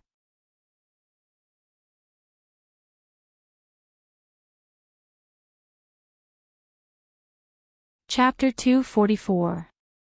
At this moment, of course not. A sonorous voice rang. Thales turned his head in surprise and turned to Shiles along with the others in the carriage. The Marquis shook his head with a serious expression. He looked at Thales and said resolutely, you can't go to Lisban. Shiles first coughed to cover up his loss of composure. Then, he naturally turned the anxiety on his face into worry. I don't recommend you to do this. The Marquis closed his eyes and sighed deeply. Don't forget, Prince Thales, regardless of whether you are the murderer or not, to the Prime Minister, you are a troublesome prince of an enemy kingdom. Shiles shook his head solemnly and spoke in an unprecedented tone of righteousness. And Lisban is only a count under the Archduke of Dragon Cloud City. What can he do? He can't let you fly freely, and he can't pass judgment on you either. Of course, he can only detain you and wait for the Archduke's and suzerain's decision. Believe me, this will only make the situation worse. Nicholas snorted coldly and interrupted him. When did you become so enthusiastic? Shiles smiled in a friendly manner. This is to fulfill the contract between me and the prince. The Marquis nodded sincerely. 4. Putre frowned and helped him finish his sentence. To save your own life. Shiles shrugged and smiled from ear to ear. This is just something I did along the way. Thales sighed and turned to Nicholas. You haven't said whether Lisban is trustworthy or not. Nicholas frowned slightly. A second later, you know, Castellan was once His Majesty's right-hand man. Against Thales' expectations, this strong and callous warrior, the commander of the White Blade Guards, actually lowered his head with a dejected expression. He shook his head and said, So, I can't say. Thales was slightly startled. At this moment, the carriage door was suddenly opened. Raphael Lindbergh from the Kingdom's Secret Intelligence Department boarded the moving carriage with a calm expression. The carriage that was already filled with 4 people became a little more crowded. You all know the situation, right? We have to make a decision as soon as possible. The young man from the Kingdom's Secret Intelligence Department looked at Nicholas and smiled. His tone was still relaxed, but his words were chilling. Your dear Prime Minister is walking towards us. Everyone in the car stirred slightly. Thales was puzzled. The Prime Minister is coming personally. Why? But that's not the worst part. Raphael said calmly. The worst thing is, he opened the other window a crack and pointed in a direction outside. Thales moved closer to the window. In the distance, an old noble with a medium build and white hair walked towards their carriage, surrounded by soldiers. But Thales' gaze immediately froze. An old lady dressed in a red robe walked beside Lisban with a composed expression. They talked from time to time, and pointed at the 2 Camion carriages. Thales' heartbeat quickened when he saw the familiar yet unfamiliar red robe. In the carriage, everyone who saw this scene froze. She is everywhere. Putre heaved a long sigh. It is not good. Lisban was getting closer and closer to them. Raphael closed the window without any expression on his face. The atmosphere in the car became very heavy. We have to make a decision as soon as possible. Raphael retracted his head from the window, narrowed his eyes and urged, It's less than 200 meters away from us. Thales leaned against the carriage abruptly. He furrowed his brows and tried to control his breathing. Lisban's appearance was a little unexpected, and that person's appearance together with him could only be said to be a surprise. He had no information at all. He was not even the slightest bit prepared. Do you have any suggestions? The second prince gritted his teeth and asked fiercely, What is the situation now? No one answered. Nicholas clenched his weapon tightly, his face full of disbelief. Shiles' eyes darted around, as if he was deep in thought. Putre rubbed his unlit pipe, his lips moving slightly. Prime Minister Lisban and the Red Witch are on the left, and Lampard and the Archdukes are on the right. Raphael stared at Thales expressionlessly. We have to choose. This is the situation. Choose. Thales swallowed with difficulty and looked at Raphael. What identity did the Red Witch appear with? Raphael smiled faintly. I don't know. Thales frowned and turned to Shiles. Was Lisban bribed by the secret room? Betrayed King Nuvin? Or did the secret room temporarily bewitch him? Shiles flashed an awkward smile. I don't know. Thales exhaled and looked at Nicholas. What is the relationship between the secret room and the Prime Minister? What is the relationship between the Prime Minister and Lampard? Nicholas' expression was gloomy. He sighed. I don't know. There are still 150 meters left. Raphael's voice sounded very cold. We will see Lisbeth soon. Thales's heart tensed. Damn it. She let us go once at the exit of the secret passage. Thales clenched his fists. This time, maybe she will let us go again. Nicholas' expression tensed and he closed his eyes weakly. I don't know. Damn it. Thales suppressed the impatience in his heart and pursed his lips. Then, are you still going to see Lisbeth? And the Red Witch? Nicholas did not speak, but his expression became even more terrifying. What about you? The Star Killer asked coldly. Thales, who was trembling slightly in irritation and nervousness, could not help but sigh. Calm down. I have to calm down. They are less than 100 meters away. Lisbeth and the others seem to have sped up. Raphael coldly reported another number. Don't forget, we still need time to inform the people outside. The atmosphere became more and more tense. Thales clenched his teeth. So, what is your suggestion, Putre? The prince asked in a low voice, controlling his volume. Putre's gaze shifted. He glanced in the direction of the Red Witch, even though he could not see outside. You decide, Your Highness. The vice diplomat said solemnly, but my suggestion is, no matter what you do, it is best to have more certainty and less uncertainty. Thales was slightly stunned. Certainty. Uncertainty. At that moment, his breathing seemed to have stopped. Yes. He knew better than anyone else what the key to this game of chess was. Wasn't it?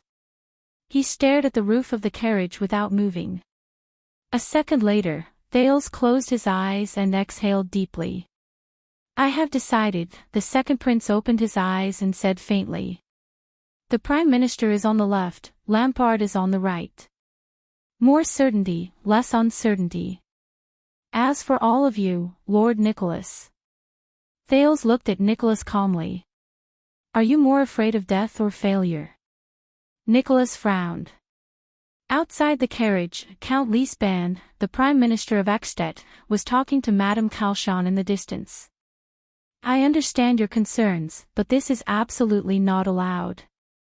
The Prime Minister frowned and forcefully rejected the smiling Red Witch. The Archdukes will use their own troops to defend the gatehouse. There has never been such a precedent, but his words were quickly interrupted. Prime Minister. In the distance, Viscount Liston roared at him at the top of his lungs and pointed in a direction. The carriages. Prime Minister Lisbeth quickly realized the situation. The two Camion carriages that had just arrived and claimed to be visiting Heroic Spirit Palace, along with a dozen or so attendants, suddenly turned around. They dashed towards the gatehouse. The coachman whipped the horses as if they did not care about their lives. They rushed past the patrol team at the fastest speed possible. The Red Witch looked at the two carriages and frowned slightly. Prime Minister Lisbeth was stunned at first, then his entire body trembled. Something was not right. The Archduke's subordinates. The gatehouse. Heroic Spirit Palace. He turned his head and looked at the Red Witch, feeling doubtful. Something was not right. Lisbeth had a feeling that the key to everything that happened today was in that carriage. In the next second, Lisbeth's expression tensed. He strode forward and roared furiously at his patrol team with the loudest voice he could muster, Stop them. Stop those two carriages. Everyone, stop them at all costs. Above the gatehouse. Count Levon, who was nervously observing the patrol team, saw the change below and was slightly stunned. In his field of vision, a dozen or so people were guarding the two carriages. Under the pursuit of the patrol team behind them, they were heading towards their gatehouse. What's going on? A soldier from Black Sand region reminded him, "Your Grace, those 2 carriages seem to be the symbol of that lord from Camus Union. Should we pull up the gatehouse and receive them?" The number 1 vassal of Black Sand region, Count Levon, frowned. Of course, he recognized the symbol of Good Flow City. But, Count Levon thought of the scene in front of Broken Dragon Fortress. If this is a strategy, is it a way to earn money to open the gatehouse? Levon clenched his fists. In the next second, Count Levon raised his hand and shouted angrily at the archers in the distance, "Phil! Load the bowstring! Firing warning!" In the distance, the short soldier, Phil, suddenly pulled out a bunch of arrows from the quiver on his back and stabbed them into the straw on his right. Then, he grabbed one of the arrows and knocked it on a big bough. His arrow was aimed at the small dot in his field of vision. In an instant, Phil's eyes moved and the bowstring left his hand. Asterisk whoosh. Asterisk the whistling sound of an arrow piercing through the air could be heard. Asterisk thud. Asterisk the arrow was firmly nailed to the ground. It was right in front of the first carriage's hooves. The horse seemed to be startled and was about to turn around while neighing in fear. But the coachman was obviously skilled. With the whip, he steered the carriage back to its original direction. The carriage continued to charge towards the gatehouse. It did not even intend to slow down. Phil furrowed his brows. They did not stop. Since that's the case. He grabbed the second arrow. This time, after Phil finished knocking the bow, he coldly ordered his subordinates, "Firing warning is complete. Everyone, knock the bowstrings." Behind him, more than 100 Northland archers from Black Sand region stood in their positions. They knocked their arrows, lowered their waists, and expanded their chests. Then, they steadily drew their powerful arms apart. The sounds of the bowstrings and the archers' arms groaned together. Under the gatehouse, the silhouettes of the 2 carriages became clearer. Phil's expression turned cold. Prepare to shoot at the same time. Everyone tensed their muscles. Their expressions were stern, and their bowstrings were pressed against their cheeks. They adjusted their angles at their targets, the carriages and people who were charging towards them under the gatehouse. The carriages were getting closer and closer. Finally, Phil's expression turned ferocious. He let out his final roar. Fire! In the next second, amidst the neat and terrifying whistling sounds, countless arrows rained down from below the gatehouse, covering the sky and covering the earth.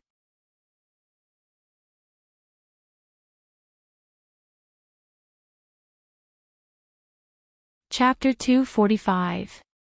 Not a bad speech, right? But you also have to understand. We can't just rely on your sensational speech, Archduke Rockney said with difficulty, but his voice was already very hoarse and seemed to lack persuasiveness. We can't just rely on your sensational speech to think that Constellation is already invincible, and that Ekstead is facing a great disaster, and that we will die if we don't cooperate with you. That's not realistic. Lampard took a deep breath. Of course you can doubt me. He turned around and faced Rockney without flinching. But you can't deceive your own eyes. King Kessel's expedition in the Great Desert is right in front of you. They were able to smoothly transport the rations and supplies into the vast desert, Lampard continued to say in an unquestionable tone. They could also transport them to Dragon Cloud City, Defense City, the City of Faraway Prayers, and even the Sentry region without any difficulty. He shook his head. The City of Faraway Prayers has been vigilant against the movements of the Golden Passage and the abnormalities in the desert for generations. They are used to taking precautions. I hope this is not empty talk. Rockney did not move and did not speak. Of course, you can say whatever you want about things that haven't happened. Archduke Trentide exhaled. He seemed to be very doubtful. Alarmist words can bewitch idiots who don't use their brains, he narrowed his eyes. But it's best not to use it on us. Archduke Letko raised his head and glanced at Trentide. Alcius lowered his head and stared at the ground. He did not speak for a long time. But they have an efficient and powerful team of officials. This is not a lie. Lampard gestured to the four archdukes. After the Bloody Year, the Jade Star royal family's direct regular army has been increasing year by year. The mystic guns and other valuable equipment in Broken Dragon Fortress have also increased greatly. These will affect our victory. You can even seek confirmation from Madame Kalshan. Over the years, the quality of the members recruited by the Secret Intelligence Department has greatly surpassed that of the Secret Room. In the face of their spies and schemes, the famous Red Witch can only passively counterattack most of the time. But please believe me, as long as there is the slightest possibility of taking the initiative to attack, she is unwilling to carry out such a risky strategy. The Archduke of Black Sand Region walked past the four archdukes. His gaze was solemn, and he gave off an extremely oppressive feeling. Let's look back at the example of the war more than 100 years ago. It's not a difficult task. Compare it to the present, he said in a low voice. But we are at a critical juncture that will determine the future of the kingdom. There is no doubt about it. If we miss this moment, it will be too late for regrets. Lampard walked all the way to the brazier. The blazing flames reflected his back in the eyes of the four archdukes. At that moment, Chapman Lampard's voice seemed to carry a heavy weight. Constellation and us are like two heavily injured swordsmen who saw each other's weakness in the last battle of life and death, he said softly. That weakness is time. Archduke Letko's expression changed. Our weakness is that we can't afford to waste time. We can't give Constellation time to recover from its injuries and slowly reform itself. Constellation's weakness is that they need to fight for time. They will definitely delay the conflict at all costs until the scar of the Bloody Year heals. Lampard's expression became solemn. For the past 12 years, our back-and-forth battles have revolved around this theme. He turned around with a burning gaze. I only figured it out after that. King Kessel's desert expedition, which cost him a lot, was not only a demonstration of their expeditionary abilities, but also a smokescreen. It was to make us doubt the existing forces in Constellation, and make us hesitate about sending troops south. All these years, Constellation and the Kingdom's Secret Intelligence Department have done everything they can to create internal strife in order to buy time and clean up the devastation in the kingdom. The Archduke of Black Sand Region raised his hand and clenched his fist. And I've done everything possible to expand the local conflict into a war through the prince or the territory, all to buy time and disrupt Constellation's plans. So you want us to send troops? Alcius suddenly said. Even if it's to tempt us with benefits that exceed our expectations. Lampard nodded wordlessly. Trentide exhaled and rubbed his palms together. Let's talk about something realistic.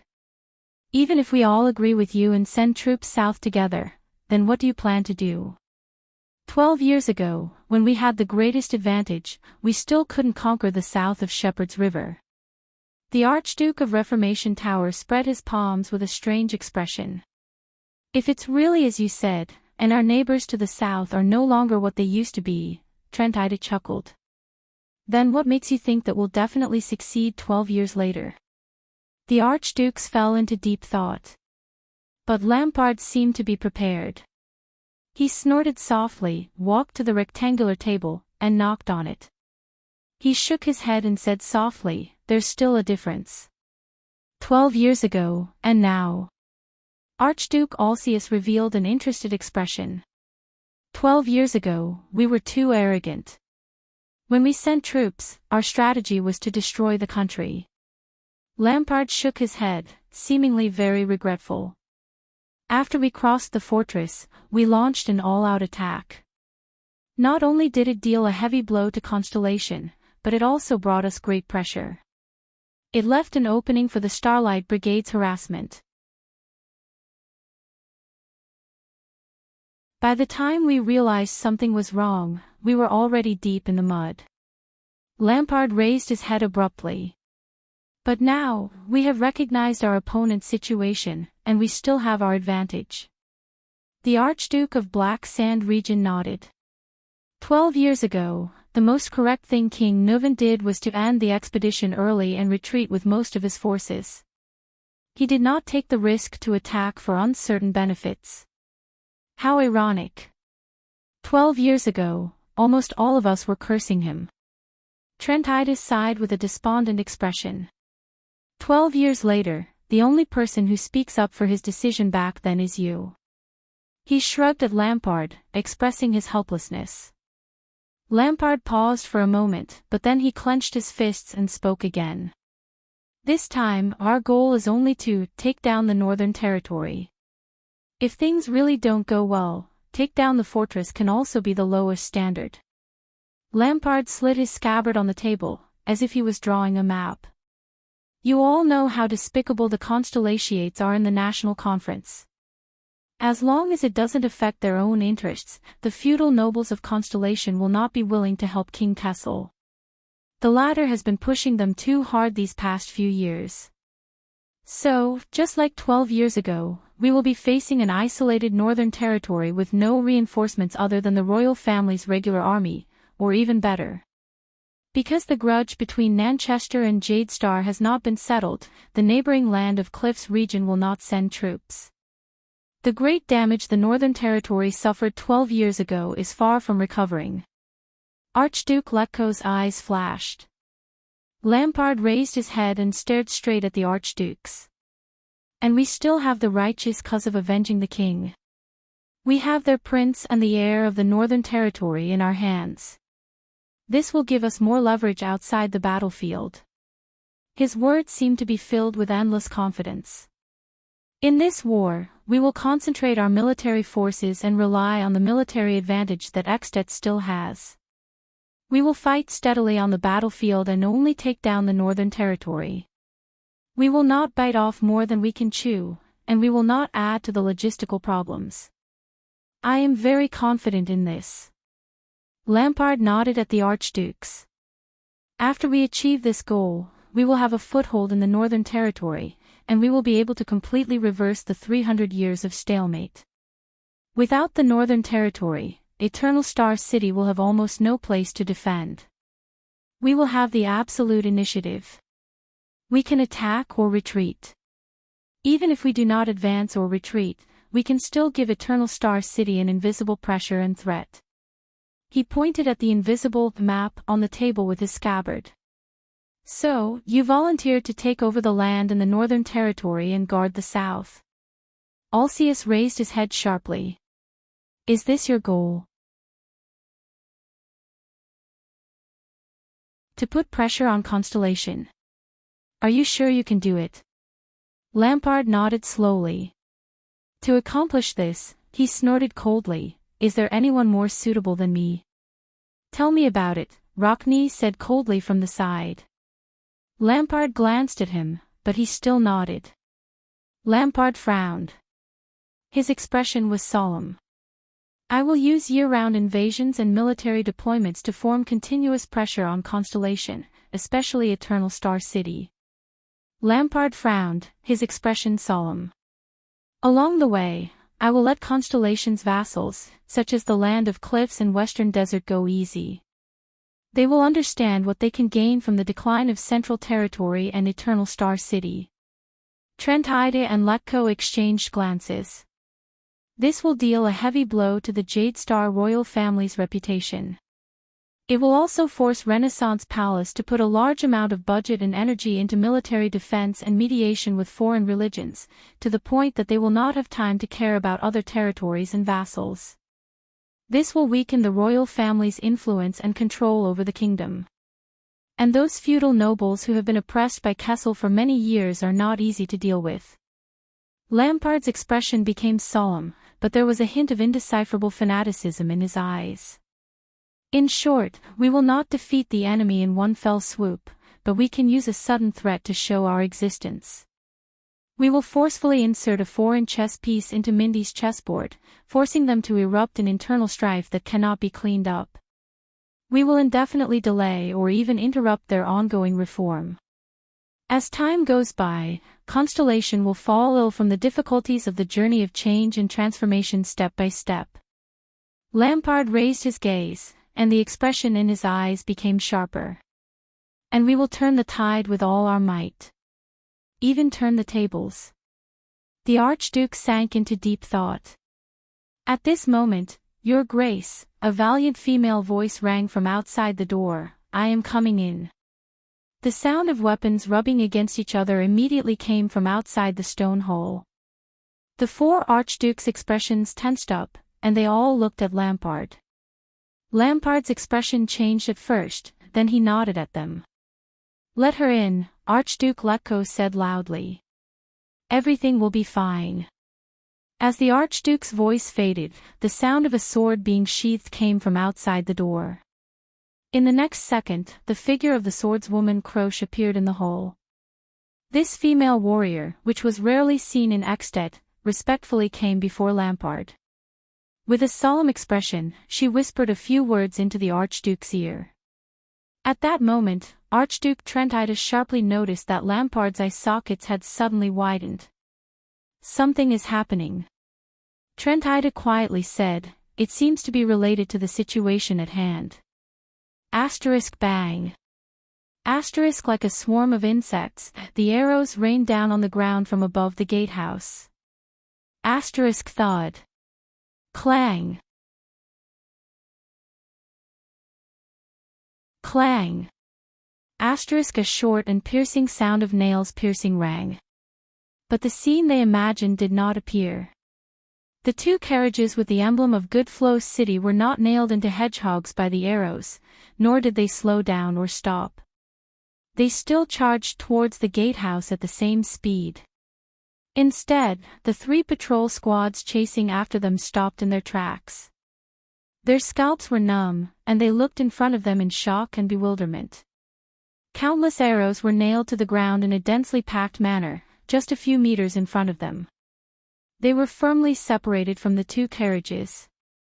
If they took another step forward, one of the arrows might land on their heads. With this thought in mind, the patrol squads raised their heads to look at the gatehouse with shock, anger, and confusion. Above the gatehouse, Phil the archer put away his bow and arrows. He watched with satisfaction as the patrol squads were intercepted by his troops on the road. Phil turned around and gestured to Count Levon. The Count gave him a thumbs up. The two carriages, together with the attendants who were lagging behind them, all ran towards the gatehouse's gate. What's going on? Outside the gatehouse, as the nominal commander of the patrol squads, garrison officer Viscount Lysden was already jumping with rage. How many years had it been since he saw his troops stopped under the gatehouse by a warning shot? And in Dragon Cloud City. Sir, madam, you saw it. How dare they? With two equally enraged guards, Lysden pointed at the gatehouse and roared furiously at Prime Minister Leesban and the Red Witch, Kalshan. Attack my troops. In Dragon Cloud City, attack the patrol squads guarding Dragon Cloud City, attack the king's regular army. He clenched his fists and roared, no matter who they are, *CK their whole families. Boom. With a loud bang, the temporary gate in the middle of the gatehouse was slowly pulled up with the sound of metal rubbing against each other.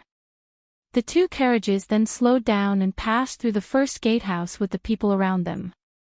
They entered the highest part of the inner city, Heroic Spirit Palace. Count Leesban frowned slightly. He first glanced at the carriages that broke through the encirclement and rushed into the gatehouse. Then, he quietly observed the situation above the gatehouse.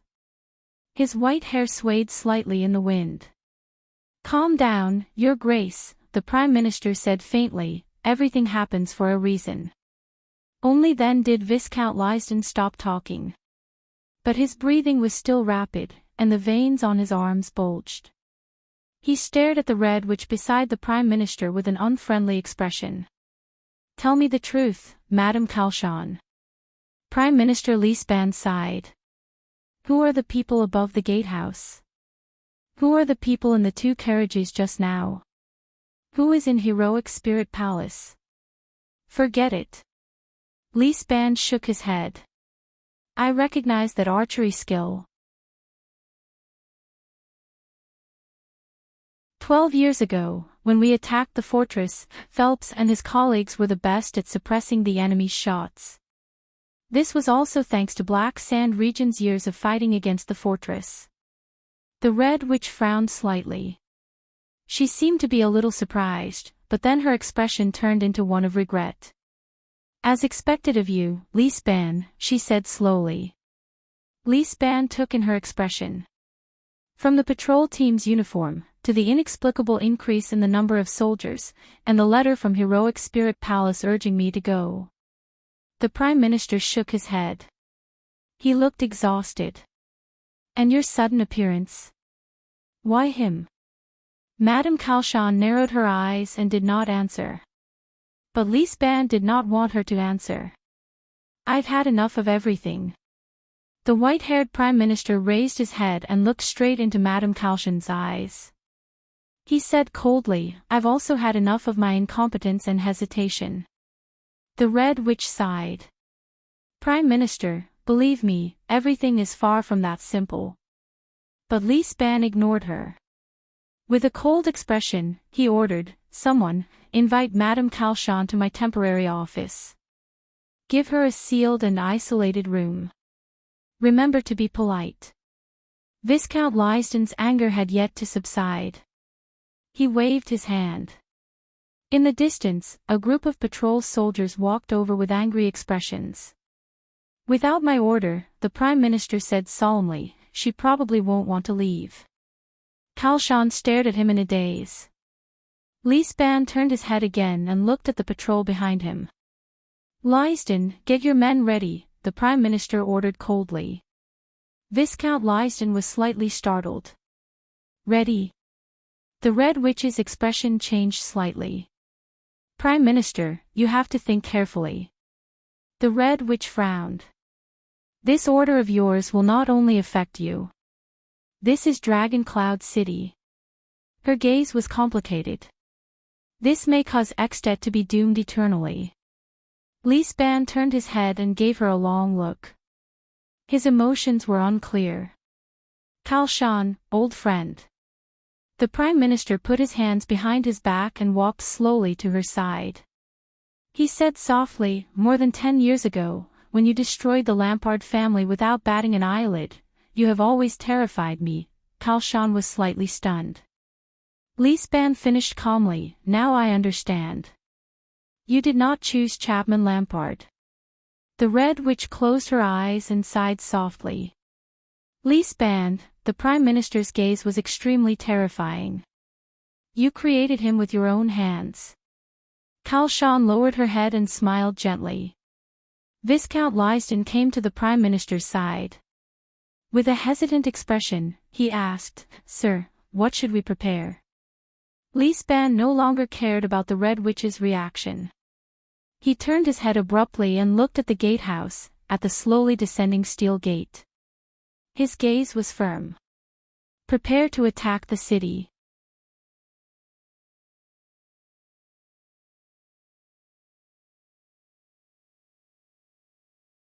Chapter 246. Dragon Cloud City, in the doorway behind the first gatehouse. Countless fully armed Black Sand Region soldiers surrounded the 2 carriages and their attendants tightly. They looked at the uninvited guests who dared to barge into the gatehouse with hostile expressions. Thales sat in the carriage. His skin crawled as he looked at the densely packed enemies in front of him through the window. This is bad. This was the scene they faced on the other side of the gatehouse after they risked being attacked from both sides, charged through the rain of arrows, and risked everything to enter the gatehouse.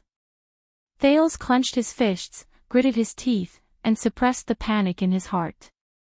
Calm down. Calm down, Thales. It's not that bad. The image of Black Sword calmly searching for a way out and a chance of survival appeared before his eyes. He was completely suppressed by Asda. He also remembered King Nuvan's meticulous, interlocking strategies during the duel. Thales took a deep breath and forced himself to start thinking. The accident in front of the gatehouse, whether it was the appearance of Lys Ban or the Red Witch, had disrupted their plans. Shiles was supposed to bring him into Heroic Spirit Palace in the name of Lampard's ally, and not this chaotic situation. The accident happened too suddenly. They did not even have time to discuss their next step. Thales could only desperately think of a way out. The people inside and outside the carriage were still panting rapidly. Even the horses that pulled the carriages were panting. The carriage Thales was in had even broken a rope. We charged in, but... Outside the carriage, Cohen held the wheel with one hand and pressed his other hand against his abdomen. He panted in a disheveled manner. He looked at the hostile soldiers in front of him with an unpleasant expression. He said to Miranda, who was panting even more heavily than he was, "Sunset, goddess above, why do I feel that our choice was a little impulsive? At least they didn't turn us into porcupines when we were outside." While Miranda calmed her breathing, she narrowed her eyes and observed the situation around her. She then sized up the doorway and Heroic Spirit Palace, which was right outside the doorway. She felt anxious. "Hurry up and tidy yourself up." Cohen raised his head in pain and exhaled. In the carriage, Thales looked at Putre. "It seems like the way we came in was still too high profile, and there are so many people." The prince looked worriedly at the scene outside the carriage. "As expected, they are suspicious." Whether it was the White Blade Guards or the other people from Constellation, none of them were part of Thales' original plan. Nicholas checked his disguise for the last time and said with a solemn expression, "We've already done this. Although we've put the rest of the people in danger, at least we don't have to face the Red Witch. We have no other choice."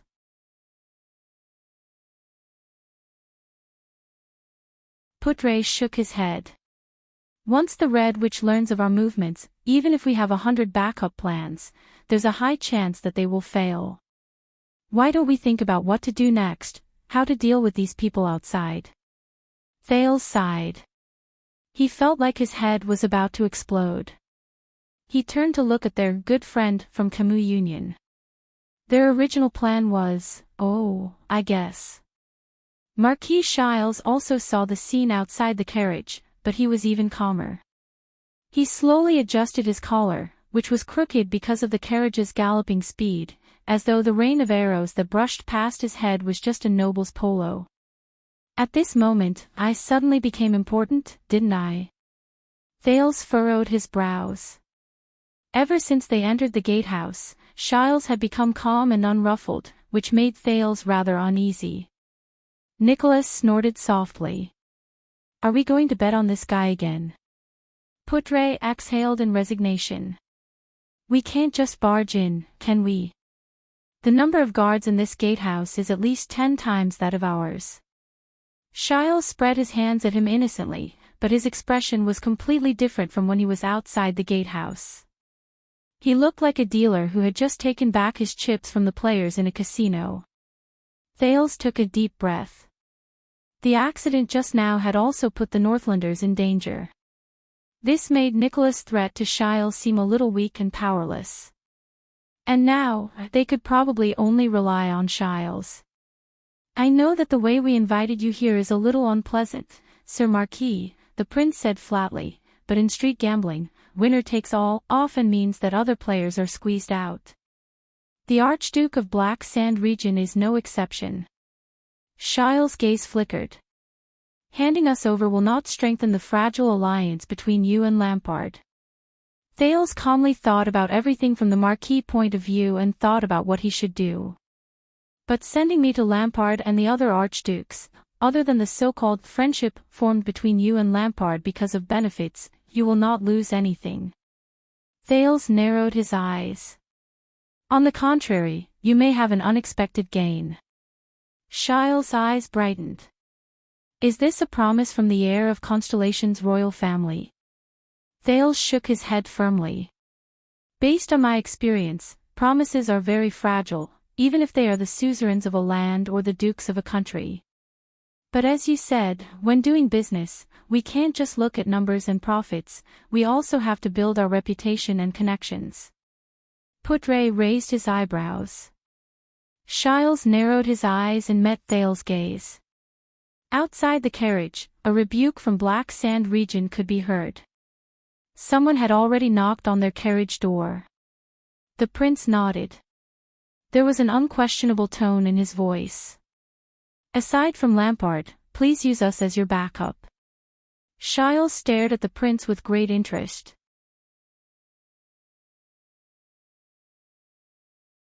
The corners of his lips curled up, and the expression in his eyes kept changing. Finally, he nodded slightly. Thales exhaled. I will miss today's amazing show. The Marquis of Camus Union straightened his collar in the carriage, lifted his hat a little, and smiled politely at them. Then, he gave Thales a meaningful look. Whether it was Lampard or you, it was worth the price of the ticket. Thales' tone was very serious. Remember, all you need to do is to send me to Lampard and the other archdukes. However, the Marquis of Goodflow City only smiled at him, pushed open the carriage door, and walked down. Thales took a deep breath, exchanged a glance with Putre, and jumped down the carriage as well. Only Nicholas and Putre were left. He is a shameless bastard. Nicholas, who was still in the carriage, snorted coldly and stared at Shiles' back. He will not cooperate with us obediently. The vice diplomat of Constellation shook his head. Precisely because of this, he will not cooperate with Lampard obediently. Nicholas glanced at him. You don't seem to be worried about your prince at all, the Star Killer said coldly. Putre chuckled softly. When I first met him, Thales was just a precocious child who was a little clever. The vice diplomat revealed a thoughtful expression. He was sensitive, hesitant, timid, sloppy, and lacking in confidence. He was a far cry from his reputation from the National Conference. Nicholas furrowed his brows. Putre sighed as he stared at Thales' small back. But as we spent more time together, I had a feeling that the more encounters he had along the way, the stronger he became. Thales was constantly learning, adjusting, and adapting. Whether it was the vampires, the calamities, the fortress flower, the kingdom's wrath, or even King Nuven or Chapman Lampard, whether it was his friend or foe. Putre's eyes shone with a different light. I'm afraid they didn't realize what kind of effect their actions had on that child. The Star Killer was slightly stunned. He turned his head and tightened his grip on his scabbard, pursing his lips in disapproval. You talk a lot of nonsense. Outside the carriage, Thales followed behind Shiles and nodded slightly at the disguised Wyatt and the others. Thales was not very used to the sudden increase in light. He narrowed his eyes slightly and looked at the entrance of the gatehouse in front of him. This was Thales' third visit to the first gatehouse in 2 days. He still remembered the scene when he first entered the first gatehouse. Surrounded by the diplomat group, he watched the gatehouse that separated Heroic Spirit Palace from Dragon Cloud City's outer city fall with anxiety, nervousness, and awkwardness. But this time, they were here too. Thales soon saw a familiar scene. The crude and magnificent Heroic Spirit Palace was less than 100 meters in front of them. The 10 gigantic pillars and 8 large furnaces were still standing there. But the palace guards and white blade guards that could be seen everywhere had disappeared without a trace. In their place were hundreds of Black Sand region soldiers. Their faces were filled with vigilance and ruthlessness. They were still dressed in the uniform of the patrol team, but the patrol team's standard sabers, which were used for small-scale conflicts, had long since been replaced by lethal weapons unique to large-scale battlefields such as spiked hammers, battle axes, straight sabers, and even crossbows. They seemed to have just ransacked the gatehouse's armory. Almost all the people on Thale's side held their breaths. A noble dressed in plate armor strode out from Black Sand Region's formation. He had a broad face and a protruding nose bridge. "Your Grace." Count Levon, Lampard's subordinate vassal, stared at the Marquis of Goodflow City, who stood in front of the crowd with a hostile expression. "Regarding your trespassing into the gatehouse, I need an explanation." The soldiers of Black Sand Region surrounded the group of people tightly. Their gazes were fierce. Almost all the people on Thale's side held their breaths. Shiles lowered his head and sighed softly. Everyone, including Thales, waited anxiously for his reaction. When Shiles raised his head again, the Marquis had already put on that kind and polite smile again. "My dear Count." Shiles nodded slightly. His smile was reserved and friendly. "I brought you a surprise." Count Levon narrowed his eyes and carefully sized up Shiles and his attendants. "You appeared at the wrong time," Levon said thoughtfully. "Can't you call it a surprise, especially when you brought these people?" Even with their disguises, Count Levon noticed the White Blade Guard's strong physiques and agile movements. He could not help but have a strange expression appear on his face. Thale's heart immediately skipped a beat. However, Marquis Shiles smiled faintly and raised his hands confidently. "I heard that your prisoners in the gatehouse made a small mistake," he said softly to Levon, as if he was watching a good show. Levon's expression changed. He was a little uneasy. "Mistake? You misunderstood." With an expression that said, "I knew it," Shiles raised his index finger and pointed at Levon from afar. He clicked his tongue and shook his head. "Oh, by the looks of it, His Grace still doesn't know about your mistake." Levon was immediately rendered speechless. Looking at Levon's expression, Shiles laughed out loud and made way for the boy behind him. "Let me introduce you. This is your Archduke's missing guest. He is also the Honorable Prince Thales Jadestar, the only heir to the throne of Constellation. Under my escort," he returned. Count Levon's expression froze on his face. Thales took a deep breath and walked forward slowly with an indignant look on his face. Shiles sighed.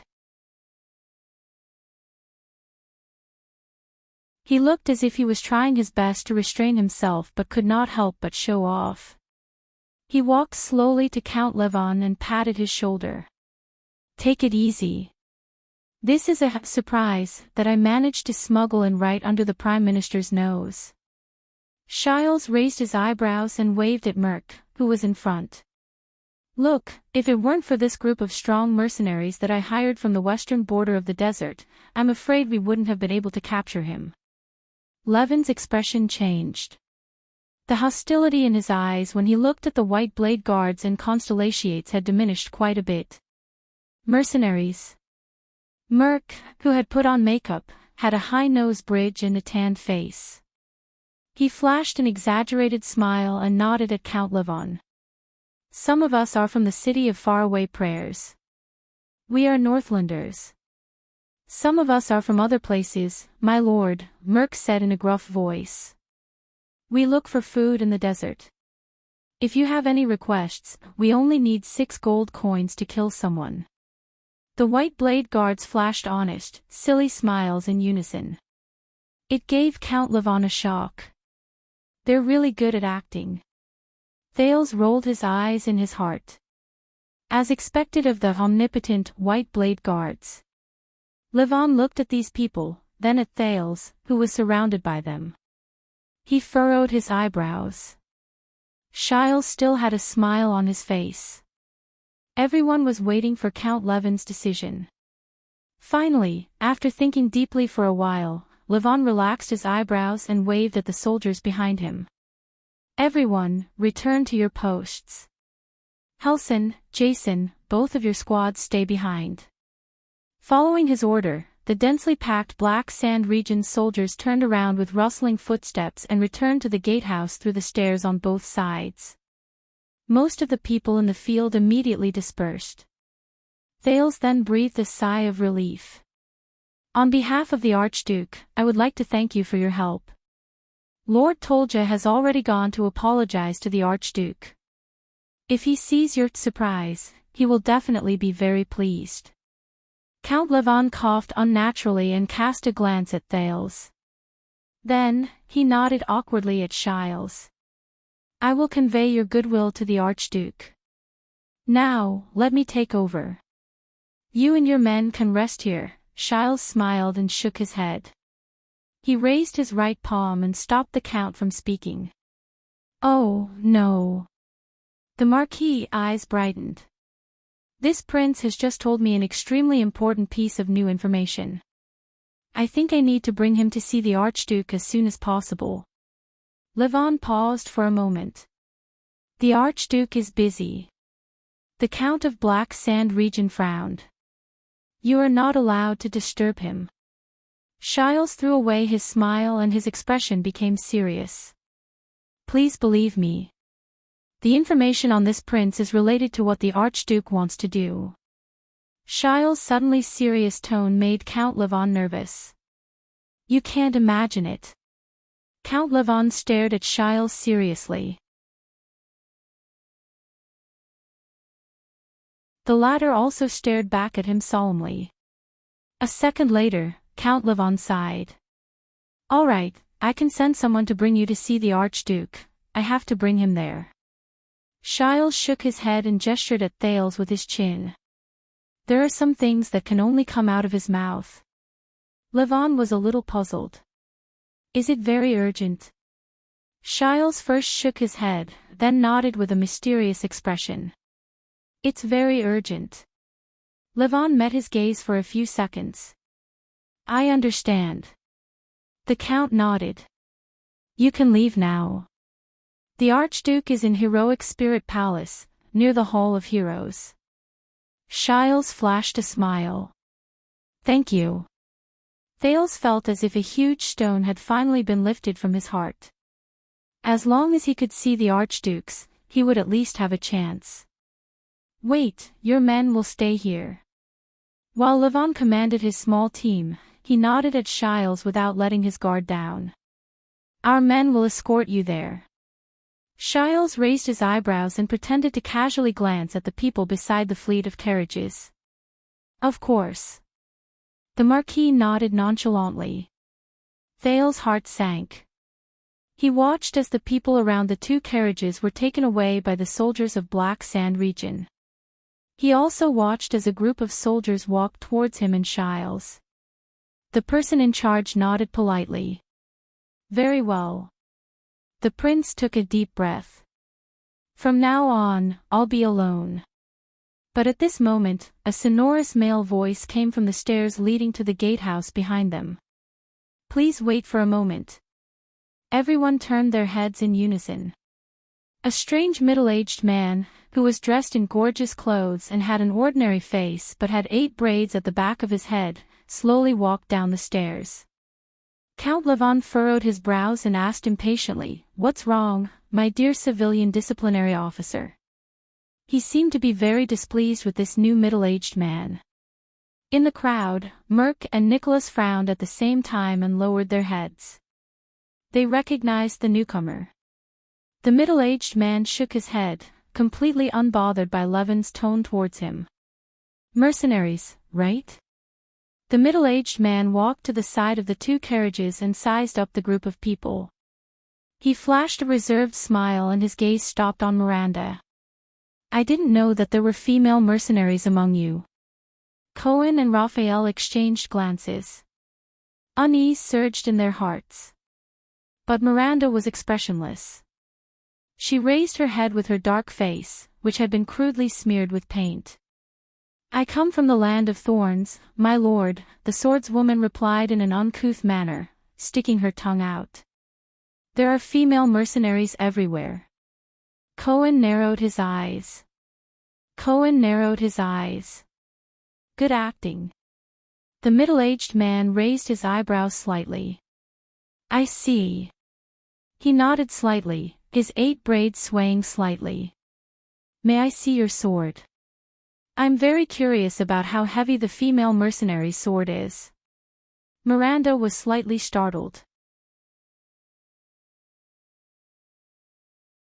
Enough, Vlad, Count Levon said in annoyance. Perhaps the Archduke can tolerate your rudeness, but this place is— Please wait a moment, my lord. The man named Vlad turned his head and interrupted him loudly. There was a profound meaning in his words. You don't want to commit another grave mistake, do you? Levon instantly froze. Thales could not help but feel puzzled. What's wrong? This middle-aged man. If I remember correctly, he should be one of the underground forces of Dragon Cloud City that Cohen and the others mentioned. Vlad turned his head and smiled at Miranda again. May I? Miranda took the sword without a word and handed it to the man in front of her. Phew. Vlad tested the weight of the sword in his hand and could not help but sigh. It's really not light. Miranda smiled. I think so too. Vlad sighed and pulled out a section of the blade. By the way, let me introduce myself. My name is Child Vlad. The middle-aged man shook his head and lowered his head to size up the sword in his hand from various angles. 12 years ago, I was in charge of collecting taxes in 12 small villages in the suburbs of Cold Castle. Miranda furrowed her eyebrows slightly. Oh, Cold Castle, I know. She laughed gruffly. Are you from Constellation? Vlad smiled faintly. Beside them, Count Levon shook his head in disdain. Yes, in theory, we are employed by the tax department of Cold Castle. Vlad flipped the sword in his hand over and said calmly, the reason why they employ us is because they need us to argue with the tax collectors from Central Territory, who are of a higher rank, so that it will be easier for them to pay less taxes to the king. Miranda and Raphael, who had been paying attention to the conversation, were slightly startled. Why did he say all this? But we have never seen the lords of Cold Castle even once. Vlad sighed. They would only send their vassals, the idiots from the Sangris family, to audit the accounts and take away a huge amount of money from the tax items. Then, they would make us bear the blame, whether it was to the tax collectors at the top or to the villagers at the bottom. They have eyes and ears everywhere, and they are the in-laws of the suzerain's family. We have no way to complain, and can only swallow our anger year after year. That's why you came to Ekstedt. Miranda shrugged and snorted nonchalantly. It's understandable. No. Vlad suddenly raised his head and raised his voice. Everyone was startled. You don't understand. Vlad sheathed the sword in his hand. His expression was gloomy. Finally, one year, Cold Castle sent a young master to collect taxes. He was of noble status, young and promising. We thought that things had changed. We no longer had to be bullied and bullied. The former tax collector of Constellation sighed softly. There was a nostalgic look in his eyes. I remember the name of that noble young master very clearly, Nolaner Arund.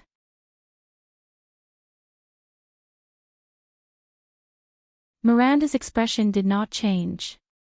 But there was already a huge storm raging in her heart. Raphael and Cohen looked at each other.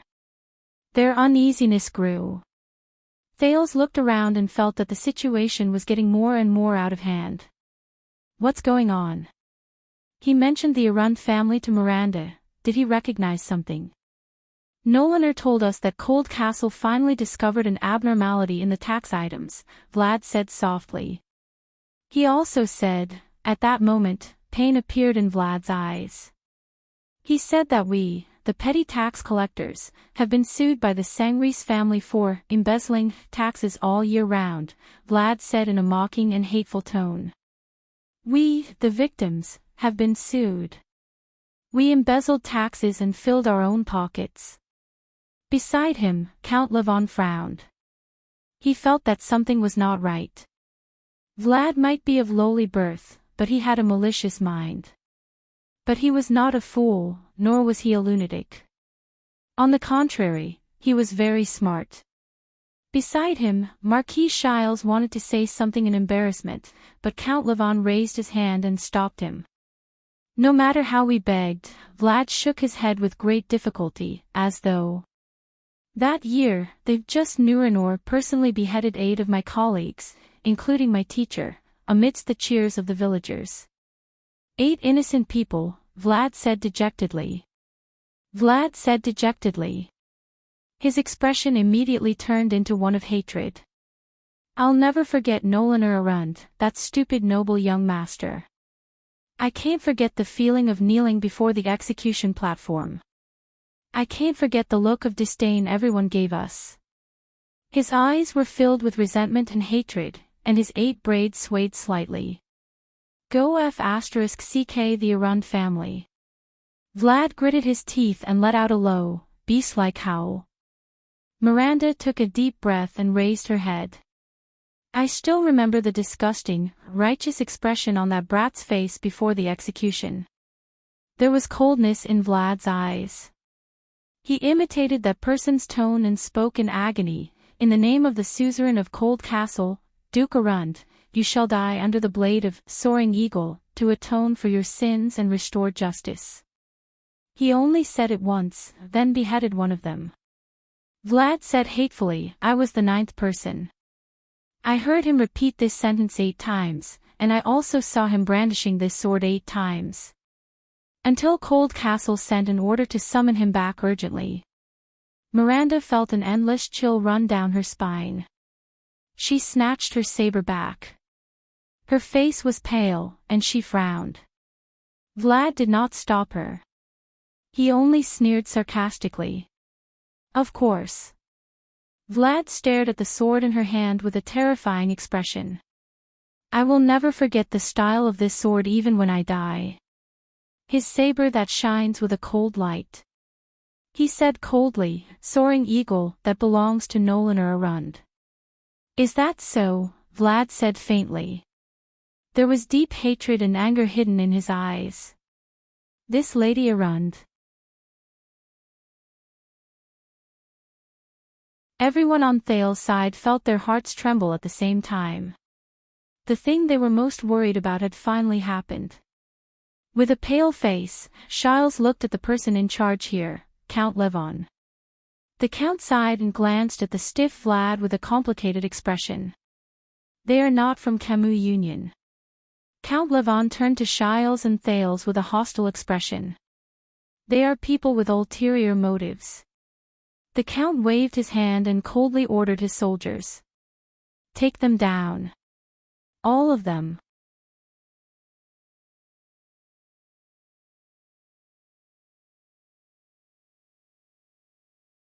Chapter 247.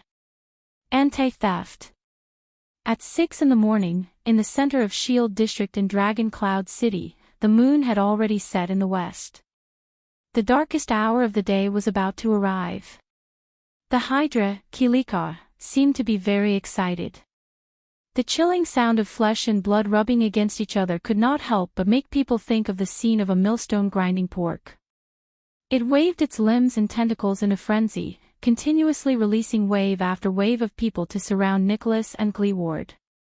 The 2 Supreme-class elites wielding legendary anti-mystic equipment fought with all their might in the crowd controlled by the mystic and advanced with all their might. With great willpower, the 2 of them endured the cries and screams of the citizens and killed their way through the crowd. With great difficulty, they got closer to the mystic. However, the girl with a bright smile only shook her head slightly. A huge tentacle reached out from behind and sent her 20 meters away. More people controlled by the mystic walked out of the gap in the tentacle, puzzled. They surrounded the 2 Supreme-class humans and involuntarily blocked the space left by the tentacle. Just a dozen meters away, under an inconspicuous low wall, Thales listened attentively to Black Sword's explanation with shock and astonishment. The power of eradication originates from the untapped potential in the human body. We use special methods, such as specific martial arts and sword styles, to guide it into usable power. Black Sword's words seemed to carry a faint sense of authority, causing people to unconsciously perk up their ears to listen. It can increase a person's ability, quality, or adaptability to certain situations, whether for a short or long period of time. He stared at Thales sternly and fiercely. The forms of existence of the power of eradication vary from person to person. There are many types of power of eradication. Some will form visible light, some will fuse with organs and tissues, some will even circulate day and night, some will be used on special parts, and some will permeate the entire body. Even if it's the same type of power of eradication, when used by different people, there are often great differences. Thales frowned. If there are great differences, how can I teach them? Black Sword seemed to have heard his thoughts. As the Hydra roared from its flesh, he said calmly, but they still have similarities that can be used as a reference. Most of the powers of eradication have a specific form and function at the moment of awakening. Black Sword exhaled. His muscles were trembling, as though he was doing his final warm-up. For example, the glory of the stars, which greatly increases nerve excitement and human endurance, the thawing of glaciers, which continuously increases one's resistance to pressure and senses, the Pegasus music, which maximizes one's resonance with the external environment, and the death of the sword, which instantly destroys the human body's self-protection mechanism. The people who awaken these powers of eradication will naturally form their personal biases and habits based on the specific forms of their powers of eradication, as well as how they use their abilities. When Thales blinked, Black Sword changed the topic. But the sin of Hell's River is different. Black Sword's expression turned cold. It is one of the least recorded powers of eradication. Based on my and some of my predecessors' experiences, it comes from the most unbelievable potential of life, Black Sword said slowly. Survival. Thales' heart clenched. He remembered what had happened in the birch forest. Serena had strangled him in midair. So, the existence of the sin of Hell's River is basically to prolong a dying life. Black Sword inhaled slowly and adjusted his breathing. It is a final struggle at all costs. He gave the prince a profound look. This is also the prerequisite for us to awaken the sin of Hell's River. It awakens at the moment of death, activating all the essence of life and exhausting all the possibilities of life. Because of this, it is different from most powers of eradication. The sin of Hell's River does not have a specific form. In other words, it can exist in any form, and exert its effects. Thales' pupils shrank. Any form of powers of eradication. Any other form of existence of the powers of eradication. He somewhat understood what Black Sword meant. That's right. Black Sword smiled and nodded. He looked at Kilika, who was in the distance. The sin of Hell's River. Black Sword narrowed his eyes and focused on the battle in the distance. It can be said to be an omnipotent power of eradication. As the two of them spoke, Nicholas and Gleeward were struggling to hold on. We can't go on like this. With a cold expression, Nicholas chopped off a woman's head with the severing soul's blade. Her terrified gaze before she died made the battle-hardened warrior's chest feel heavy. Then, he faced the next old man with a dazed expression. With the legendary anti-mystic equipment, we don't have to worry about protecting ourselves. Nicholas gently swung his slightly sore arm. He glanced at the corpses around them and could not help but frown. But in the end, we will be exhausted to death. The Star Killer glanced at Gleeward, who had a crazed expression and whose eyes were filled with rage. Or, will Gleeward have a mental breakdown after he kills enough people and reaches his limit? Gleeward roared and brandished his spear. The spearhead slashed through 3 people, but his left arm was scratched by a little girl who attacked him from behind. The civilians of Shield District who were scratched by the spear died under the effect of slaughter. Gleeward tried his best not to look at their expressions before they died, but his entire body was trembling violently. Do you have any way to break through? Gleeward gritted his teeth and took a step back. He was very agitated. Don't tell me that you're actually the kingdom's wrath. We can't break through. Nicholas stared at the girl standing in front of the Hydra and drew a blade. But we can make it so that she can't retreat. Gleeward's expression changed. In the next moment, the Star Killer's aura changed. 2 patches of red appeared on Nicholas' pale face. He retracted his arm and no longer attacked and killed the densely packed crowd in front of him. He stroked the Severing Soul's blade with his finger. In an instant, with a loud crack, the Severing Soul's blade, which had 2 curved sections, broke into 2 halves from the protruding part of the blade's spine. The blood mystic raised her eyebrows as she watched all of this. She instinctively felt that something was wrong, and the blood-red stripes on her face shuddered. The cut on the blade seemed to be very regular. The Star Killer held the broken blade in one hand and the remaining half of the Severing Soul's blade in the other. He revealed a mysterious smile. "World break, begin," he said softly. In the next second, Nicholas moved. The power of eradication in his body began to tremble. He turned his body sideways and squeezed past the 3 civilians controlled by the mystic in front of him with unbelievable movements. As they screamed involuntarily, he tapped the ground lightly, stepped on their shoulders, and leaped into the air. If Ida was here, she would immediately recognize that this was the same movement Nicholas displayed when they first met. It was the kind of footwork that allowed him to weave through the crowd perfectly, yet it was impossible to dodge. Giza's expression changed slightly. Immediately, a few controlled civilians bent their knees and jumped like monsters, pouncing towards Nicholas in the air. But at that moment, Gleeward's Soul Slayer pike drew a circle in the air, which was rarely seen. Shik. Bearing the injuries on his shoulders and back from the encirclement, Gleeward roared and swept away all the civilians who tried to stop Nicholas, turning them into lifeless corpses. Nicholas leaped into the air without any obstruction. In that second, he cast a profound glance at Giza in the distance. Separated by dozens of densely packed people, the Star Killer shook his arm. The broken blade whistled through the air and went straight for the mystic's face. Giza's expression changed drastically.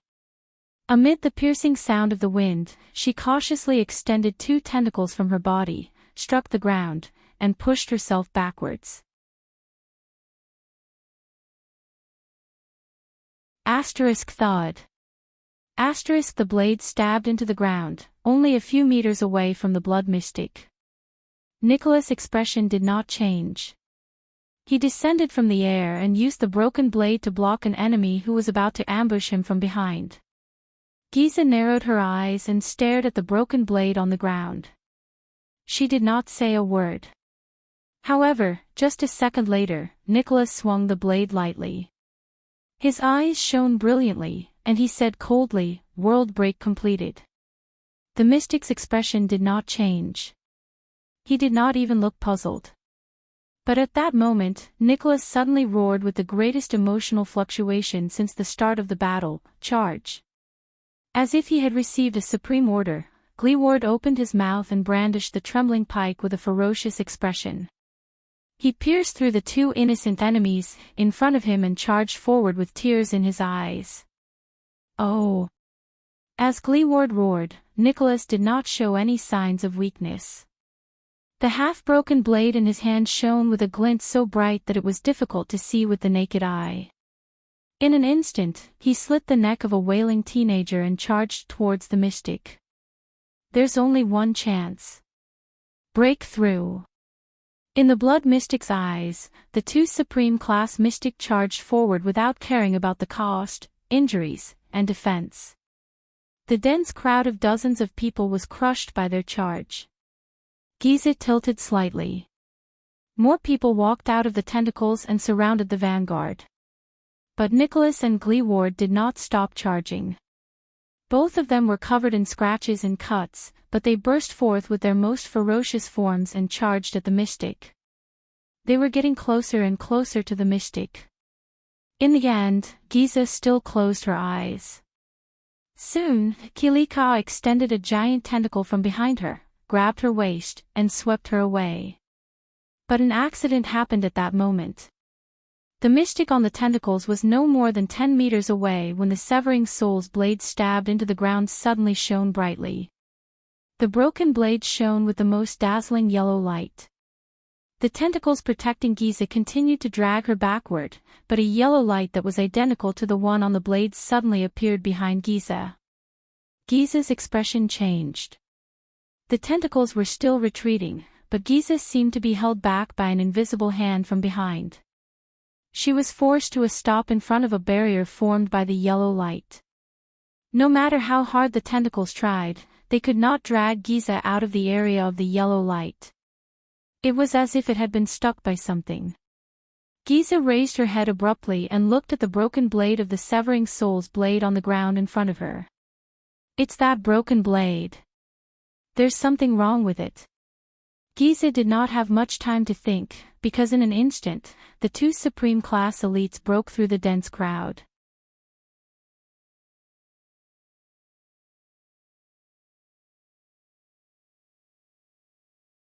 Nicholas' face twitched.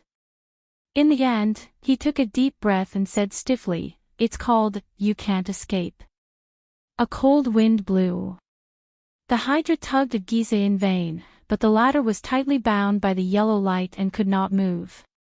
Humph, the blood mystic snorted coldly. It sounds like the work of that B*TCH, blood spike. You're tuning into the LoveLore Library YouTube channel. We're so grateful for your support, and don't forget to subscribe to join us on this incredible journey through captivating stories. Your generosity through donations truly makes a world of difference, as it's the primary source of revenue that allows me to expand and enhance this channel for you. Thank you from the bottom of my heart for being a part of this adventure.